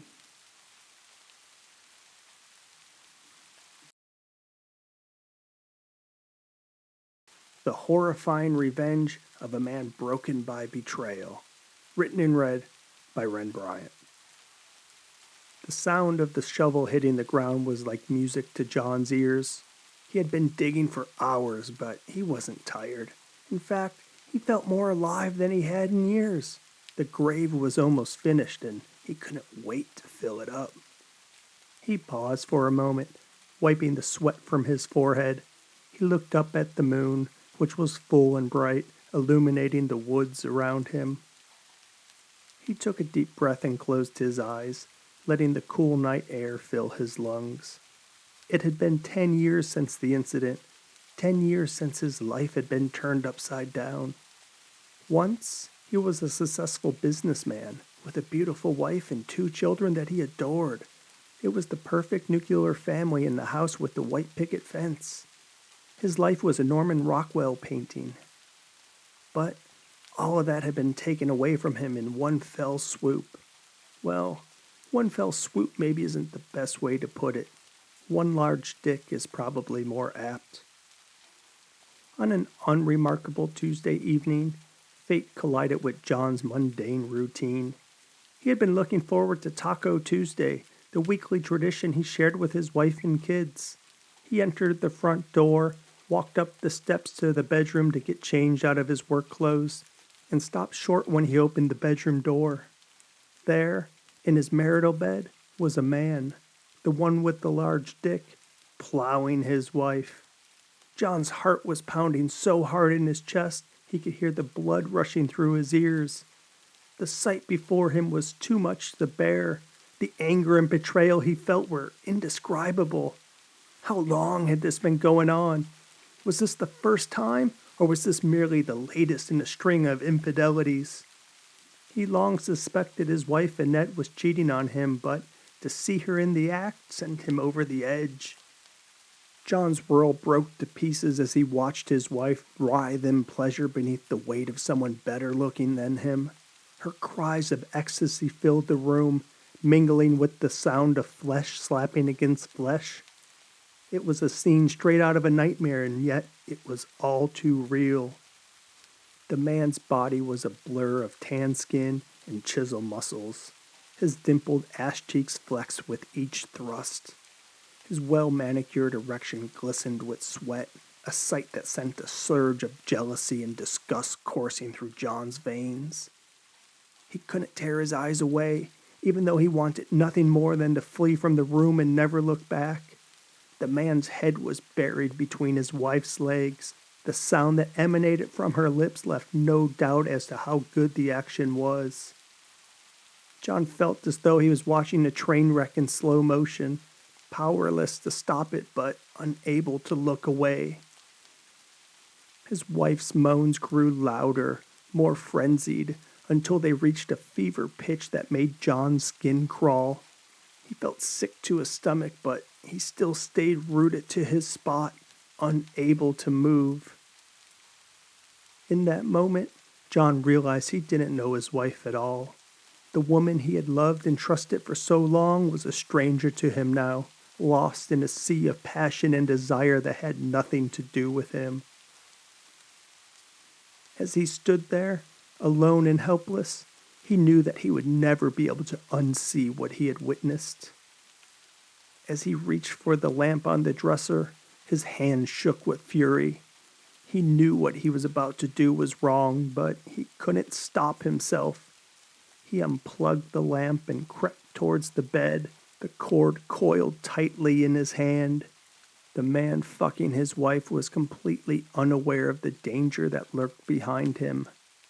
John wrapped the cord around the man's neck, his fingers gripping it so tightly he could feel the pulse of the man's jugular vein. He pulled with all his might, feeling the man's struggle weaken as the oxygen was cut off from his brain. Annette's screams echoed throughout the room. She jumped out of bed, stumbled once, almost falling, but managed to catch herself. As she ran out the door, Her blonde bob bounced wildly, a golden halo that framed her face. Her exposed breast jiggled in time with her frantic steps. The room was bathed in a sickly yellow light, the only sound the gurgling gasp of the dying man. When his face turned a gruesome tint of purple, John finally let go of the cord, his hands trembling with the force of what he had done. The silence that followed was deafening, broken only by the sounds of John's ragged breaths. He stared down at the lifeless body, his mind numb with shock and disbelief. The lamp lay discarded on the floor, its cord still wrapped tightly around the man's neck. Still amped with rage, John knew there was still one thing he had left to do. Cut off the man's penis and stuff it into his mouth. John did so and laughed, telling the homewrecker to eat this motherfucker. While he was strangling and cutting and stuffing, his wife had called the police. John was arrested and charged with murder without further incident. Annette didn't come to John's trial. She didn't visit him in prison either, nor allow the kids to see their old man, who was sentenced to life for his crime. John heard that Annette started a new life with a new husband, and soccer and potluck dinners and making sure the kids forgot all about their real daddy who was sitting behind bars. The stuff with the kids was the worst. John loved his little ones, Amy and Paul. They were 6 and 4 when John got locked up. 6 and 4, playing downstairs while Mommy got serviced by a stranger upstairs. They didn't deserve to be impacted by this like they were. Locked up, John had all sorts of time to himself. For 10 years he spent all his days thinking about what had happened. But he wasn't thinking about his wife or the man he had killed. John was thinking about revenge. John spent countless hours in the prison library, reading books on anatomy and biology and chemistry. He had learned everything he could about the human body and how to cause pain and suffering without actually killing someone. When he could get his hands on contraband, he practiced on himself, cutting and burning his skin just to see how much pain he could take. And now he was free, released on parole for good behavior.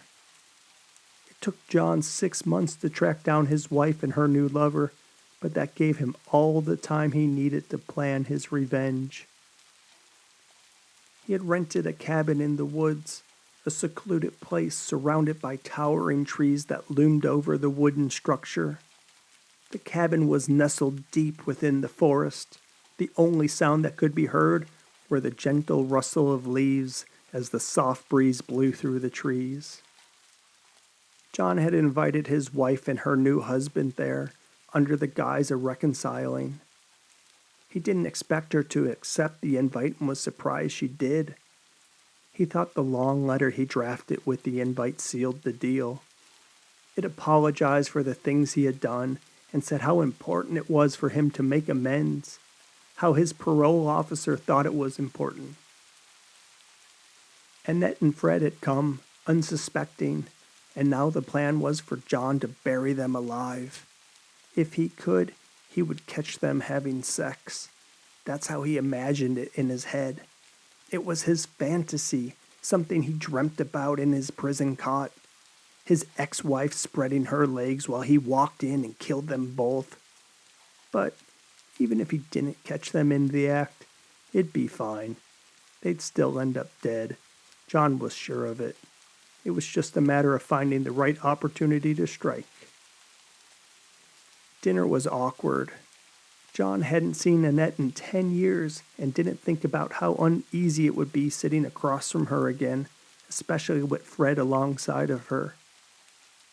John and Annette didn't remember how to speak to each other, what to say, or which topics were allowable. John tried to ask about the kids. He couldn't stand Annette, but thinking about the kids kept his mind free in prison. He wondered how tall they were, what they've done over the years, if they were dating anybody, if they missed him. Annette started to speak, but shook her head and didn't finish the thought. I'll what? John said. His voice was more aggressive than he meant it to be. Annette shook her head again. Never mind. John was concerned that something had happened to the kids, but Annette wouldn't say. He wanted answers, but wasn't going to press the question. Not now. So they drank wine and stared at their food, the wall, the ceiling fan. There was no mention of anything from their past life. When they did let out a word, it was about the weather. Unseasonably warm today, isn't it? Fred said. John couldn't help but notice how good Annette looked, especially compared to him. Prison had been rough on him, and his face was lined, his hair gray. Annette looked like she was still 30, her red hair shiny and full, her face wrinkle-free. John wondered if she had Botox given the lack of lines in her forehead. As dinner ended, John suggested they take a walk outside. Annette and Fred agreed, and the three of them stepped out into the night air. The moon cast a pale glow over the landscape. John led the way, taking him down a path that wound through the woods. Annette shivered. It's chilly out here, she said. John smiled. Don't worry, we'll warm up soon enough. They came to a clearing, and John turned to face them. I have a surprise for you, he said. Annette and Fred exchanged a look. What kind of surprise? Fred asked. John gestured towards a freshly dug hole in the ground. I thought we could all bury the hatchet, he said, and bury something else, too. Annette gasped. What are you talking about, John? John's smile turned sinister. I'm talking about burying the two of you alive. Fred took a step back, but John was quicker. He lunged at them, grabbing Annette by the arm and pulling her towards the hole. Fred tried to intervene, but John hit him with the shovel, knocking him to the ground. Primal feelings took over, the same one John experienced when he saw his wife having an affair. As Annette scooted back on her butt in the dirt, screaming, John bashed Fred's head again and again with the shovel blade. The blood sprayed across John's face, painting it in shades of scarlet as he relentlessly bashed the shovel into Fred's skull. The sickening thud of metal meeting bone echoed throughout the woods like the sound of a butcher cleaving meat. Flecks of brain and skull fragments sprayed everywhere, coating the ground with a gory sheen. John's eyes burned with a wild, crazed intensity as he continued his brutal assault, lost to the bloodlust that had overtaken him. He was no longer a man, but a monster, driven by a primal urge to destroy. Annette watched in horror as John rained blow after blow onto Fred's shattered skull. She tried to scream, but her voice was frozen in her throat. Her body trembled uncontrollably, as if it knew instinctively that in the presence of someone so unspeakably evil that if she moved 1 inch, she would be next. And still, John didn't stop. He pounded the shovel into Fred's face with a relentless fury, until there was nothing left but a pile of bloody, unrecognizable fragments. With a grunt, he shoved Fred's lifeless body into the gaping hole he had dug in the forest floor. John's chest heaved with exertion, and his breath came in ragged gasps as he tried to control the boiling rage that simmered within him. This wasn't how things were supposed to go down, John thought bitterly. It wasn't supposed to be this messy. He had planned every detail of this night. He had rehearsed it over and over in his mind when he was locked up. Annette's hand snapped a twig, and John turned his attention to her. He licked his lips, his mouth twisting into a cruel smile. There she was, John thought, that nasty piece of work, that two-time and dirty, rotten bitch who played him like a fool. But he wasn't going to let her get away with it. Oh, no. John had something special planned for her, something that would make her pay for all the lies and deceit. One last vital piece of business that needed to be taken care of before he could finally rest. John clenched his fist, the tendons standing out like cords. The night was dark and cold, but he didn't feel it. His blood was too hot, too alive with the promise of vengeance. And he would stop at nothing until his mission was complete. He grabbed Annette by the hair and dragged her to the garage. He threw her onto the concrete floor and locked the door behind him. It was time to make her suffer. He turned on the lights, revealing a room full of tools and torture devices, a syringe, different types of knives and scalpels, a power drill, a hacksaw, ropes and pulleys, a jigsaw. Annette's eyes widened in terror when she realized what he had in store for her. She tried to scream, but he gagged her, muffling her cries for help, and strapped her to a table. John approached with a sinister smile on his face.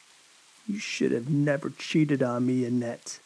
Now you're gonna pay the price," he said, his voice cold and menacing.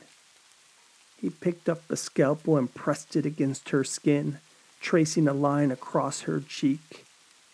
Annette whimpered. Tears streamed down her face. John laughed, relishing in her pain. He made the first incision, slicing into her skin with expert precision. She screamed in agony, but he didn't stop. He continued to cut, digging deeper and deeper into her flesh. "You deserve this," he said.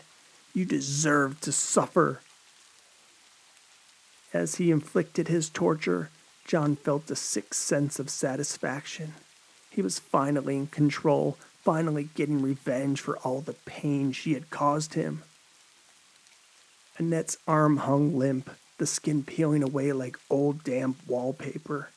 Blood oozed from the wound, staining the table beneath her. John knew what he was doing.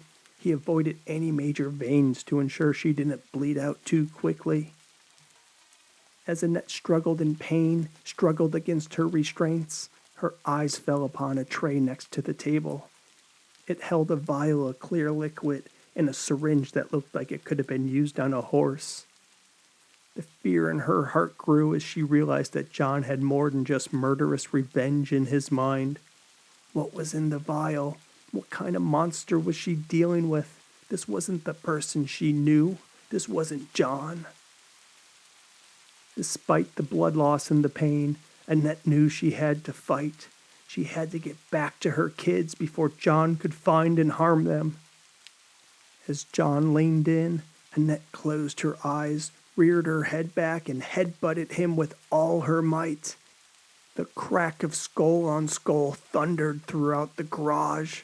For a moment, everything went black as stars exploded in her vision. When her senses returned, she saw that John was dazed and disoriented. But it wasn't enough. She had to strike again.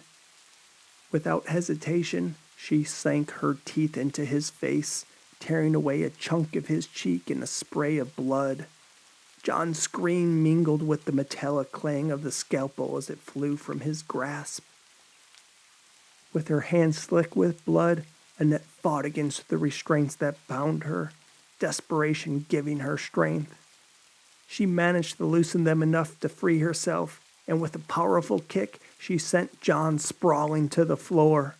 Without looking back, she ran as fast as she could towards the door, her heart pounding with fear and adrenaline.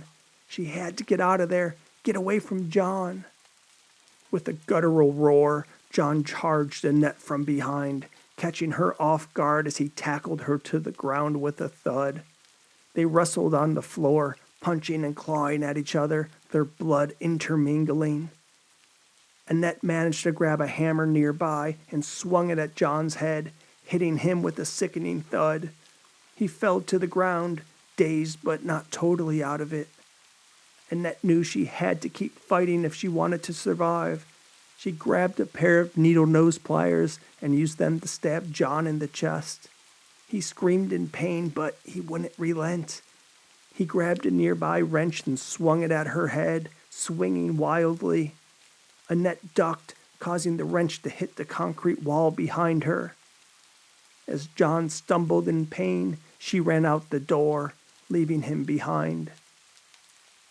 Annette tripped her way through the dark, tangled woods, her eyes wild with fear and pain.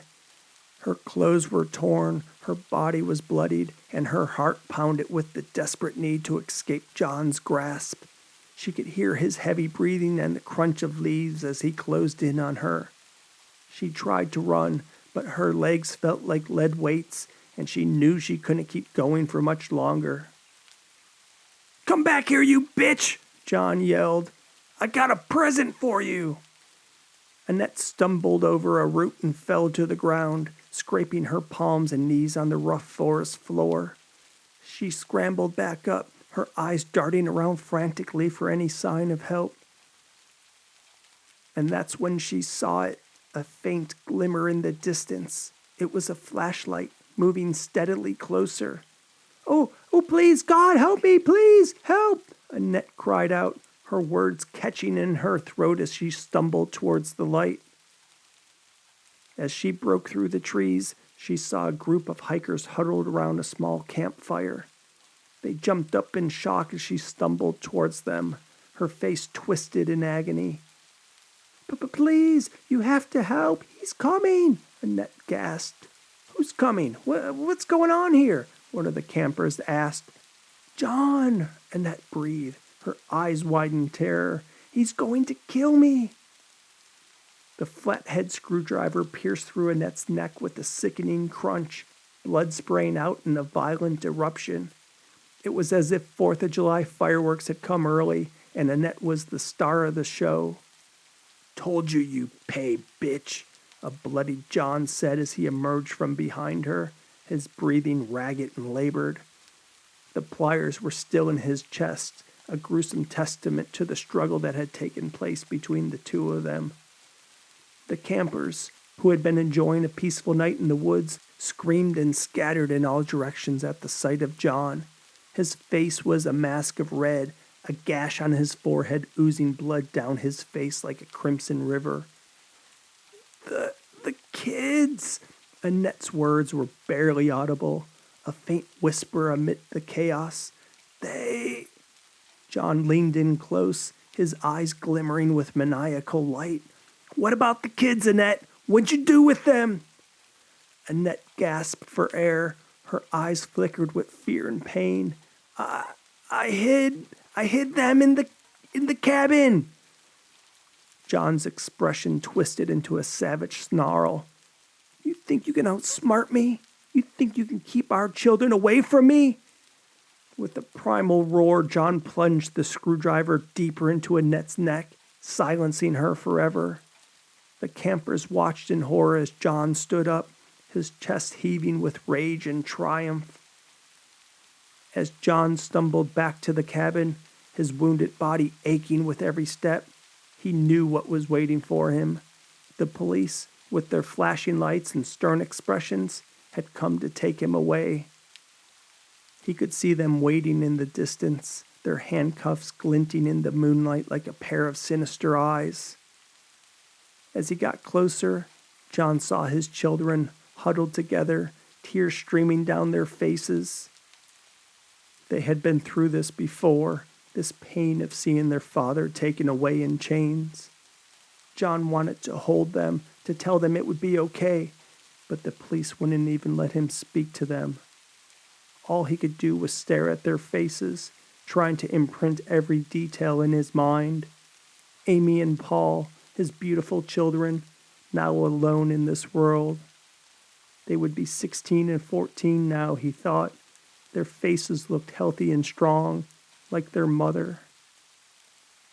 As John was led away in handcuffs, he broke down crying. If only he had followed through on the promise to reconcile with Annette, he could have been with his children. Now they were orphans. As he was driven to the police station, John knew that he wouldn't be getting paroled again. This was the end of the line for him, a life behind bars, haunted by the memories of what he had lost and what he could never get back. The Haunting of Greg. The house had been on the market for years, sitting quietly on the outskirts of town like a wounded animal waiting to be put down. The locals whispered about it, how it was cursed or haunted, and how the last family to live there met a grisly end. But for one man, those rumors only piqued his interest. His name was Greg, and he had always been fascinated by the paranormal. He used to devour books on ghosts and monsters, spending his day imagining the afterlife and the creatures that might inhabit it. As an adult, he turned his passion into a career, working as a paranormal investigator and traveling the country in search of the supernatural. When he saw the house for sale, it was as if fate had intervened. He knew immediately that he had to have it, that it would be the perfect place to continue his research and maybe even find love. Not with the living, but love with the dead. Greg always thought it would be cool to have a ghost as a girlfriend. It took months to finalize the sale, but finally, the keys were Greg's, and he moved in, eager to start his new life. The house was old and creaky, with peeling wallpaper and cobwebs in the corner, but to Greg, it was beautiful. He spent the first night there, alone but hopeful, listening for the slightest sound or sign of the paranormal. Days turned into weeks and nothing happened. Greg grew restless, his excitement fading into disappointment. He tried everything he knew to make contact with the other side, from Ouija boards to seances, but still, the house remained quiet. And then one night, everything changed. He was lying in bed, staring up at the ceiling when he heard it. A soft whisper, almost like a sigh, coming from the corner of the room. He sat up, his heart pounding, and called out, "Is someone there?" There was no answer, but the whisper grew louder, more insistent. Greg could feel the presence in the room with him, a weight on his chest that made it hard to breathe. Who are you?" he asked. The whisper turned into a voice, a woman's voice, soft and sad. "I'm Sarah," she said. Greg felt a surge of excitement. Finally, he had made contact. "Sarah, it's so good to meet you. Can you tell me more about yourself?" And so, over the next few weeks, he learned all he could about Sarah. She had lived in the house in the 1800s, a young woman in love with a man who had gone off to war and never returned. She died of a broken heart, and now she haunted the house, waiting for her beloved to return. Greg was smitten. He spent all his time talking to Sarah, learning about her life and her hopes and dreams. He felt a connection to her that he'd never felt with any living woman. But then something changed. What Greg thought was going to be a great relationship was actually agony. His heart hurt when he began to realize his love for Sarah was one-sided, that she would never return his affections. He tried to distance himself from her, to move on with his life, but she wouldn't let him go. She appeared to him at all hours, day and night, her ghostly form hovering over him as he slept, her voice whispering in his ear. He grew afraid of her, afraid of what she might do if he tried to leave. And so he stayed, trapped in the house with the ghost who wouldn't let him go.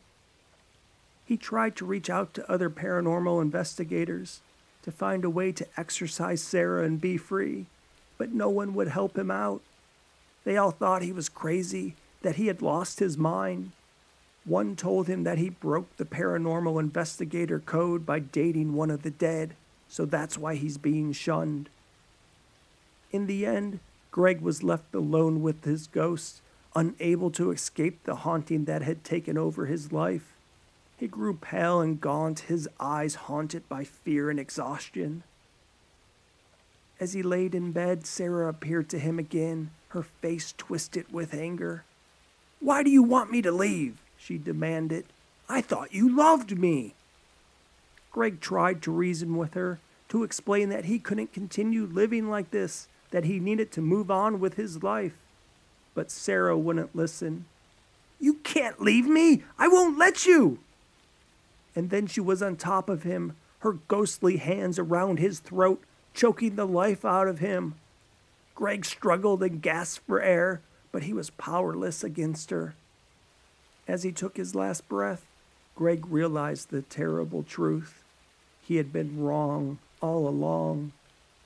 Love with a ghost was not the answer to his loneliness. It was a curse, a trap that destroyed him.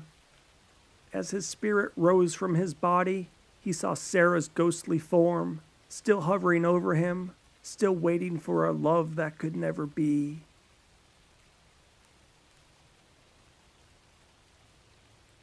The Ghostly Love of Glacier Bay, written and read by Ren Bryant. As the clock struck midnight, a young man named Jack sat alone in his small cottage, staring out at the window into the darkness. It was a cold, dark night in the small town of Glacier Bay. The wind howled through the trees, and the moon was hidden behind thick layers of clouds. Jack had lived in Glacier Bay his entire life, and he knew the stories about the ghosts that haunted the town. But he never believed in any of them until he met Emily. Emily was unlike any other woman Jack had met, but there was something different about her. She didn't seem quite real. Jack first saw Emily in the town cemetery. He was there visiting his father's grave when he noticed her sitting alone by a headstone. He approached her cautiously, unsure if she was a real person or just a figment of his imagination. Excuse me," he said. "Are you okay?" Emily turned to him with a smile that lit up the night. "Yes, I'm fine," she said. "I come here often to visit my family." Her voice struck Jack like a bolt of lightning, leaving him infatuated from the very moment he saw her. They talked for hours, and as the night wore on, Jack realized that Emily was a ghost, but he didn't care. He was in love. Over the next few weeks, Jack spent every night with Emily. They walked together through the town, and Jack listened as Emily told stories about her life. She had died many years ago, but she never left Glacier Bay. But as their love grew stronger, strange things began to happen in town. People reported seeing the ghost walking through the street at night, and there were whispers of a dark presence that was haunting the town.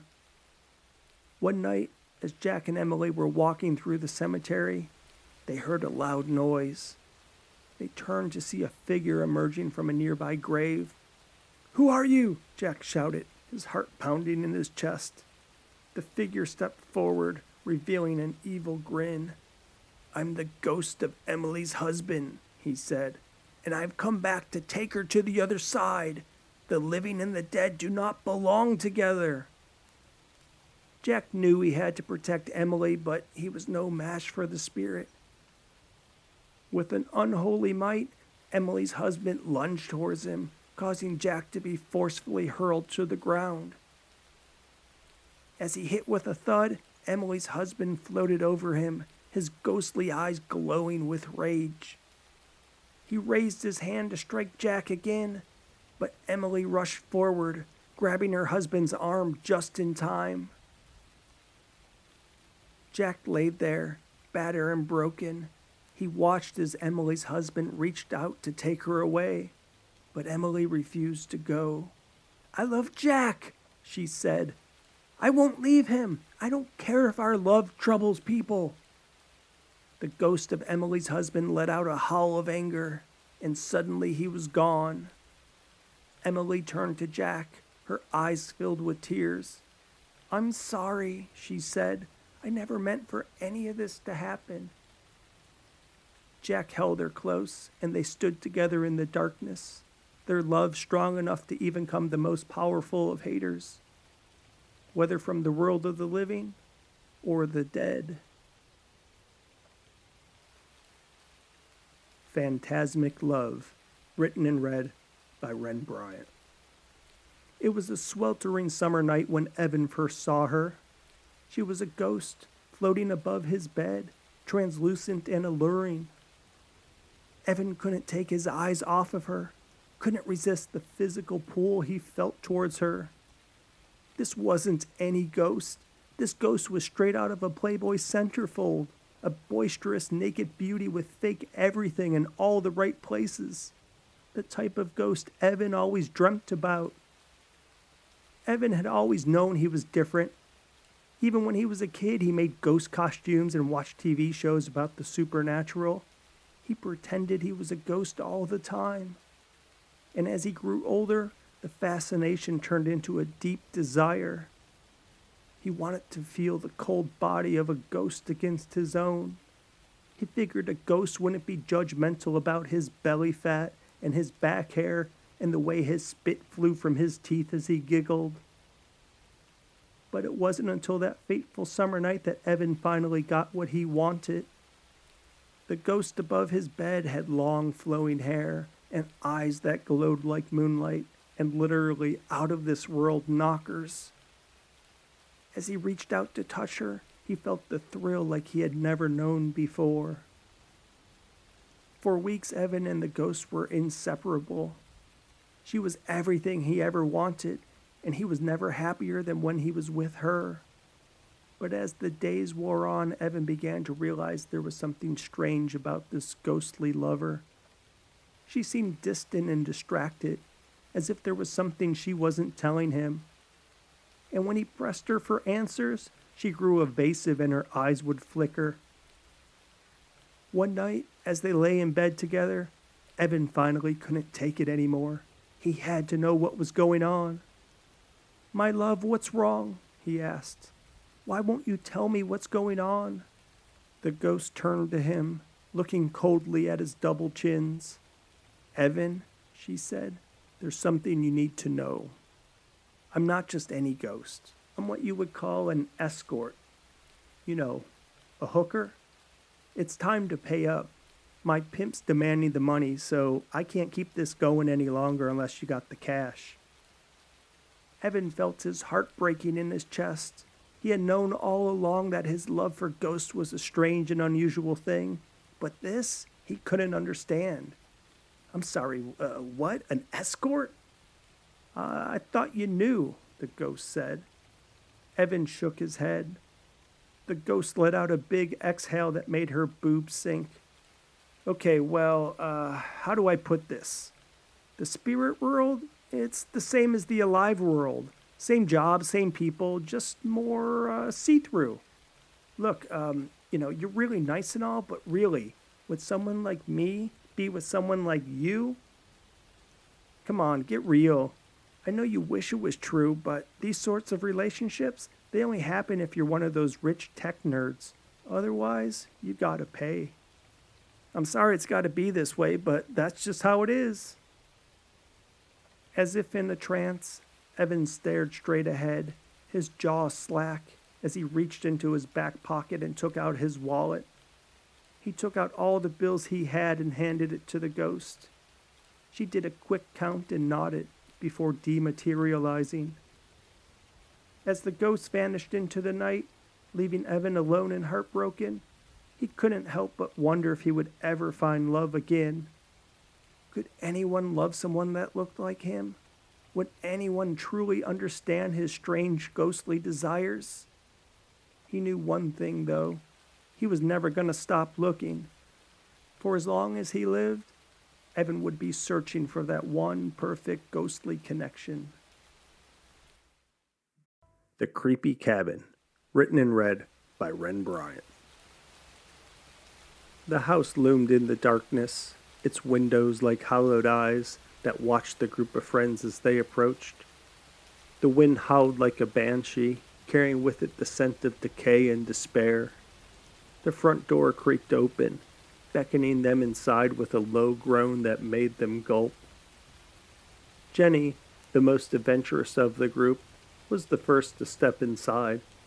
She took a deep breath, inhaling the musty odor of old wood and forgotten memories. This is gonna be awesome, she said, her eyes sparkling with excitement. It was Jenny that found the place. She heard about it through one of her Oregon State lacrosse teammates and thought it'd be a good bonding experience. Jenny didn't think her friends were getting along well lately, and she thought a weekend together would help bring them closer together. She lost a few friends lately and didn't want to lose any more. Derek wasn't so enthusiastic. "Are you sure it's a good idea?" he asked, his voice trembling slightly, his fingers rubbing his baby-faced mustache for comfort. Usually Derek had a joke at the ready, but his heart was racing too much to be thinking of anything funny. "This place gives me the creeps," he said. Jake remained silent, as he usually did. His eye scanned the interior of the house behind John Lennon glasses. He felt strangely comfortable in the house in the eastern Oregon woods. It was a sense of familiarity that he couldn't quite place. He thought maybe he had been here before, in another life. Maybe that could be the next title of his poem, he thought, In Another Life. Tara checked her phone for the 100th time. "I don't like the looks of this," she muttered, her fingers tapping nervously on the screen. "The reviews are all over the place. Some say it's the scariest Airbnb they've been to, but others say it's a complete waste of money." But it was too late to turn back now. They had already paid for the weekend, the only weekend that was available, and there were no cancellations. They'd have to make the best of it or eat ramen noodles for the next month. "This is some sick shit," Derek whispered, his eyes darting nervously around the room. Jenny giggled. "Relax, it's just for show. This is what we paid for, remember?" The creepy cabin advertised itself as a haunted house for the daring. In its ad copy, it said that one night in the house would forever change your life, and it dared people to book it. Immediately after submitting the reservation, Jenny got an email asking for any special requests. Examples given: bones on the wall, body parts, scarecrows or zombies or corpses in the corner, jars of blood. Jenny thought it was all part of the act, trying to ramp up the fear factor, like how she was given map coordinates instead of an actual address. It wasn't until they drove here that she realized there was no actual address. The house sat isolated deep in the woods, and there was no official road, no house number, only a rutted dirt road that seemed to go on forever. Though the students didn't have any special requests, the house took on the ultimate haunted house vibe. Jenny understood immediately why they advertised it as a haunted house for the daring. The decorations turned the creepy cabin into something bizarre. The interior of the cabin was a strange mix of old-fashioned and macabre. The walls were lined with shelves, upon which rested a collection of antique objects, old clocks, tarnished silverware, and rusted tools. In one corner, what looked like a wax statue of a man stood guard, its empty eye sockets seeming to follow the students as they walked by. Bones and skulls adorned the wall, some arranged in pentagrams, others suspended from the ceiling by frayed ropes. The students couldn't help but feel a sense of dread as they gazed upon the grisly displays, wondering if they were real or just expertly crafted replicas. The lights on the house flickered dimly, giving off barely enough light to see. As they made their way through the darkened hallway, the floorboards creaked beneath their feet, and what looked like real hands and fingers stuck out from the walls, as if trying to paw and grab them as they walked by. Despite the unsettling atmosphere, the students settled in for the night, eager to experience the thrills and chills promised by the ad. Though no one was quite sure what to expect, they thought something would happen, that perhaps somebody would knock on the door or rattle a window. Derek jumped at every creak and groan, his eyes constantly looking around the room. Tara tried to calm him down even though she was nervous as well. That's the point of haunted houses, isn't it? Tara said. I mean, to be scared, to have someone jump out from the shadows? The group tried to distract themselves with games and stories, but they kept looking over their shoulder, expecting something. Though they were all scared, Jenny thought the plan seemed to be working. They were scared together. This could be the mutual experience that they would talk about for a long time, she thought. Jake, who had been lost in thought most of the evening, suddenly spoke up. There's something strange about this house, he said, his voice barely above a whisper. I feel like we're being watched. Jenny rolled her eyes. Don't be ridiculous, she said, trying to mask her own fear with bravado. It's just an old house. We locked the door behind us. We checked the rooms. It's not like there's a ghost or anything. But just then, they heard a faint whisper coming from somewhere in the house. It was too quiet to make out the words, but the group froze, their eyes locked on each other's faces. What was that? Tara asked, her voice shaking. Suddenly the lights went out, plunging the room into darkness. The group screamed and their hearts pounded in their chest. Tara fumbled for her phone, but it was dead. The others' phones were too. Derek dug for the flashlight in his bag, but it wouldn't turn on. Jake slow-walked his way towards where he thought the light switch was. He flipped the switch repeatedly, but nothing happened. It was as if something zapped all the energy in and around the house. We paid for this? Jake asked. I don't like this, Tara said. I don't like it at all. With nothing but darkness around and their bones quaking with fear, the group decided not to sleep in separate rooms but to cram into one. They joined hands and together found the bedroom. Tara and Jenny took the bed. Derek and Jake dragged in the mattress from the other bedroom and slept on the floor. The four huddled together in terror in the dark room. Derek tried to land a couple of jokes, but it didn't help. Tara cried. Jake hugged her. Sleep was impossible as they were constantly on edge, waiting for the next bone-chilling sound to fill the air. The rustling of the pine trees outside only added to the unsettling atmosphere. The branches creaked and cracked as the moonlight cast their dancing shadows through the bedroom window. The sounds of birds chirping in the woods outside woke the group up. The sun was shining. They had made it through the night. Slept like shit, Derek said as he stretched. Yeah, me too, Jenny added. Didn't even realize we passed out. Me either, Jake said. The students groggily stumbled out of their sleeping bags, limbs stiff from a restless night. One by one they rubbed the sleep from their eyes and stood up, still only half awake. Suddenly there was a deafening crash, and the closet door in the corner of the room came to the ground with a loud thud. The sound echoed throughout the small room, and the group jumped back in fright. Out of the closet stepped a monstrous hillbilly, his face etched with lines and scars, as if each mark told a story of violence and brutality. His broad shoulders and barrel chest gave him an intimidating frame under his red flannel shirt. In one beefy hand, he held a bloody axe, its sharp edge glinting in the bright morning light. In the other hand was a noose, swaying ominously as he stepped into the room. The smell of rust and fresh blood filled the air, making the students gag in horror as they backed away. Check out time! The man roared, swinging his axe wildly and missing. Its blade drove deep into the wooden floor. It's real! Jenny screamed. It's real! Oh my God, it's real! The students backpedaled until they hit the wall. They grabbed each other, tears falling down their faces. They whimpered and babbled.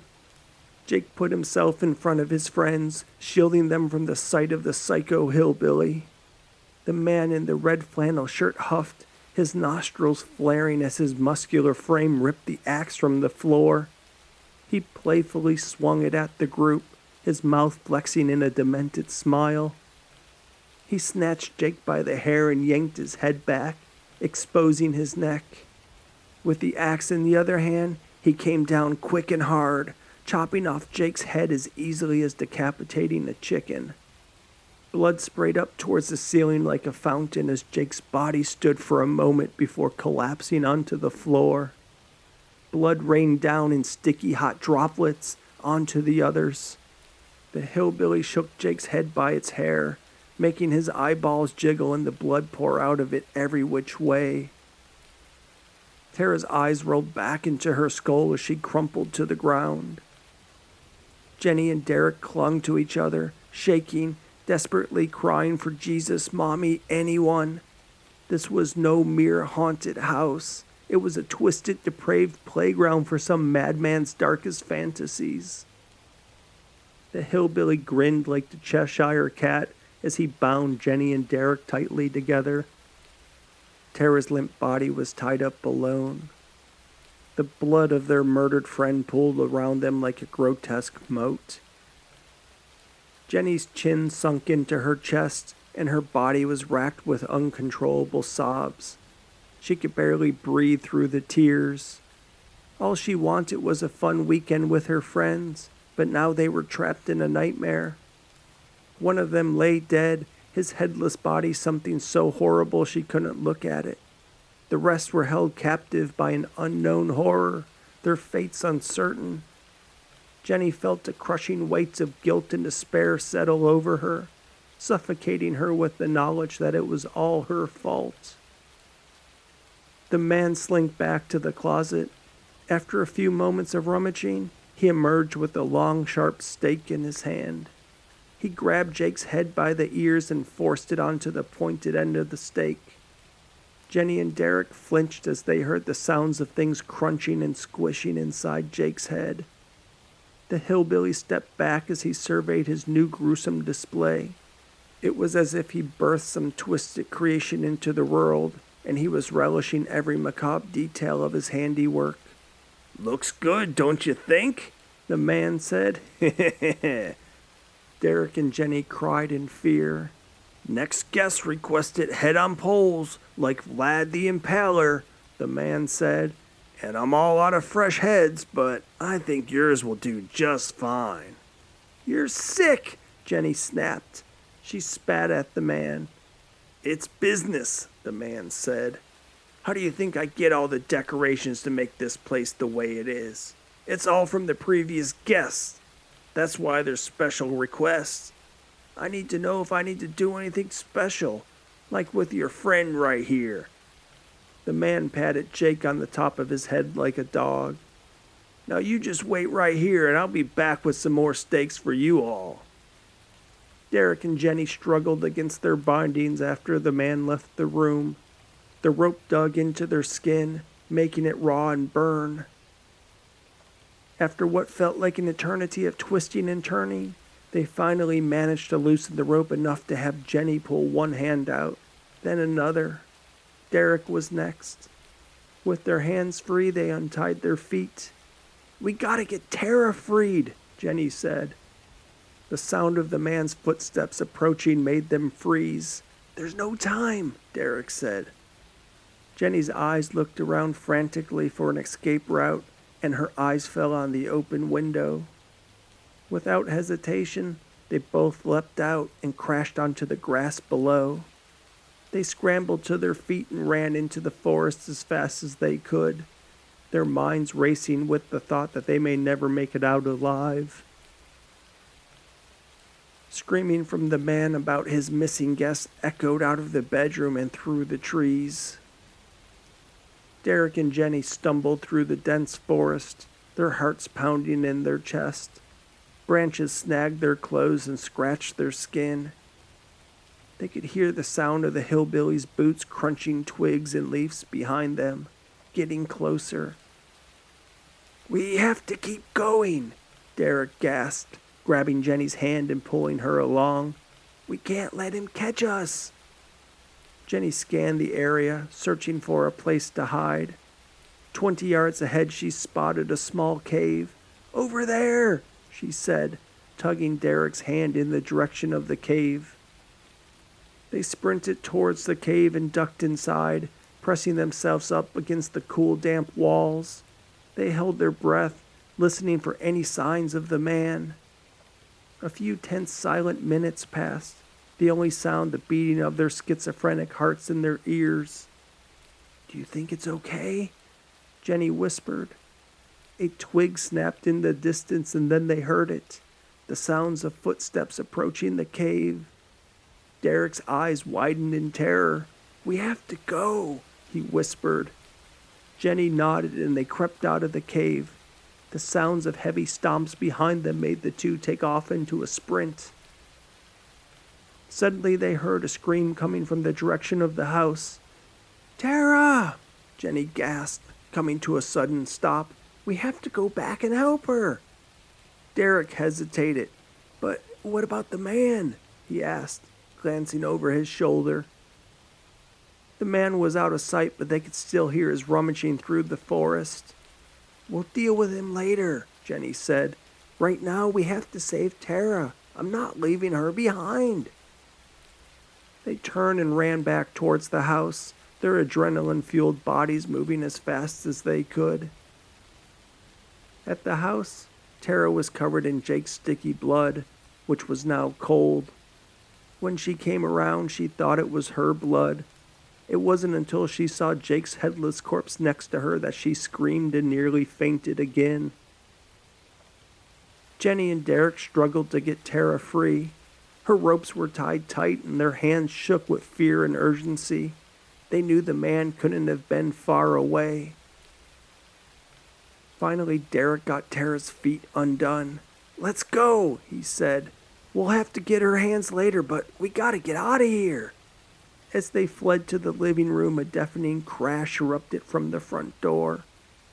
The maniacal hillbilly barged in, his face twisted in a grotesque expression of rage. His scarred cheeks twisted as his heaving chest spewed frothy spittle from between clenched teeth. In his grip, he brandished the stake that held the grisly trophy of Jake's impaled head. "You shouldn't have come back," he snarled, grabbing Jenny by the arm. Jenny's screams were broken up by the sounds of tires crunching the pebbled driveway outside the cabin. The hillbilly spun around, and he felt a sharp pang of anxiety in his chest at the sight of a pristine white Volvo XC90 parked just a few yards away. A young couple, their grinning faces eerily out of place in the desolate surroundings, waved at him from inside the car.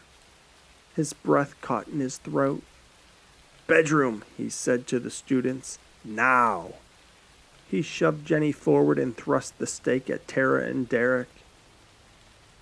"Sit," the man said when they reached the bedroom. "No words, no movement. I can make it painful. I don't have to use the axe."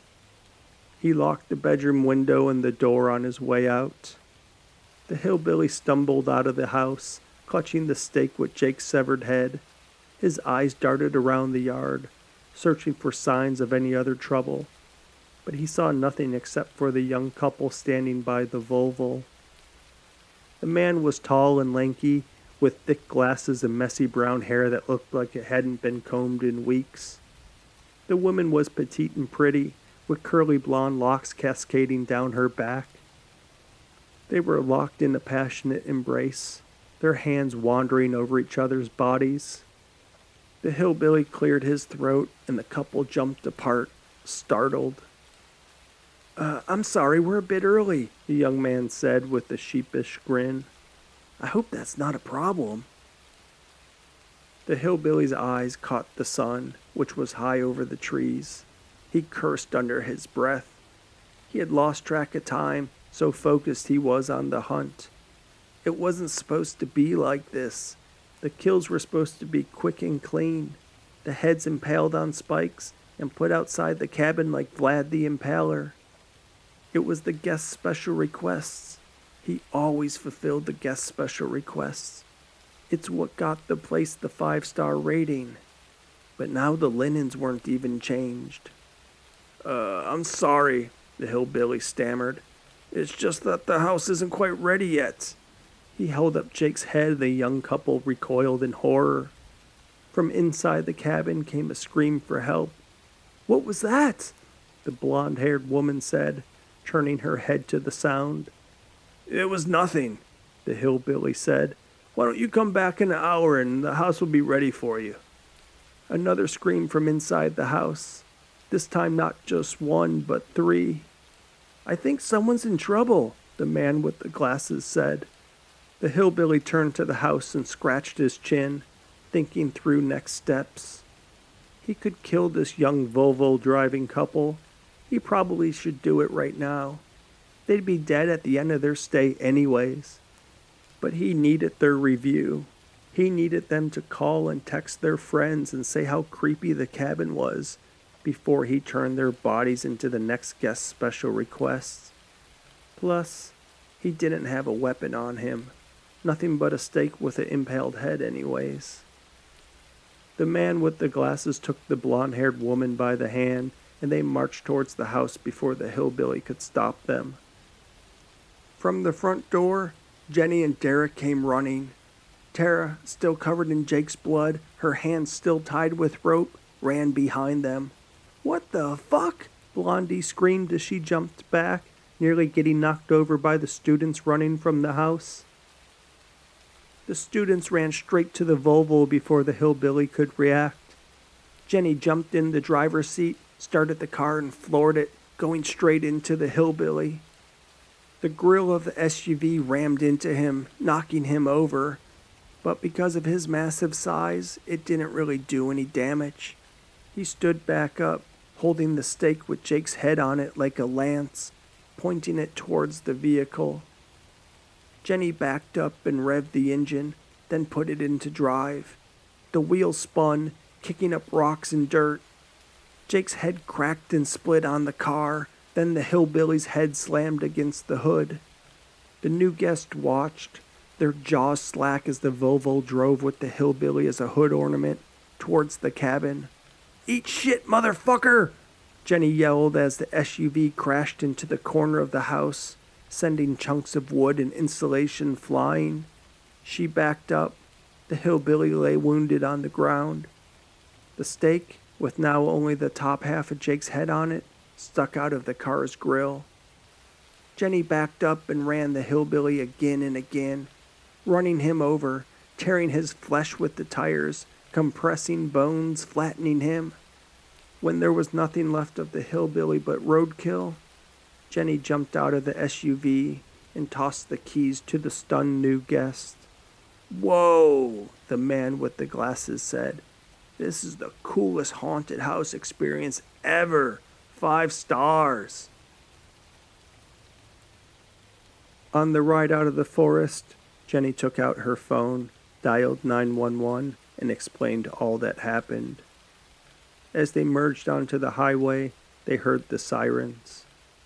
Jenny, Tara, and Derek exchanged a solemn nod. "It's okay," Jenny said. "We're going to be okay." Days turned into weeks, and weeks turned into months. The group of friends tried their best to move on from the traumatic experience at the Airbnb house, but the memories lingered like a shadow. They each dealt with the trauma in their own way. Tara found solace in therapy, slowly peeling back the layers of her pain. Derek tried to see the humor in the situation and created a comedy routine out of the experience, but he knew deep down it was just a way to mask his fear. Jenny, on the other hand, she remained quiet, her pain a constant reminder of the tragedy that had occurred. The whole point of the weekend was to give the group something they would never forget, something they could bond over. It was all so bittersweet. A few months after the experience, Jenny received an email from the host of the creepy cabin. She hesitated for a moment, then clicked on the email. The message was polite and friendly, but it made her blood run cold. The owner thanked her for choosing the creepy cabin and mentioned that they had received some positive feedback about her stay. Jenny wondered who could give such feedback. Was it the man with the glasses? Blondie? She thought all of this was over with the death of the hillbilly. She ran over that bastard until he was flat as a pancake. Wasn't he the Airbnb host? Wasn't he the owner? Then came an offer, a repeat customer discount for another night in the cabin. Jenny's first instinct was to delete the email and never look back, but she didn't. A gnawing ache consumed her, a bottomless pit of grief that would never heal. No matter how hard she tried to escape it, the pain followed her everywhere, a relentless specter that haunted her every waking moment. She took a deep breath and replied to the owner, accepting the offer, but this time saying she would be a single guest. As she hit send, she felt a mix of excitement and dread. Was she making a huge mistake? Or was she about to uncover the secrets of who was behind the creepy cabin once and for all? Only time would tell. The Beast of the Harrow, written and read by Ren Bryant. In the heart of the city, there was a black stone building known as the Harrow. It was a place of mystery and dread, with twisted towers and gargoyles that seemed to stare down at the people below with a malevolent gaze. Deep within the bowels of the Harrow, there was a man known only as the Surgeon. The city whispered about the Surgeon.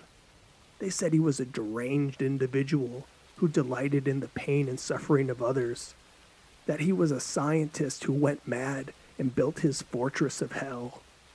They said he had long since lost his sanity and now lived only to inflict his sadistic experiments upon the unfortunate who found themselves within his grasp. If you go to the Harrow, they said, you will suffer the Surgeon's wrath, and you will never be seen again. One such soul was a young woman named Emily. She had come to the Harrow in search of her missing sister, who had disappeared after becoming involved with the dangerous cult that was said to operate from within the building. Her sister said she wanted to do something that mattered with her life, and that's why she ran away. Emily hadn't seen her sister for years, but now Emily's mom and dad had died, and Emily needed her sister to come back. She didn't want to be all alone in the city. As Emily made her way through the dark and winding corridors of the Harrow, she could feel the oppressive weight of the building bearing down upon her. She could hear the distant screams of tortured souls and the sounds of dripping water echoing off the cold stone walls. The air was damp and clammy and gave her skin a sticky residue. The things that were said about the Harrow, the whispers from the people of the city, appeared to be true. Emily didn't want to be here in this dank, hellish abyss of a building, but she wasn't going to leave until she freed her sister. No matter what she faced in the Harrow, she would stand firm. So as her heart rattled in her ribcage with each short breath, she continued forward. But as the shadows deepened, she began to wonder if she made a terrible mistake in coming here. Finally, Emily came to a locked door. She could hear a faint sound coming from within, like the muffled cries of someone in pain. She tried the handle, but it was locked tight. Suddenly, the door swung open, and she stumbled inside. The room was dimly lit, and the air was thick with the stench of blood. In the center of the room was a table, upon which lay a young woman, her body bending in directions it shouldn't. Standing over her was the Surgeon, his eyes gleaming with a manic fervor. "Ah, Miss Emily," he said, his voice dripping with madness. "I've been expecting you." Emily backed away. "What have you done with my sister?" she demanded. The Surgeon smiled, his yellow teeth fluorescent against his pale white face. "Oh, your sister's here, Miss Emily, but she's not quite herself anymore." He gestured to a nearby door. "Would you like to see for yourself?"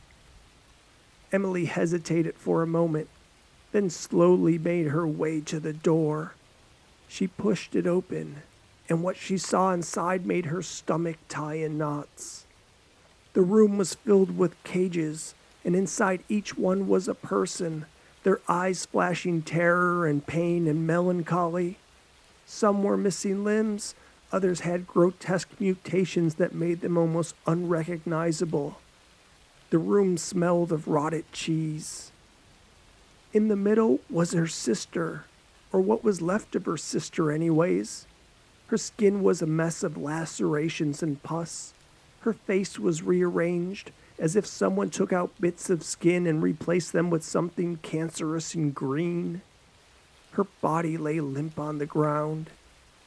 Emily didn't see her chest moving. Emily fell to her knees, tears streaming down her face. "Why?" she whispered. "Why would you do this?" The surgeon stepped closer with a smile of sickening glee. "Because it brings me pleasure, Miss Emily. The pain, the suffering, it's all so beautiful." Emily looked up at the surgeon, and her eyes filled with rage. "You're a monster!" she spat. There was nothing inside the Harrow but a demented man with sharp things and cages and a desire to turn the beautiful into the disgusting. She wondered what her sister was promised to come to the Harrow. She wouldn't have come here on her own free will, not knowing what awaited her. The surgeon laughed, a sound that echoed off the walls like the cackling of a demon. "Oh, my dear Miss Emily," he said, "you have no idea." And with that, he lunged forward, his scalpel flashing in the overhead light. Emily scrambled backwards, trying to avoid the surgeon's deadly blade. Her heart spazzed in her chest and her body shook in fear. With her back against the wall, she felt for the door handle, needing to get away as the surgeon jabbed her direction with his sharp instrument. Her hands moved up and down as she came to what felt like a pipe, or something large, round, and metallic on the table.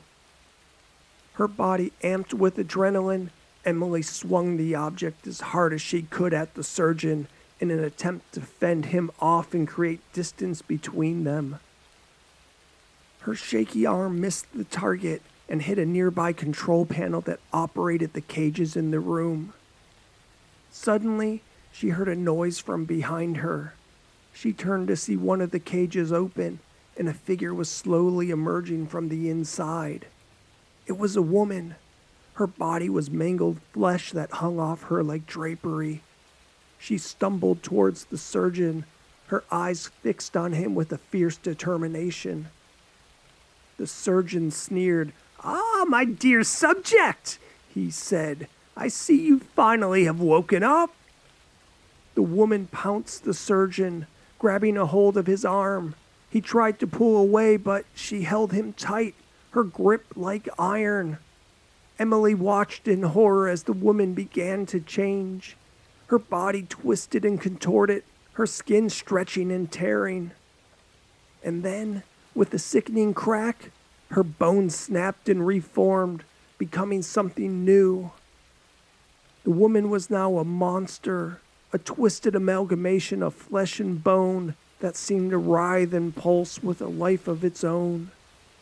The woman's face resembled something primal, with a protruding jaw and a razor-teeth snarl. The monster let out a high-pitched wolf cry that rattled the room. The surgeon screamed as the creature attacked him. Bones snapped, flesh ripped. The surgeon let out a final cry of agony that turned into silence as the creature ripped through his neck, releasing a torrent of blood. As the creature stood over the mutilated remains of the surgeon, its eyes fixed on Emily. But Emily wasn't paralyzed with fear anymore. She was angry. Angry at the surgeon for what he did to her sister, to the others, to the creature. She approached the creature and spoke softly to it. I'm going to get you out of here. She looked around the room, her eyes scanning each cage, looking for the keys. After a few moments, she found them hanging on a hook near the door. She rushed to grab them and quickly made her way to the cages. One by one, Emily unlocked the cages, releasing the broken and battered prisoners. They stumbled out, their eyes wide with fear and confusion. Emily did her best to help them, as she knew they were too damaged to leave the cage on their own. She turned to the creature, which was now standing beside her. Can you help me? She asked. The creature nodded, and together they worked to free the prisoners. Emily opened her sister's cage and bent down to touch her cold body. Her sister didn't deserve this. She was a good person who got wrapped up in something bad. Emily wiped away her tears. I'm sorry, she told her sister, touching her alien-like face before getting up to continue freeing the others. As they worked, Emily could feel a sense of hope rising within her. She had come for her sister, but now was leaving with a family. She knew that they couldn't save everyone, that there were ones like her sister that were already dead or too badly carved up to move, but they could save most. After what felt like hours, they finally freed the last prisoner. Emily turned to the creature and smiled. Thank you, she said. The creature looked back at her, its eyes shining with a strange intelligence. We're not so different, it said. Emily nodded. I know, she replied. Will you be okay? The creature nodded. I will be, it said. Thank you for freeing me. Emily smiled and turned to leave. As she walked away, she could hear the creature's footsteps following her. When she turned to look back, it was gone. In the days and weeks that followed, Emily worked tirelessly to expose the realities of the Harrow and the surgeon's crimes. She helped the survivors find new homes and new lives. They got together at holidays and enjoyed each other's company, and she never forgot about the creature that had saved her. Emily never saw the creature again, but occasionally she'd hear a cry when she was hiking the wilderness, and she knew that it was out there, somewhere, watching over her. And when she closed her eyes for the final time, she knew that she had done something good in this world, something that mattered. The Mortician's Meal. Written and read by Ren Bryant. The workers at Green Meadow Cemetery were clocking out for the night, their minds already drifting to a cold beer and a hot meal. Unbeknownst to them, there was one corpse left behind. A Jane Doe dropped off earlier that day by the police. The mortician left her on the embalming table, cold and stiff as the grave. The embalming room was a nightmare come to life, a place where the dead were made to look almost alive again. A place with scalpels and syringes and grotesque instruments of all kind. The walls were lined with shelves filled with jars of formaldehyde and pickled organs. The air was thick with the sickly sweet scent of death. Except for the mortician, no one wanted to enter the embalming room, not unless they absolutely had to. And even then, they would do so with a hand over their mouth and nose. The mortician was a strange one, a reclusive fellow who avoided most everyone. That suited the other workers at the cemetery just fine. They nicknamed him the Grinch. To everyone else, the mortician was cold-hearted, mean-spirited, and lacked any sort of empathy. They figured he spent so much time with corpses that he forgot how to properly interact with the living. No one really knew the background of the mortician. Some said he was a war veteran, an army doc suffering from PTSD, Others whispered he was a kook with a twisted fascination with death. Why else would you become a mortician, they would say. In the silence of the morgue, the mortician began his work. His lanky arms moved slow and deliberate, as if he was savoring each moment. He wore a stained lab coat that hung loosely on his bony frame, and a pair of thick black gloves that reached up to his elbows. His thinning hair was slicked back with a greasy pomade, and his breath was heavy and labored, as if he was constantly on the verge of a coughing fit. With his scalpel, he carved off a small piece of thigh meat from Jane Doe, a sashimi-sized sliver that he tossed into his mouth like a bird eating a worm. As he savored the taste of human flesh, his sunken and hollow eyes softened, his face relaxed. Rocky Mountain oysters, caviar, balut, sheep brain, roadkill. Every culture has its delicacies, the mortician thought. This was the same. What he did wasn't wrong, not according to the mortician. He was careful with his choice of meat. There were rules to abide by if he didn't want to be discovered. Rule 1 was tell no one, obviously. Believe it or not, there are forums out there where people discuss eating human flesh. It's hard to keep things secret, even dark, monstrous things. The temptation to talk about the pleasures of the flesh are always only a few clicks away. So rule 1, tell no one, even when tempted. Cheek meat is so succulently soft and tender, perhaps the mortician's favorite part of the human, but he had to keep his impulses in check. Would a loved one want one last look in the coffin? Would there be some lawsuit causing the body to be exhumed shortly after burial? Imagine the reaction to seeing a chunk of cheek torn out of the corpse, like a vulture picks away at his food. So that's why the mortician had Rule 2, never consume the ones that would be noticed. The mortician would only eat the unclaimed, the forgotten, the Jane and John Does who had no loved ones that worried about them. The sound of a door opening made the mortician turn into a statue, his scalpel raised in front of his face as if he was conducting an orchestra. It was late, much too late for any of the cemetery staff to be around, yet he clearly heard the latch on the front door of the morgue. Dear old Jane would have to wait. The mortician decided he couldn't risk being seen with the corpse. He would store Jane for the night and return to his work tomorrow. There were 2 meat lockers. The official one, the one that anyone could enter, where bodies laid under a white drape on metal tables and the temperature was kept to a preservable 36 degrees. Then there was the mortician's locker, the one he made himself, an offshoot of the official refrigerator, tucked away behind a hidden door that was always blocked by a dead body under a mortuary drape.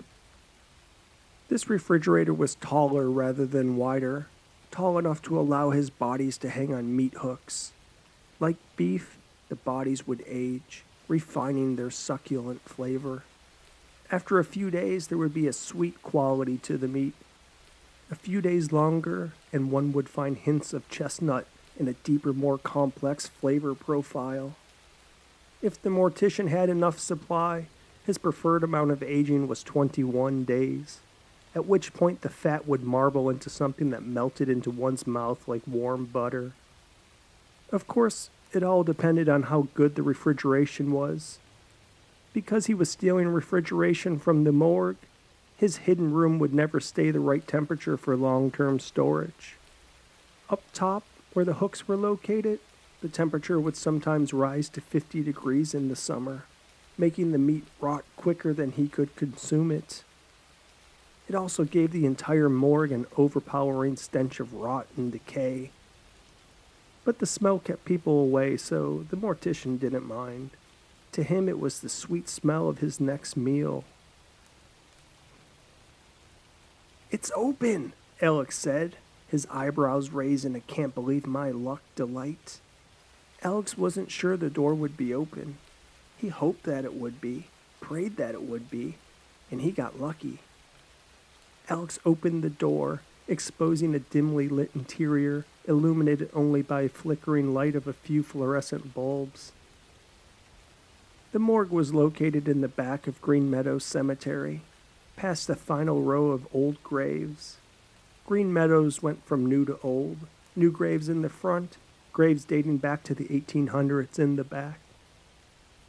The morgue was semi-subterranean, built into a berm that went along the entire length of the cemetery on the backside. Its walls were made of cold gray stone that seemed to absorb the surrounding darkness.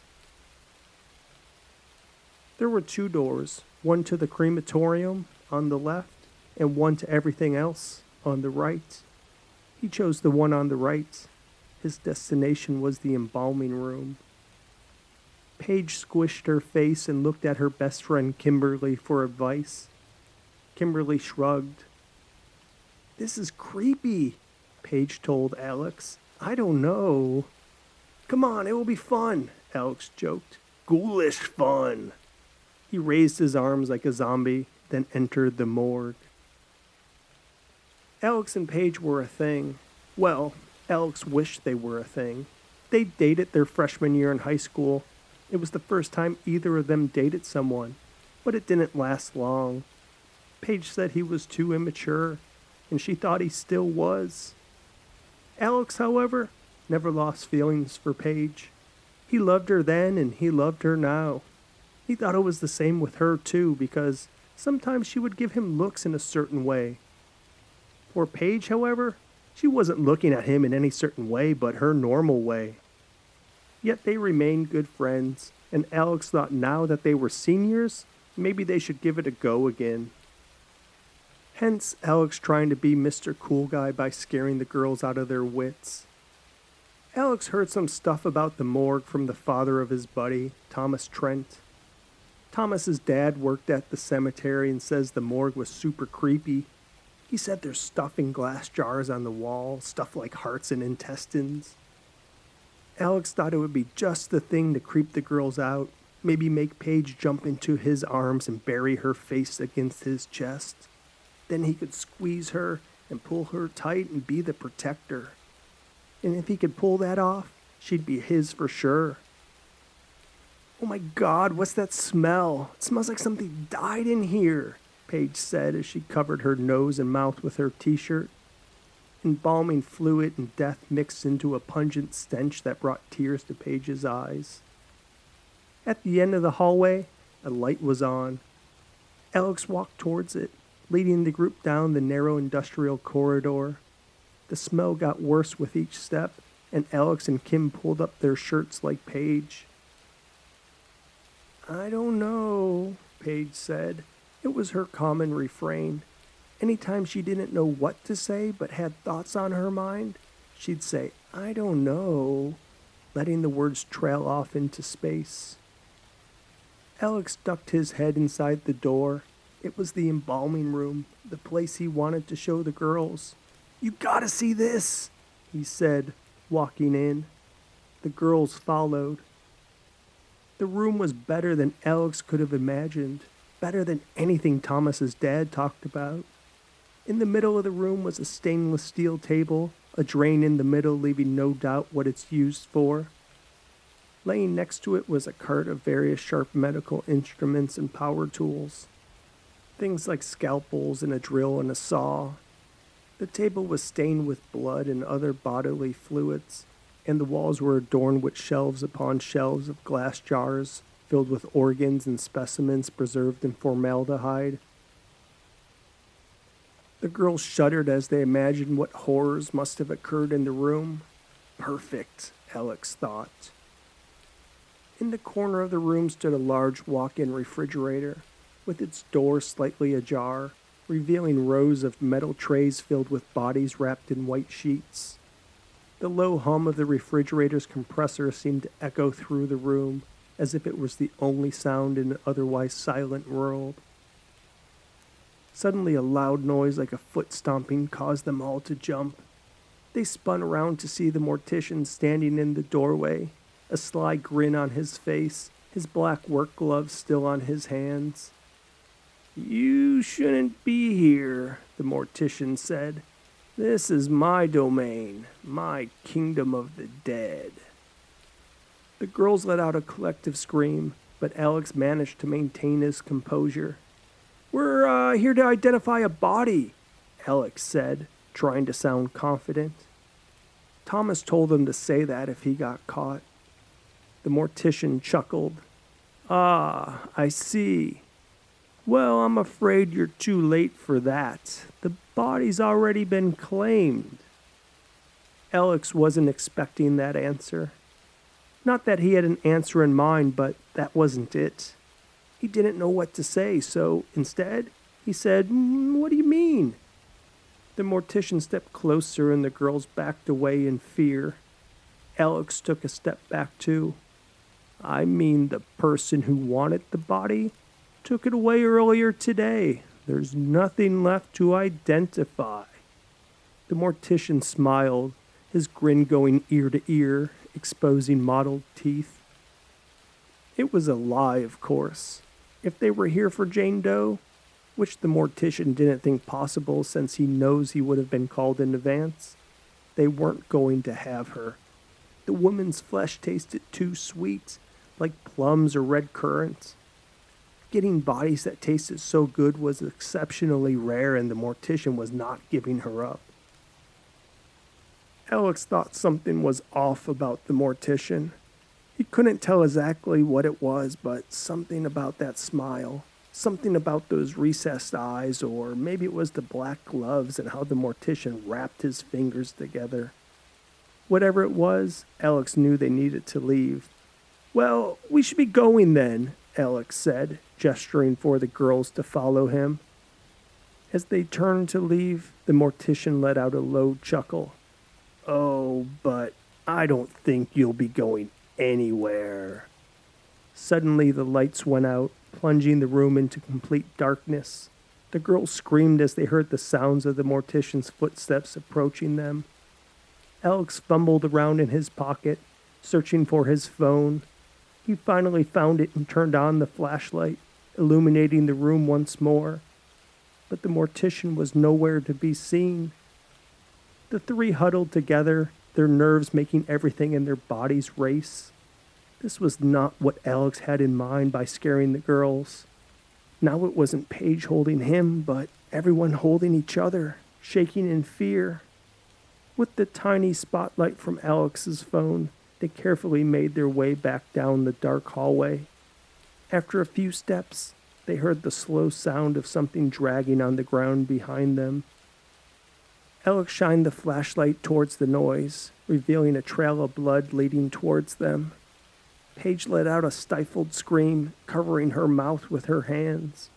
Guys, we need to move faster, Alex whispered urgently, pulling the girls along with him. We have to get out of here before it's too late. The three took off in a sprint and came crashing together and tumbling to the floor, having run into the front door. It didn't budge. The mortician had it locked tight. Slow, deliberate footsteps echoed off the hallway walls. The sounds of dragging provided macabre background music. Help! Someone help us! Paige screamed, pounding on the door with all her might. But there was no response, only the sounds of the mortician footsteps growing louder and closer. They could hear his breathing now, ragged and uneven. It sounded like he was enjoying this, relishing in their fear. The mortician stepped through the darkness and into the phone spotlight.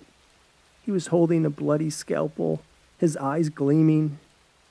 The dragging sound stopped when he stopped. It was the naked body of a woman, Jane Doe, which he was dragging by her long black hair. I have a special treat for you tonight, the mortician said. Fresh meat straight from the cemetery. He sliced off a chunk of Jane Doe's shoulder, slurped it down, and smiled. The three high schoolers stood frozen in place, unable to move or make a sound. Even Alex, who stood in front of the girls to protect them, didn't move as the mortician came for his neck with the scalpel, taunting him to do something, something so he could slice him wide open. The mortician chained the teenagers to the radiator on the wall outside the meat locker. He left the doors open, both the official refrigerator and his unofficial one, making the students both shiver and gag as the reek of putrefaction wafted through the morgue. Alex stood up, acting all tough as he pulled the chain on his wrist and made the metal clank against the radiator. Paige and Kimberly sat together and hugged each other, cowering in fear and crying fat, sloppy tears. The mortician paid them no mind as he carved around Jane Doe's knee joint and removed the bottom half of her leg. The fluid in Jane had been removed by this point, so the blood was minimal. The mortician let out a deep sigh at the wonderful sight before him. The meat under the flesh was deep red, and it couldn't get much fresher. Fresh steak always put a smile on his face. The mortician grabbed Jane Doe's leg by the shin and thrust her toes into the faces of the teenager. "Who wants a nibble?" the mortician said playfully as he poked their faces with the toes. The teenagers winced and jerked their heads back, trying to avoid being touched by the corpse. "What's wrong? Not hungry? Come on, maybe just a pinky toe." The mortician zeroed in on Kimberly, bent down and put his face equal to hers. He leaned forward, his cancerous breath making Kimberly melt. With his free hand, he wiped back his hair, smearing a streak of blood on his creased forehead. "You look hungry," he said as he squeezed Kimberly's cheeks together so hard they went white. "Open up." He stuck a long black rubber-coated finger in her mouth like a fishhook and pulled Kimberly's mouth open, yanking down so hard on her jaw that Kimberly moaned. "Eat it," he said as he put Jane's toes in her mouth, shoving it down far enough to trigger Kimberly's gag reflex.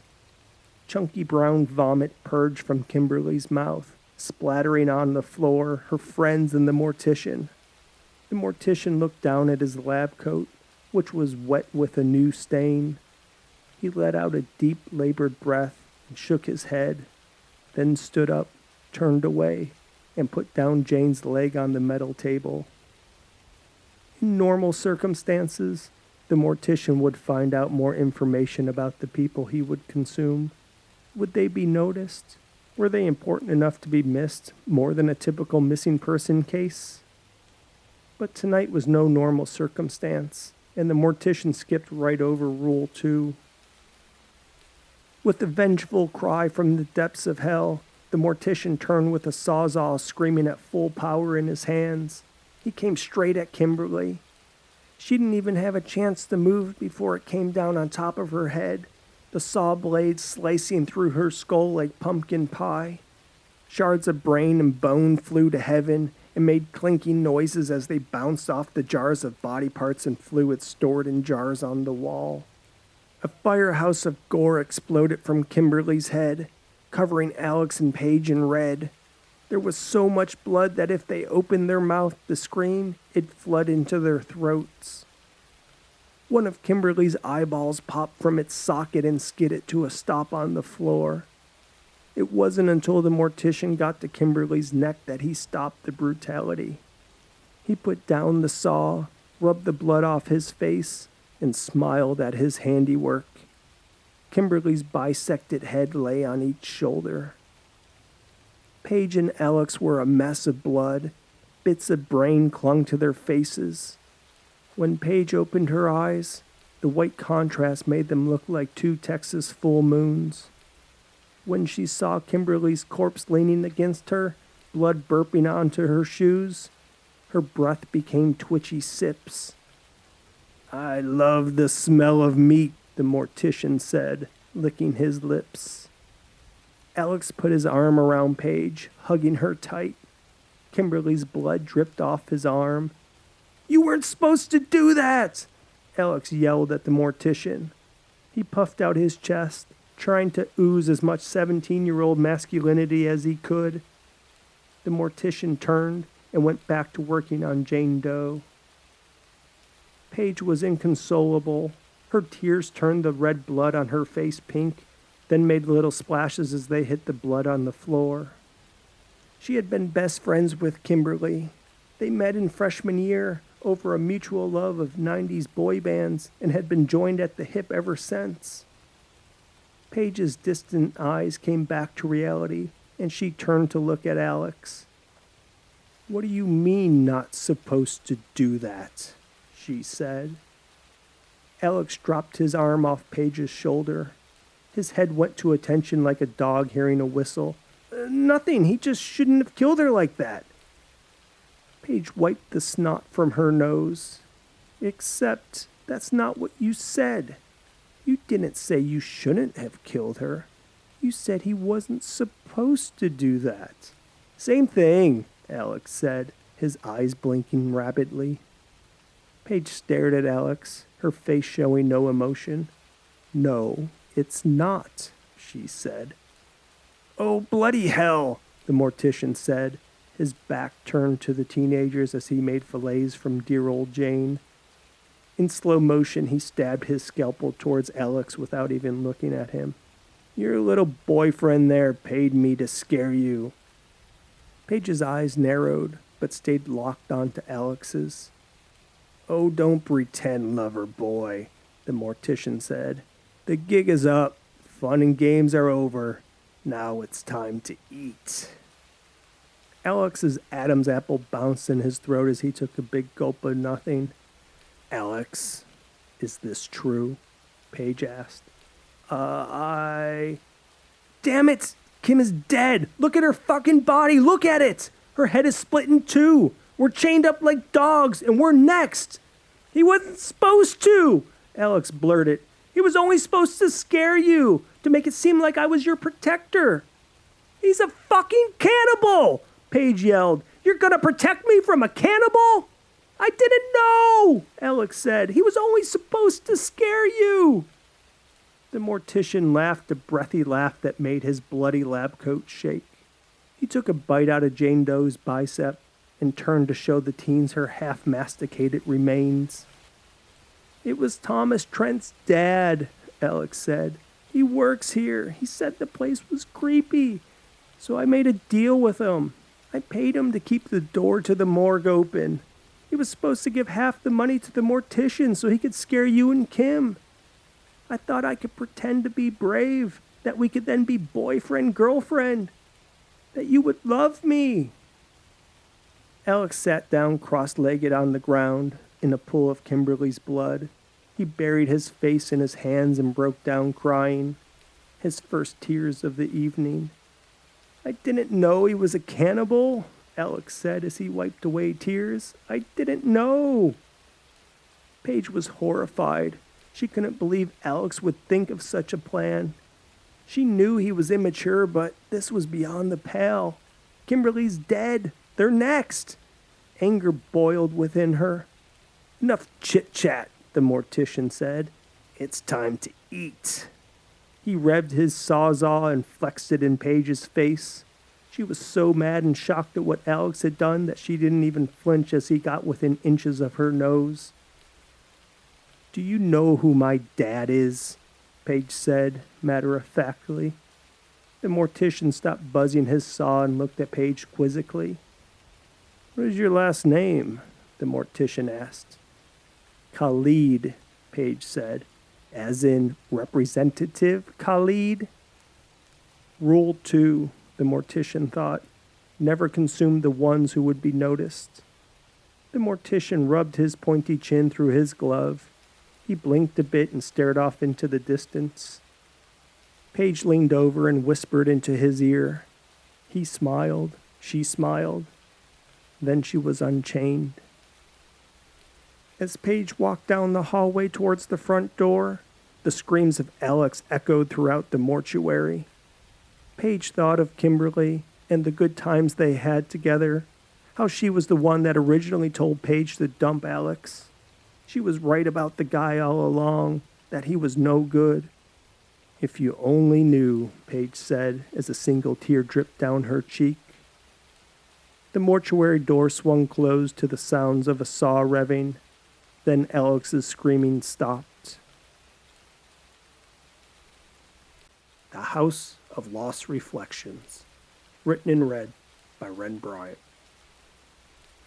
The Airbnb looked like a dream come true when Sarah first saw the listing online.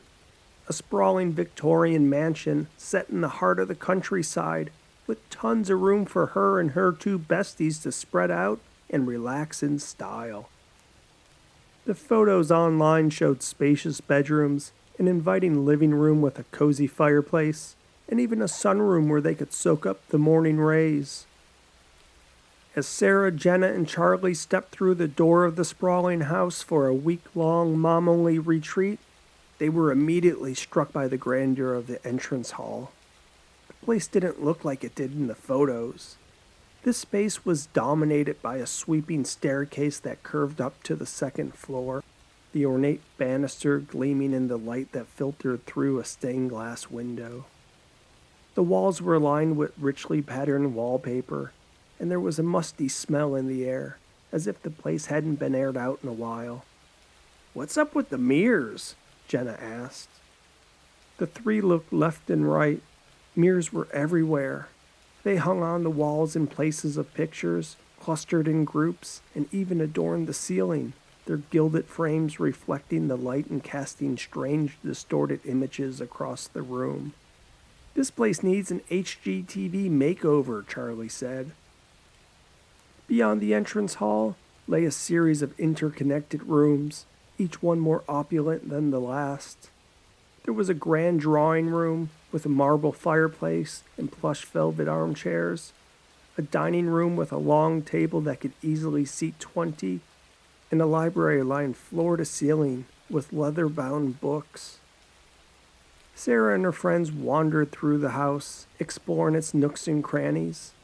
They discovered a ballroom with a crystal chandelier that sparkled in the light, a conservatory filled with exotic plants, and a billiard room with a table that looked as though it never had been used. And everywhere they went, there were mirrors. The reflections bounced off each other and gave the place a strange funhouse vibe. As they started to unpack, Jenna noticed that there was a spot in her bedroom wall where there was blackness that looked like mold. "This could use some TLC," Jenna said, wrinkling her nose at the idea of staying in a mold-infested room. "Maybe we could ask the owner to give us a discount." "Good luck with that," Sarah said as she looked around the room. "I don't think anyone's been in here for a while." In Sarah's room, she also noticed what looked like mold, the blackness creeping out from behind a mirror hanging over the dresser opposite her bed. Sarah counted 15 mirrors in her room, including ones on the ceiling. They made it seem like there were others in the room, that she wasn't alone. At every corner, Sarah would see her own reflection. It was the feeling of being watched by herself. "Is it just me, or is this place giving anyone else the creeps?" Sarah asked her friends over dinner that night.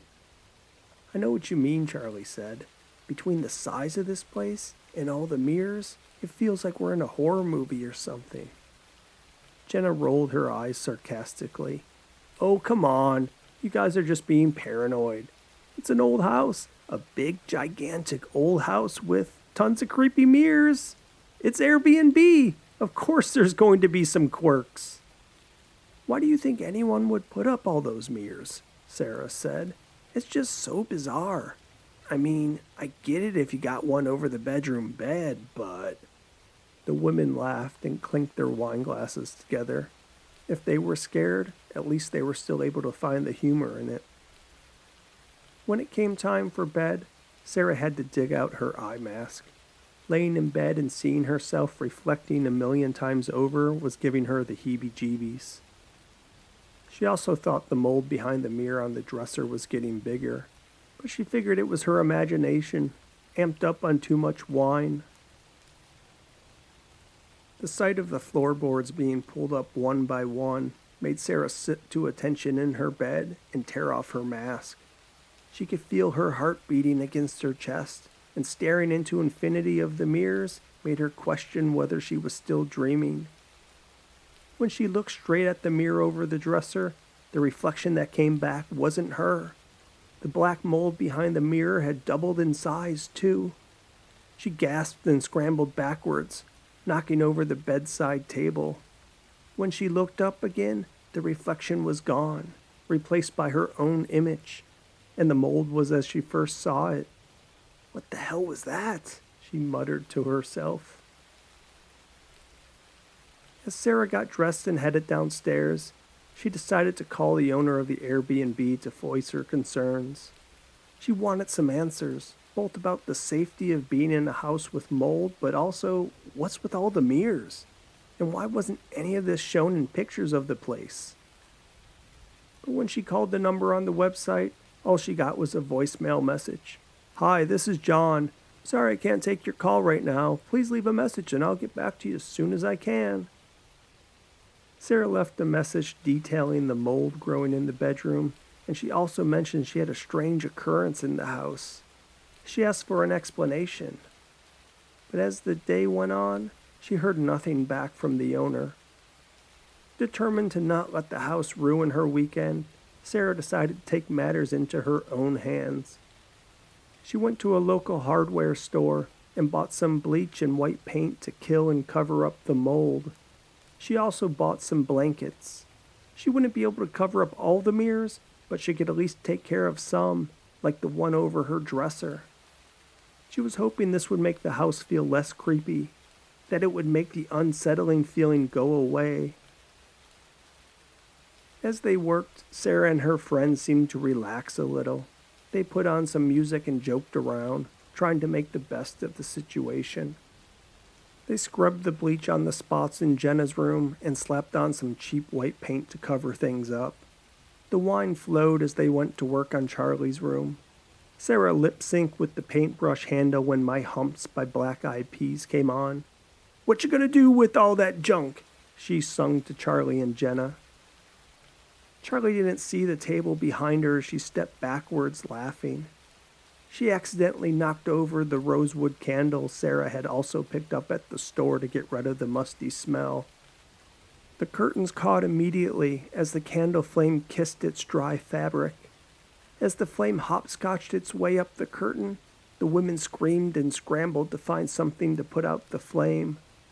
Jenna took off her shoe and tried stamping it. Charlie ran to the bathroom, but there was nothing to put the water in but her hands. Sarah ran for a fire extinguisher until she realized she didn't know where it was, or if the house even had one. When she decided to run for their phones, which were sitting on the kitchen island, the flames jumped across the wall and belched in front of her, making her scramble back to the center of the room. Panic set in. The women frantically searched for a way to get out of the room, but the flames dancing in the mirror made it difficult to figure out which way was what. The smoke was starting to make it difficult to breathe. It wasn't until Sarah kicked at the wall in desperation that she realized there was a hidden door next to where they had been trying to fix the mold on the wall. The women all kicked together, knocking down the drywall and wood. Then they all piled into a secret room, coughing and gasping for air. But as they caught their breath, they realized they weren't alone in the hidden room. The walls were lined with old dusty mirrors that reflected back their haggard images. There was also an old book on the ground, something leather-bound with old yellow paper inside. Sarah picked it up and opened it. "It looks like a journal of some sort," Sarah said. "Really old." Guys?" Jenna said as she pointed to the growing fire in the bedroom. "We really need to get out of here." The woman coughed and gasped for air, trying to come up with a plan. They knew they had to get out of the hidden room before the fire spread, but they also couldn't risk running through the flames and smoke. "Hey, there!" Charlie yelled, pointing to what looked like a frame holding a black glass. "That's not a mirror," she said. "Well, it is, but I think it's a one-way mirror. That's my room on the other side. That's not a reflection. There's no flames over there." The women looked at each other and began kicking at the dark mirror, trying to smash it with their feet. Jenna picked up a mirror with a golden heavy frame and hoisted it far above her head. Cover yourself, she said as she smashed it against the one-way mirror, sending glass flying and a puff of smoke out the escape hatch. The women ran into Charlie's room, then down the stairs to the kitchen, where they got their phones and called the fire department. They watched in horror as the flame consumed the upstairs of the old Victorian mansion, grateful to have made it out alive. As they huddled together, watching embers slowly fade to ash, Sarah couldn't help but wonder what other secrets the old house held. The following day, after the firefighters managed to put out the blaze, Sarah and her friends were allowed to collect their belongings from what was left of the Victorian mansion. As they sifted through the ashes, Sarah couldn't shake the feeling that there was something she needed to know about the journal she had found. She decided to take it with her, hoping to unravel its mysteries and find some answers. As they settled into a new, nearby Airbnb, Sarah started to read the journal, which belonged to a woman named Margaret. Margaret had been the wife of the original homeowner, a man named Edward. According to her diary, Margaret said she walked past the black mirror Edward had put up, and that's when strange things started happening to her. Edward had become convinced that his wife was a witch after he failed to see her reflection one day. He said that meant she didn't have a soul anymore. In his paranoia, he locked her away, putting mirrors in the small room so they could check if her reflection would come back, if she would be human again. Edward did everything he could to try and get the evilness out of his wife, even putting in a one-way mirror in which she could watch their child, Evelyn. He thought her God-given maternal instincts would send the bad spirit out of her.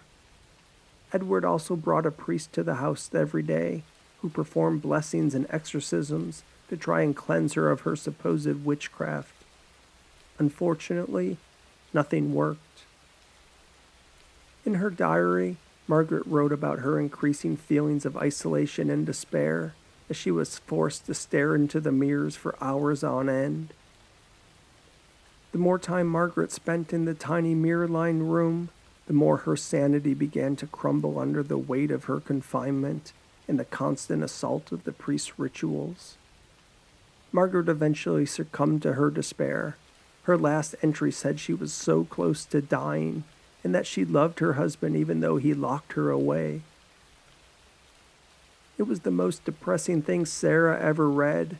She wondered if the Airbnb owner knew any of this, if he knew about the hidden room or the reasons for the mirrors. And then something clicked in Sarah's head. She thought of how she saw the other reflection in her bedroom mirror, the one with the mold growing behind it. She wondered if the mirrors were still up for a reason. Terrified, Sarah confided in Jenna and Charlie about the journal and the tragic story of Margaret.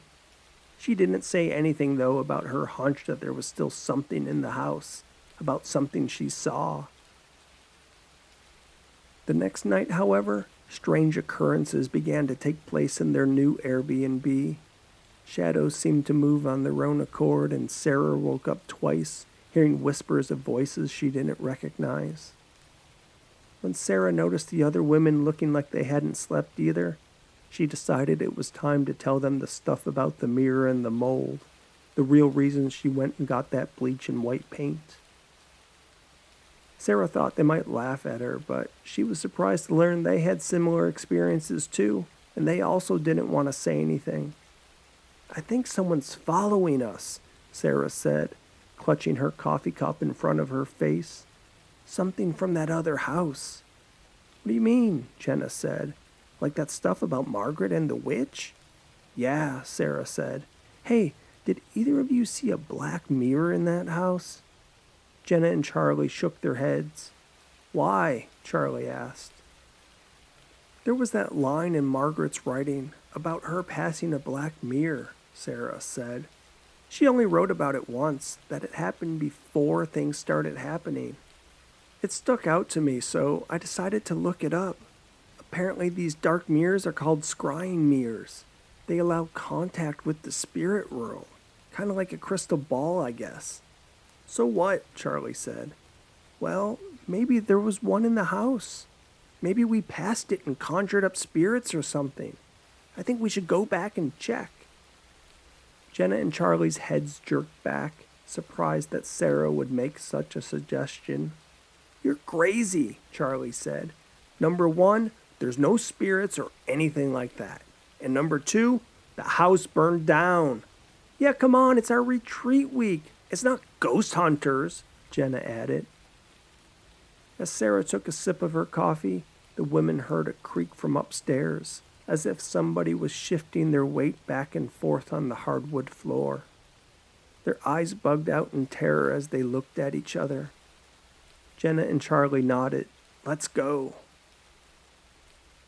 Returning to the half-burnt-down mansion, the friends hesitated as they approached the charred remains. The place seemed sad now, not majestic, a place that nature tried to consume.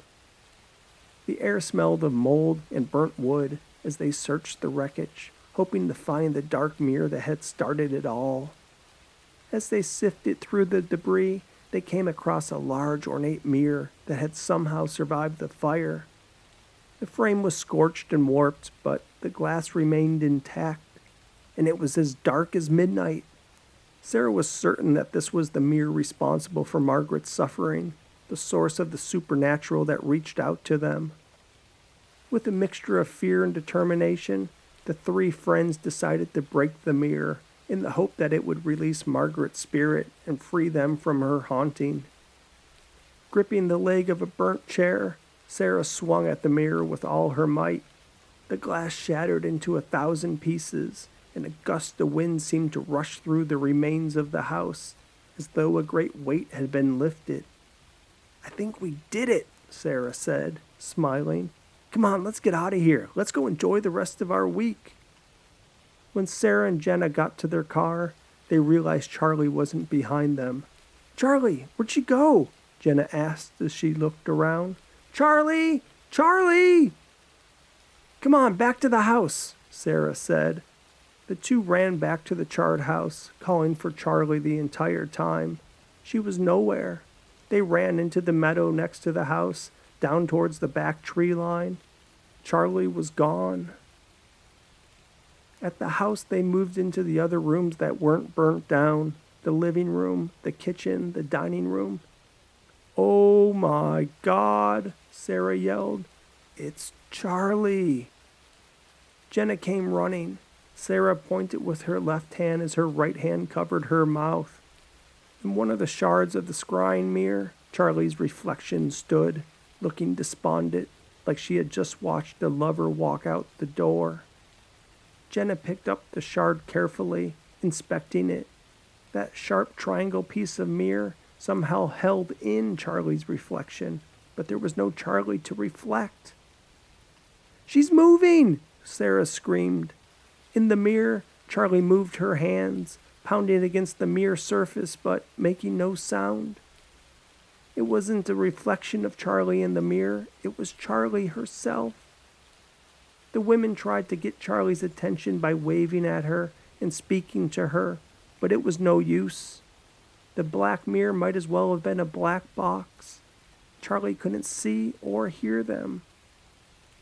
As Jenna and Sarah searched for the other scrying mirror fragment pieces, Sarah came across another leather-bound book. It looked similar to the one she had found in the hidden space, Margaret's journal. She brushed off the charred remains on the book cover and carefully opened the yellow pages. A handful of them fell to the ground. It was another journal, but this one was Edward's. It was nearly the opposite account of Margaret's. In his vision, Edward told of witch-like behaviors his wife exhibited, how she experienced mania, outbursts, spoke in strange accents. He chronicled how he tried to help her, but nothing seemed to work. He wrote that he begged God for mercy, but there was none, so he made a deal with the devil. The devil could have his soul, but not that of his wife's. Edward thought the devil would come for him, kill him and take his soul. Then the beast would come for his wife. He was the master of lies after all, so Edward didn't believe the devil would honor the deal to leave his wife's spirit go free. Edward wrote he had a plan to outsmart the devil. He stopped feeding his wife, letting her slowly waste away. In her final day, he saw her reflection come back, and he turned the mirrors around her body towards heaven, ensuring the spirit would rise after death. Then he put mirrors all around the house so they would bounce off each other at odd angles, a tangled web of mirrors, a maze of torment. His plan was to kill himself and release his own spirit into the mirrors and forever be one step ahead of the devil. He would never get to heaven, but he would also avoid being taken to hell. As Jenna and Sarah read Edward's twisted account of his desperate attempt to cheat the devil, they realized that they had unwittingly unleashed Edward's trapped spirit when they shattered the scrying mirror.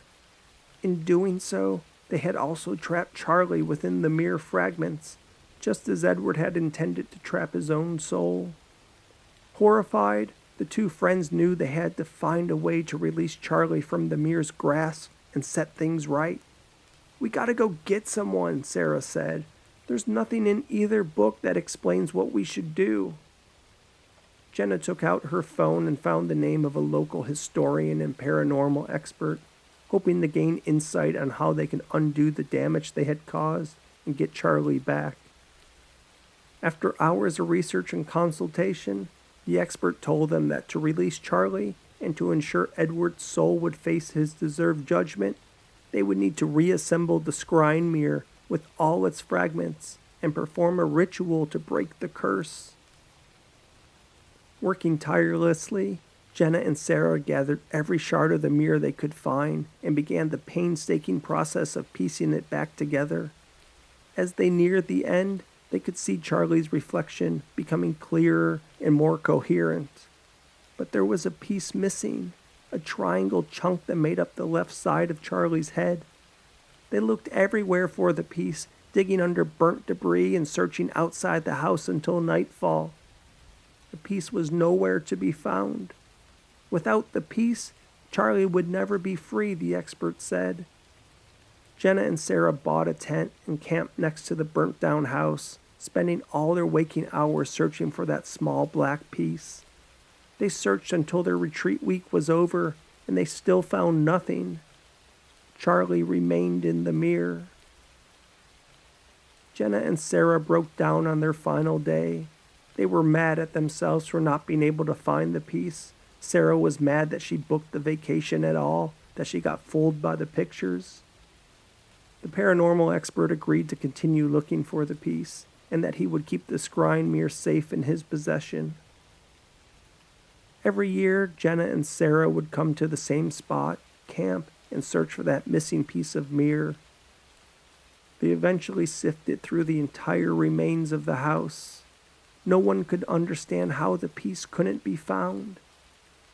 Sarah had her suspicions that the devil didn't much like Edward's trick, and he took the next soul he could, and that next soul just happened to be Charlie.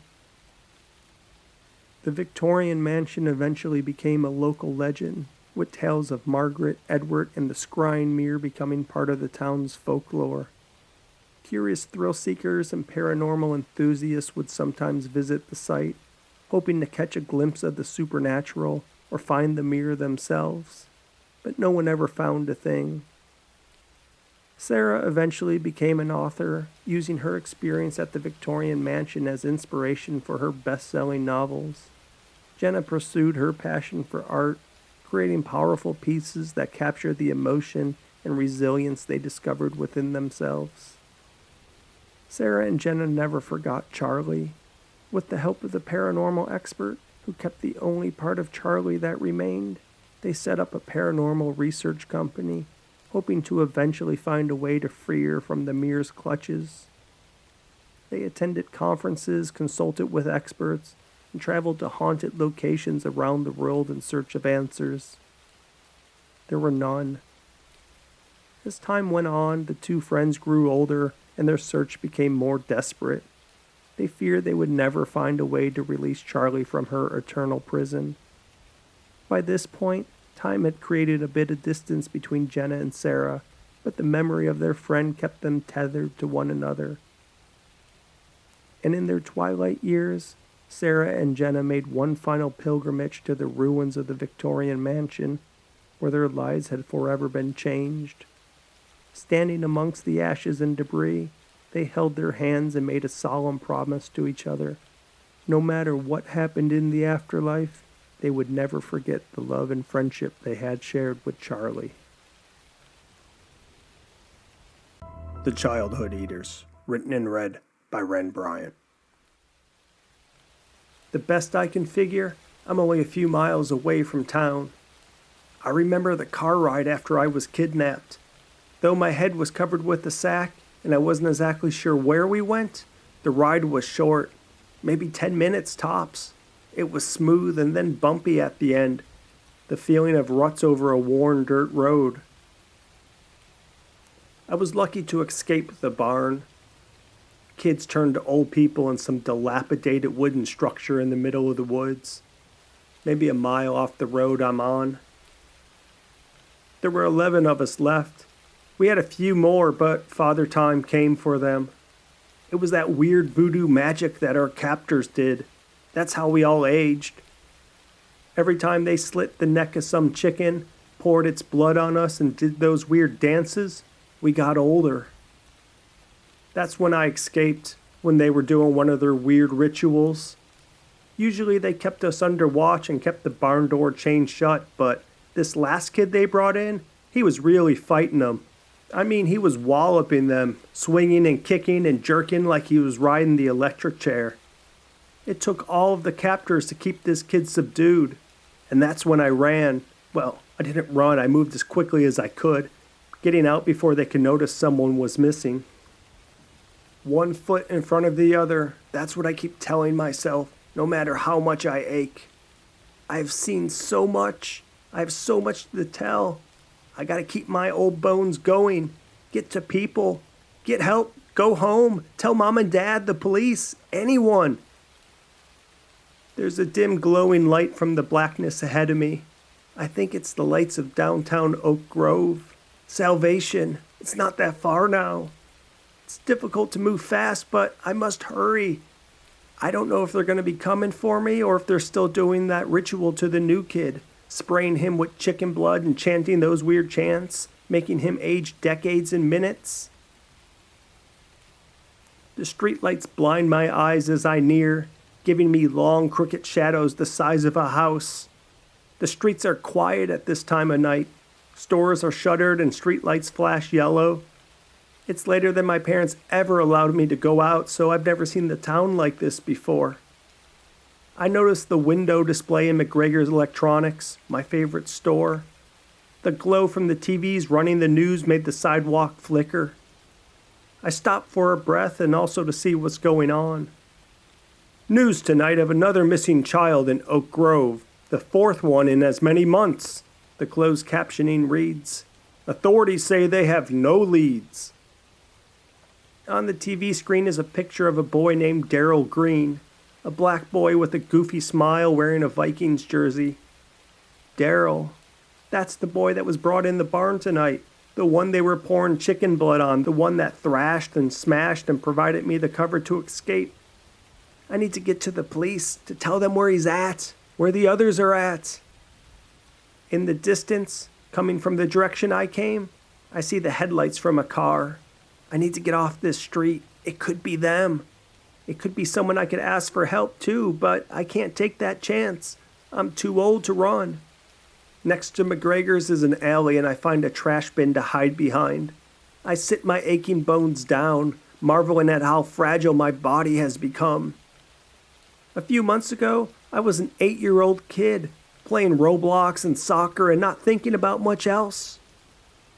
I don't know how it happened, what sort of voodoo magic's at work, but somehow I went from 8 to ancient in that barn.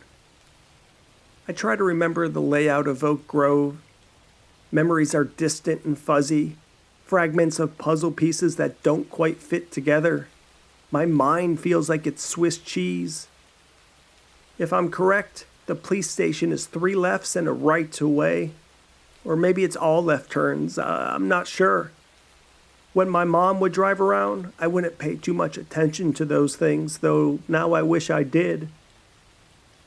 I've biked the area a couple times when my mom would go shop at the farmer's market in the parking lot of the Oak Grove Plaza. I think I'm about a mile from home. Sometimes we would bike to the Sunday farmer's market, and I would complain my legs were going to fall off from all the pedaling. My mom would say, "It's only a mile." It seems so far now, though. I'm not sure my brittle bones can make it that far. When I stand up, things pop and crack and my mouth lets out a reflexive groan. My body makes a decision for me. Head to the police. They're closer. I approached the police station with a mixture of fear and hope. Fear that they wouldn't believe my story and hope that they still would help me. It was late. The station was closed, but there was an intercom buzzer for emergencies. I pressed it and waited anxiously for someone to answer. "Hello? Can I help you?" a gruff voice said. "Hi, my name is Dan Wentgill. I'm one of the missing kids. I'm 8 years old. I was taken to the woods in this barn. There were animal sacrifices, weird dancing and chanting. I think it's voodoo. They stole my youth. They turned me into this wrinkled old man." It all just came blurting out. I didn't mean to say so much. There was a long pause before the voice spoke again. "Sir, are you drunk or something? That's quite a story you're telling me." "I'm not drunk. Please, you have to believe me. I need help." "Sorry, sir. I can't help you. You're either a kook or you're a drunk. Go home and sleep it off." I felt the pang of despair as I shuffled away from the police station. How could they not believe me? I was telling the truth. I looked at my wrinkled hands. That's why they didn't believe me. Though my body screamed for rest, I walked the mile to my parents' house. In the reflection of the window next to the door, I stared at my face, my old face. I couldn't believe how I looked. I had to touch it to make sure I wasn't dreaming. My skin was a weathered canvas of age and decay. The skin was thin and pulled tight around my bony contours. My lips were chapped, shriveled worms. Deep creases furrowed into my brow, and my cheeks sagged with the weight of time. My ghostly eyes were sunken and roomy, peering out from under heavy lids. This couldn't have been the future me. If it was, at some point in the future, I had to have broken my nose because this old man nose was crooked. Its shape resembled that of a hawk's beak, giving me an almost predatory look. My parents would react the same way as the police, I thought. There's no way they would recognize me. Now, my ears don't work too good, so I can't really hear what I sound like, but I'm praying that maybe Mom or Dad recognize my voice or something. I paused before knocking. It was the middle of the night. I didn't want to scare them, but I had to try. So I held my breath and knocked. After what seemed like an eternity, it opened. My mother stood there in her pink bathrobe, her eyes widening in shock. "Hi, Mom," I said and cracked a toothy smile. I felt my saggy skin rise on my face. "Dan?" I didn't say anything. I just looked into her eyes, hoping she would see the truth, that it was me, her son, despite what her eyes told her. My mom got teary as she squinted at me, her head cocked sideways like she was trying to figure out where the last puzzle piece went. Finally, her face softened and went slack. "Dan?" she said again. My father opened the door wide and I was face to face with a shotgun barrel. "What the hell's going on?" "Phil, wait!" my mom yelled. "It's Dan! It's really him!" Tears streamed down her face and she clutched me tight. My father lowered the shotgun and stared at me. I gave him the same toothy smile I gave my mom. "My God, it is you!" Dad said as he squeezed us both. We sat in the living room and I told him everything that had happened to me, how I was taken, the strange rituals in the barn by some voodoo cult, and how I have been aged decades in just a few months. And I also told him about the other children, the the ones being aged like me. My parents listened in horror, their faces pale and their eyes filled with tears. How? Why? My dad said. I shrugged. I didn't know the answers. I didn't know how or why, only that there was something that the children had that they wanted. We have to go to the police, my mother said, her voice trembling with anger. They won't believe us, I said. I already tried. They said I was drunk. But we have to try, my mother said. She hit her fist in her open palm as an exclamation point. Well, what if we had proof? I said. My dad leaned forward. I think I know where it's at in the woods, I said. We can drive there, get close enough to take a picture of the place, and then show that to police. My parents nodded in agreement, first to each other and then to me. Okay, Dan, we'll do it your way, my mom said. She smiled a smile that said she liked being a mom again, no matter my age. It felt good to be back with my parents. Even though I was older than them, I felt comfortable around them, safe and secure. My dad parked the car where I thought we exited the woods last night. While I was pretty sure it was the spot, we wandered around for an hour and found nothing. I had to stop to take many breaks. My dad started to get on me a little bit, and I told him I'm sorry, my brain's a bit foggy. He nodded and smiled softly. I understand, he said. After another break, we continued. I stepped carefully through the dense underbrush. The woods were pitch black, and I could barely see a few feet in front of me. Coming back to the woods was a bad idea. I should have listened to them, and we should have gone back to the police. The snap of twigs ahead of me made me freeze. Hello? I said to the darkness. It was silent. Too silent. Mom? Dad? I just realized that they're no longer next to me. I'm alone. I'm back to being an 8-year-old, shaking and alone, lost in the woods. Dan, help! It was my mom. She sounded panicked. Dan! They have Dad! The snapping of twigs became heavy stomps and I turned to run. My legs couldn't move faster than a shuffle. I couldn't outrun whatever was coming for me, whoever was coming for me. So I hid behind a tree. I sat and pulled my knees to my chest and tried to make myself as small as possible. The steps became louder, so close now. I held my breath, and they ran right past me. I saw from behind that they had the clothes on of the cult. Even in the darkness, they stood out in their all-white tops and bottoms. I sat still and let them run until I could no longer hear them. Mom, I whispered. Mom! More twigs snapping made me freeze. My eyes darted left and right. It was the voodoo cult. I knew it. They were coming back for me. I would never get out of this alive.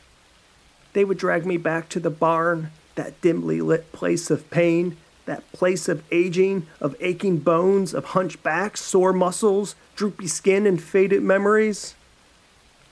From the darkness came an arm, something wicked, and it was my mom. Before I can get to my feet, she bent down and hugged me tight. Her embrace felt so good. They got Dad, Mom said as she wiped away tears. I don't know what happened. We were walking shoulder to shoulder when somebody came from behind. They grabbed him by the mouth. When I saw it, I ran. What are we going to do now? I asked. My body hurts. I can't fight these guys. I know, baby, I know, my mom said. Let's get out of here. Let's go to the police. I dropped my chin onto my mom's shoulder and squeezed her as much as my ancient bones would allow. A child's scream made us clench each other tight. It's got to be coming from the barn, I whispered. It sounds close. I wanted to leave, but I knew we couldn't. Not with my dad now missing. Not if we were this close. My mom must have been thinking the same thing because she took my hand and nodded her head in the direction of the scream. We cautiously made our way through the trees, following the sound of cries, stopping every few feet to listen for other footsteps. As we drew closer, we heard the screaming growing louder and more intense. Past the thicket, we saw a dim light. It was the barn. An eerie glow of the moon shone down upon its metal roof, casting long shadow fingers across the ground.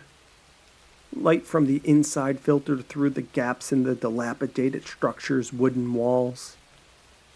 There were no signs of my dad, nor anyone else outside. I cautiously followed my mom, holding her trembling hand, as we walked to the side of the barn. The familiar scent of hay and dust filled my nostrils, and I tried to shake it out of my head. I smelled that smell for months in the barn, and I hated it. My mom stuck her eyeball into a knothole and covered her gasping mouth with what she saw. She moved out of the way and I peered in. The barn was as I left it, a stack of hay at one side, a pen of chickens on the other. Next to the chickens was a mess of red, what I knew to be chicken blood, and ropes that were used to tie down the children and do their ritual over them. In between was a group of old-timers huddled together, some sitting, some standing, some sleeping. And there was one boy, the one in the Minnesota Viking shirt, the one I had seen on TV, the one that caused the fit and allowed me to escape. Daryl, I think his name was. At the back end, being held hostage by two of the cult members, was my dad. His head hung low and his face was black and blue. They really did a number on him.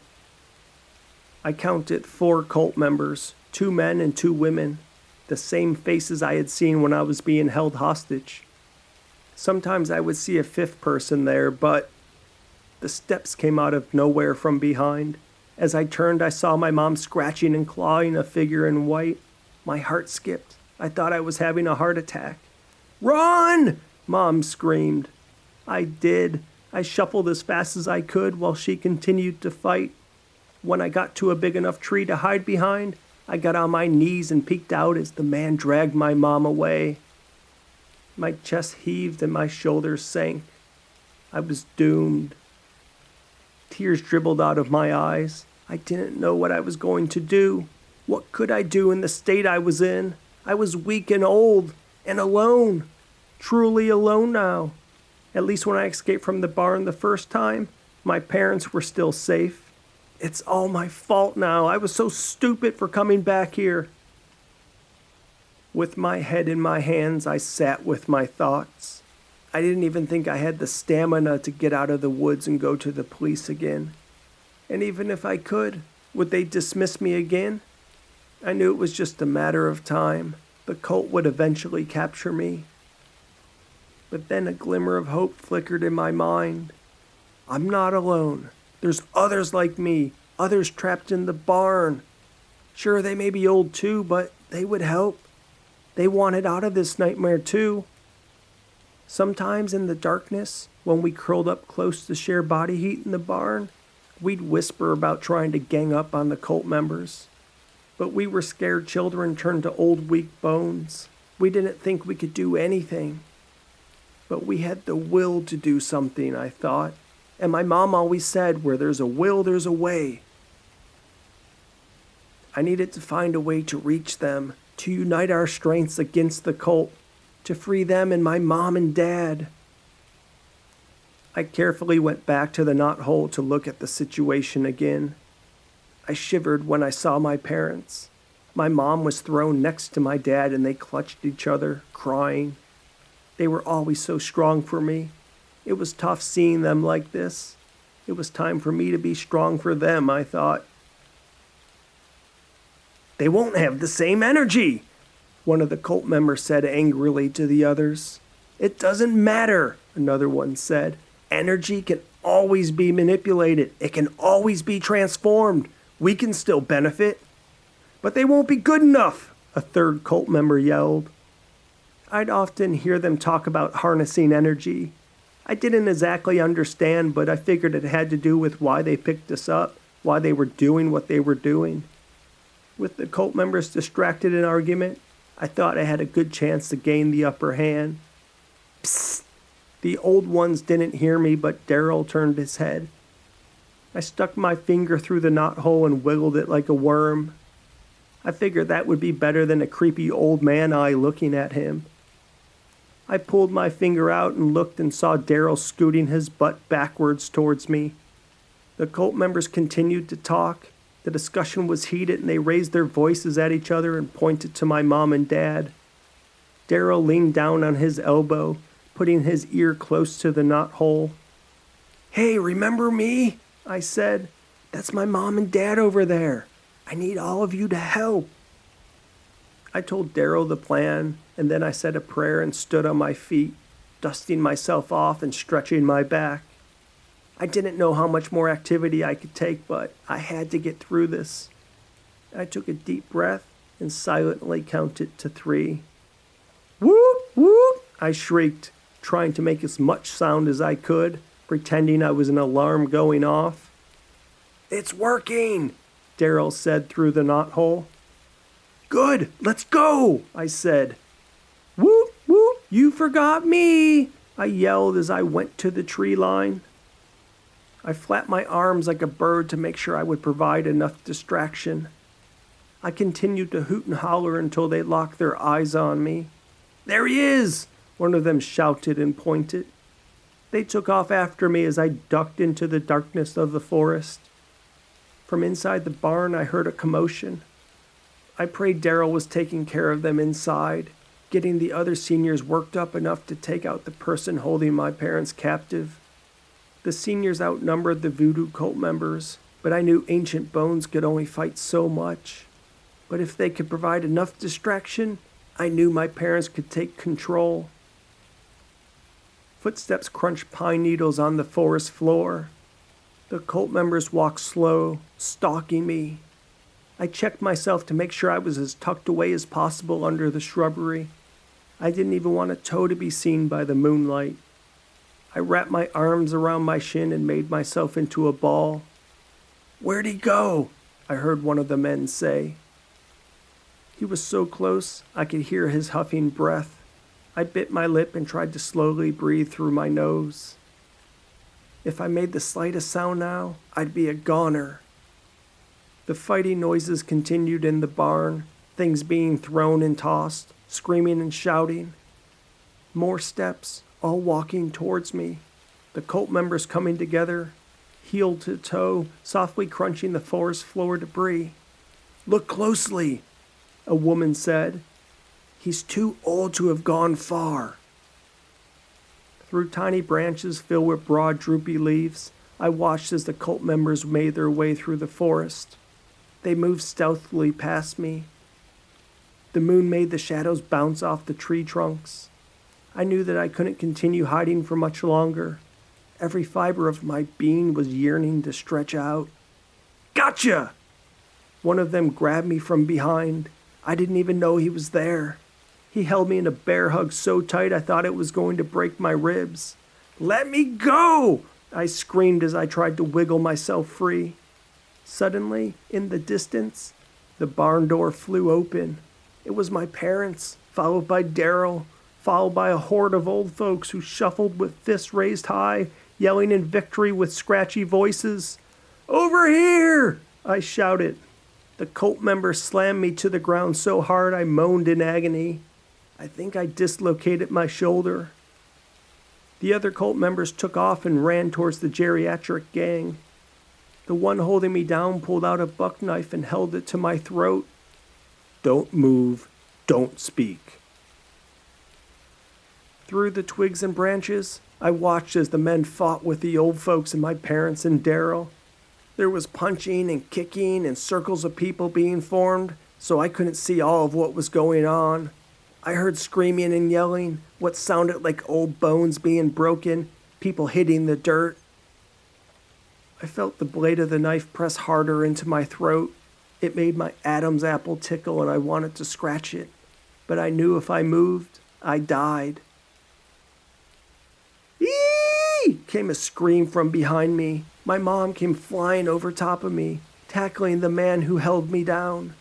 They fought in the bushes. I couldn't see them through the darkness, but I heard my mom shriek in terror. My dad rushed past me. I don't even think he knew I was there on the ground, and he attacked the person my mom was fighting with. The sound of a large rock splitting ahead like watermelon reverberated through the forest. The fighting stopped. "Jessica!" my dad screamed. I got up and moved as quickly as I could to his side. Moonlight made the blood splattered on his face glow. My mom was on the ground, holding a buck knife that was sticking out of her belly. Blood dribbled out of her mouth. "Mom!" I gently bent down next to her. She put her bloody hands on my wrinkled face and looked at me with soft eyes and a smile. "I can't lose you, Mom," I said, holding her hand in mine against my face. My dad bent down and tended to my mom's wound. He held his hand against her stomach, trying to stop the bleeding. The darkness of the night made the blood look like black oil that bubbled from between his fingers. "Jessica, hang in there, baby," he said. I squeezed my mom's hand. She didn't squeeze back. "Mom!" "You'll never lose me," she said, staring at me with eyes that were becoming glassy and distant. "I'll always be there with you." My mom closed her eyes and was gone. A gang of old men and women circled around us. Daryl, too. "We got them all," Daryl said. "All that we could find anyways, though I'm not sure if there's more out there or not." His words were distant. Everything was distant as my mind drifted to thoughts about my mom. When I was held hostage, it was my mom I thought about most.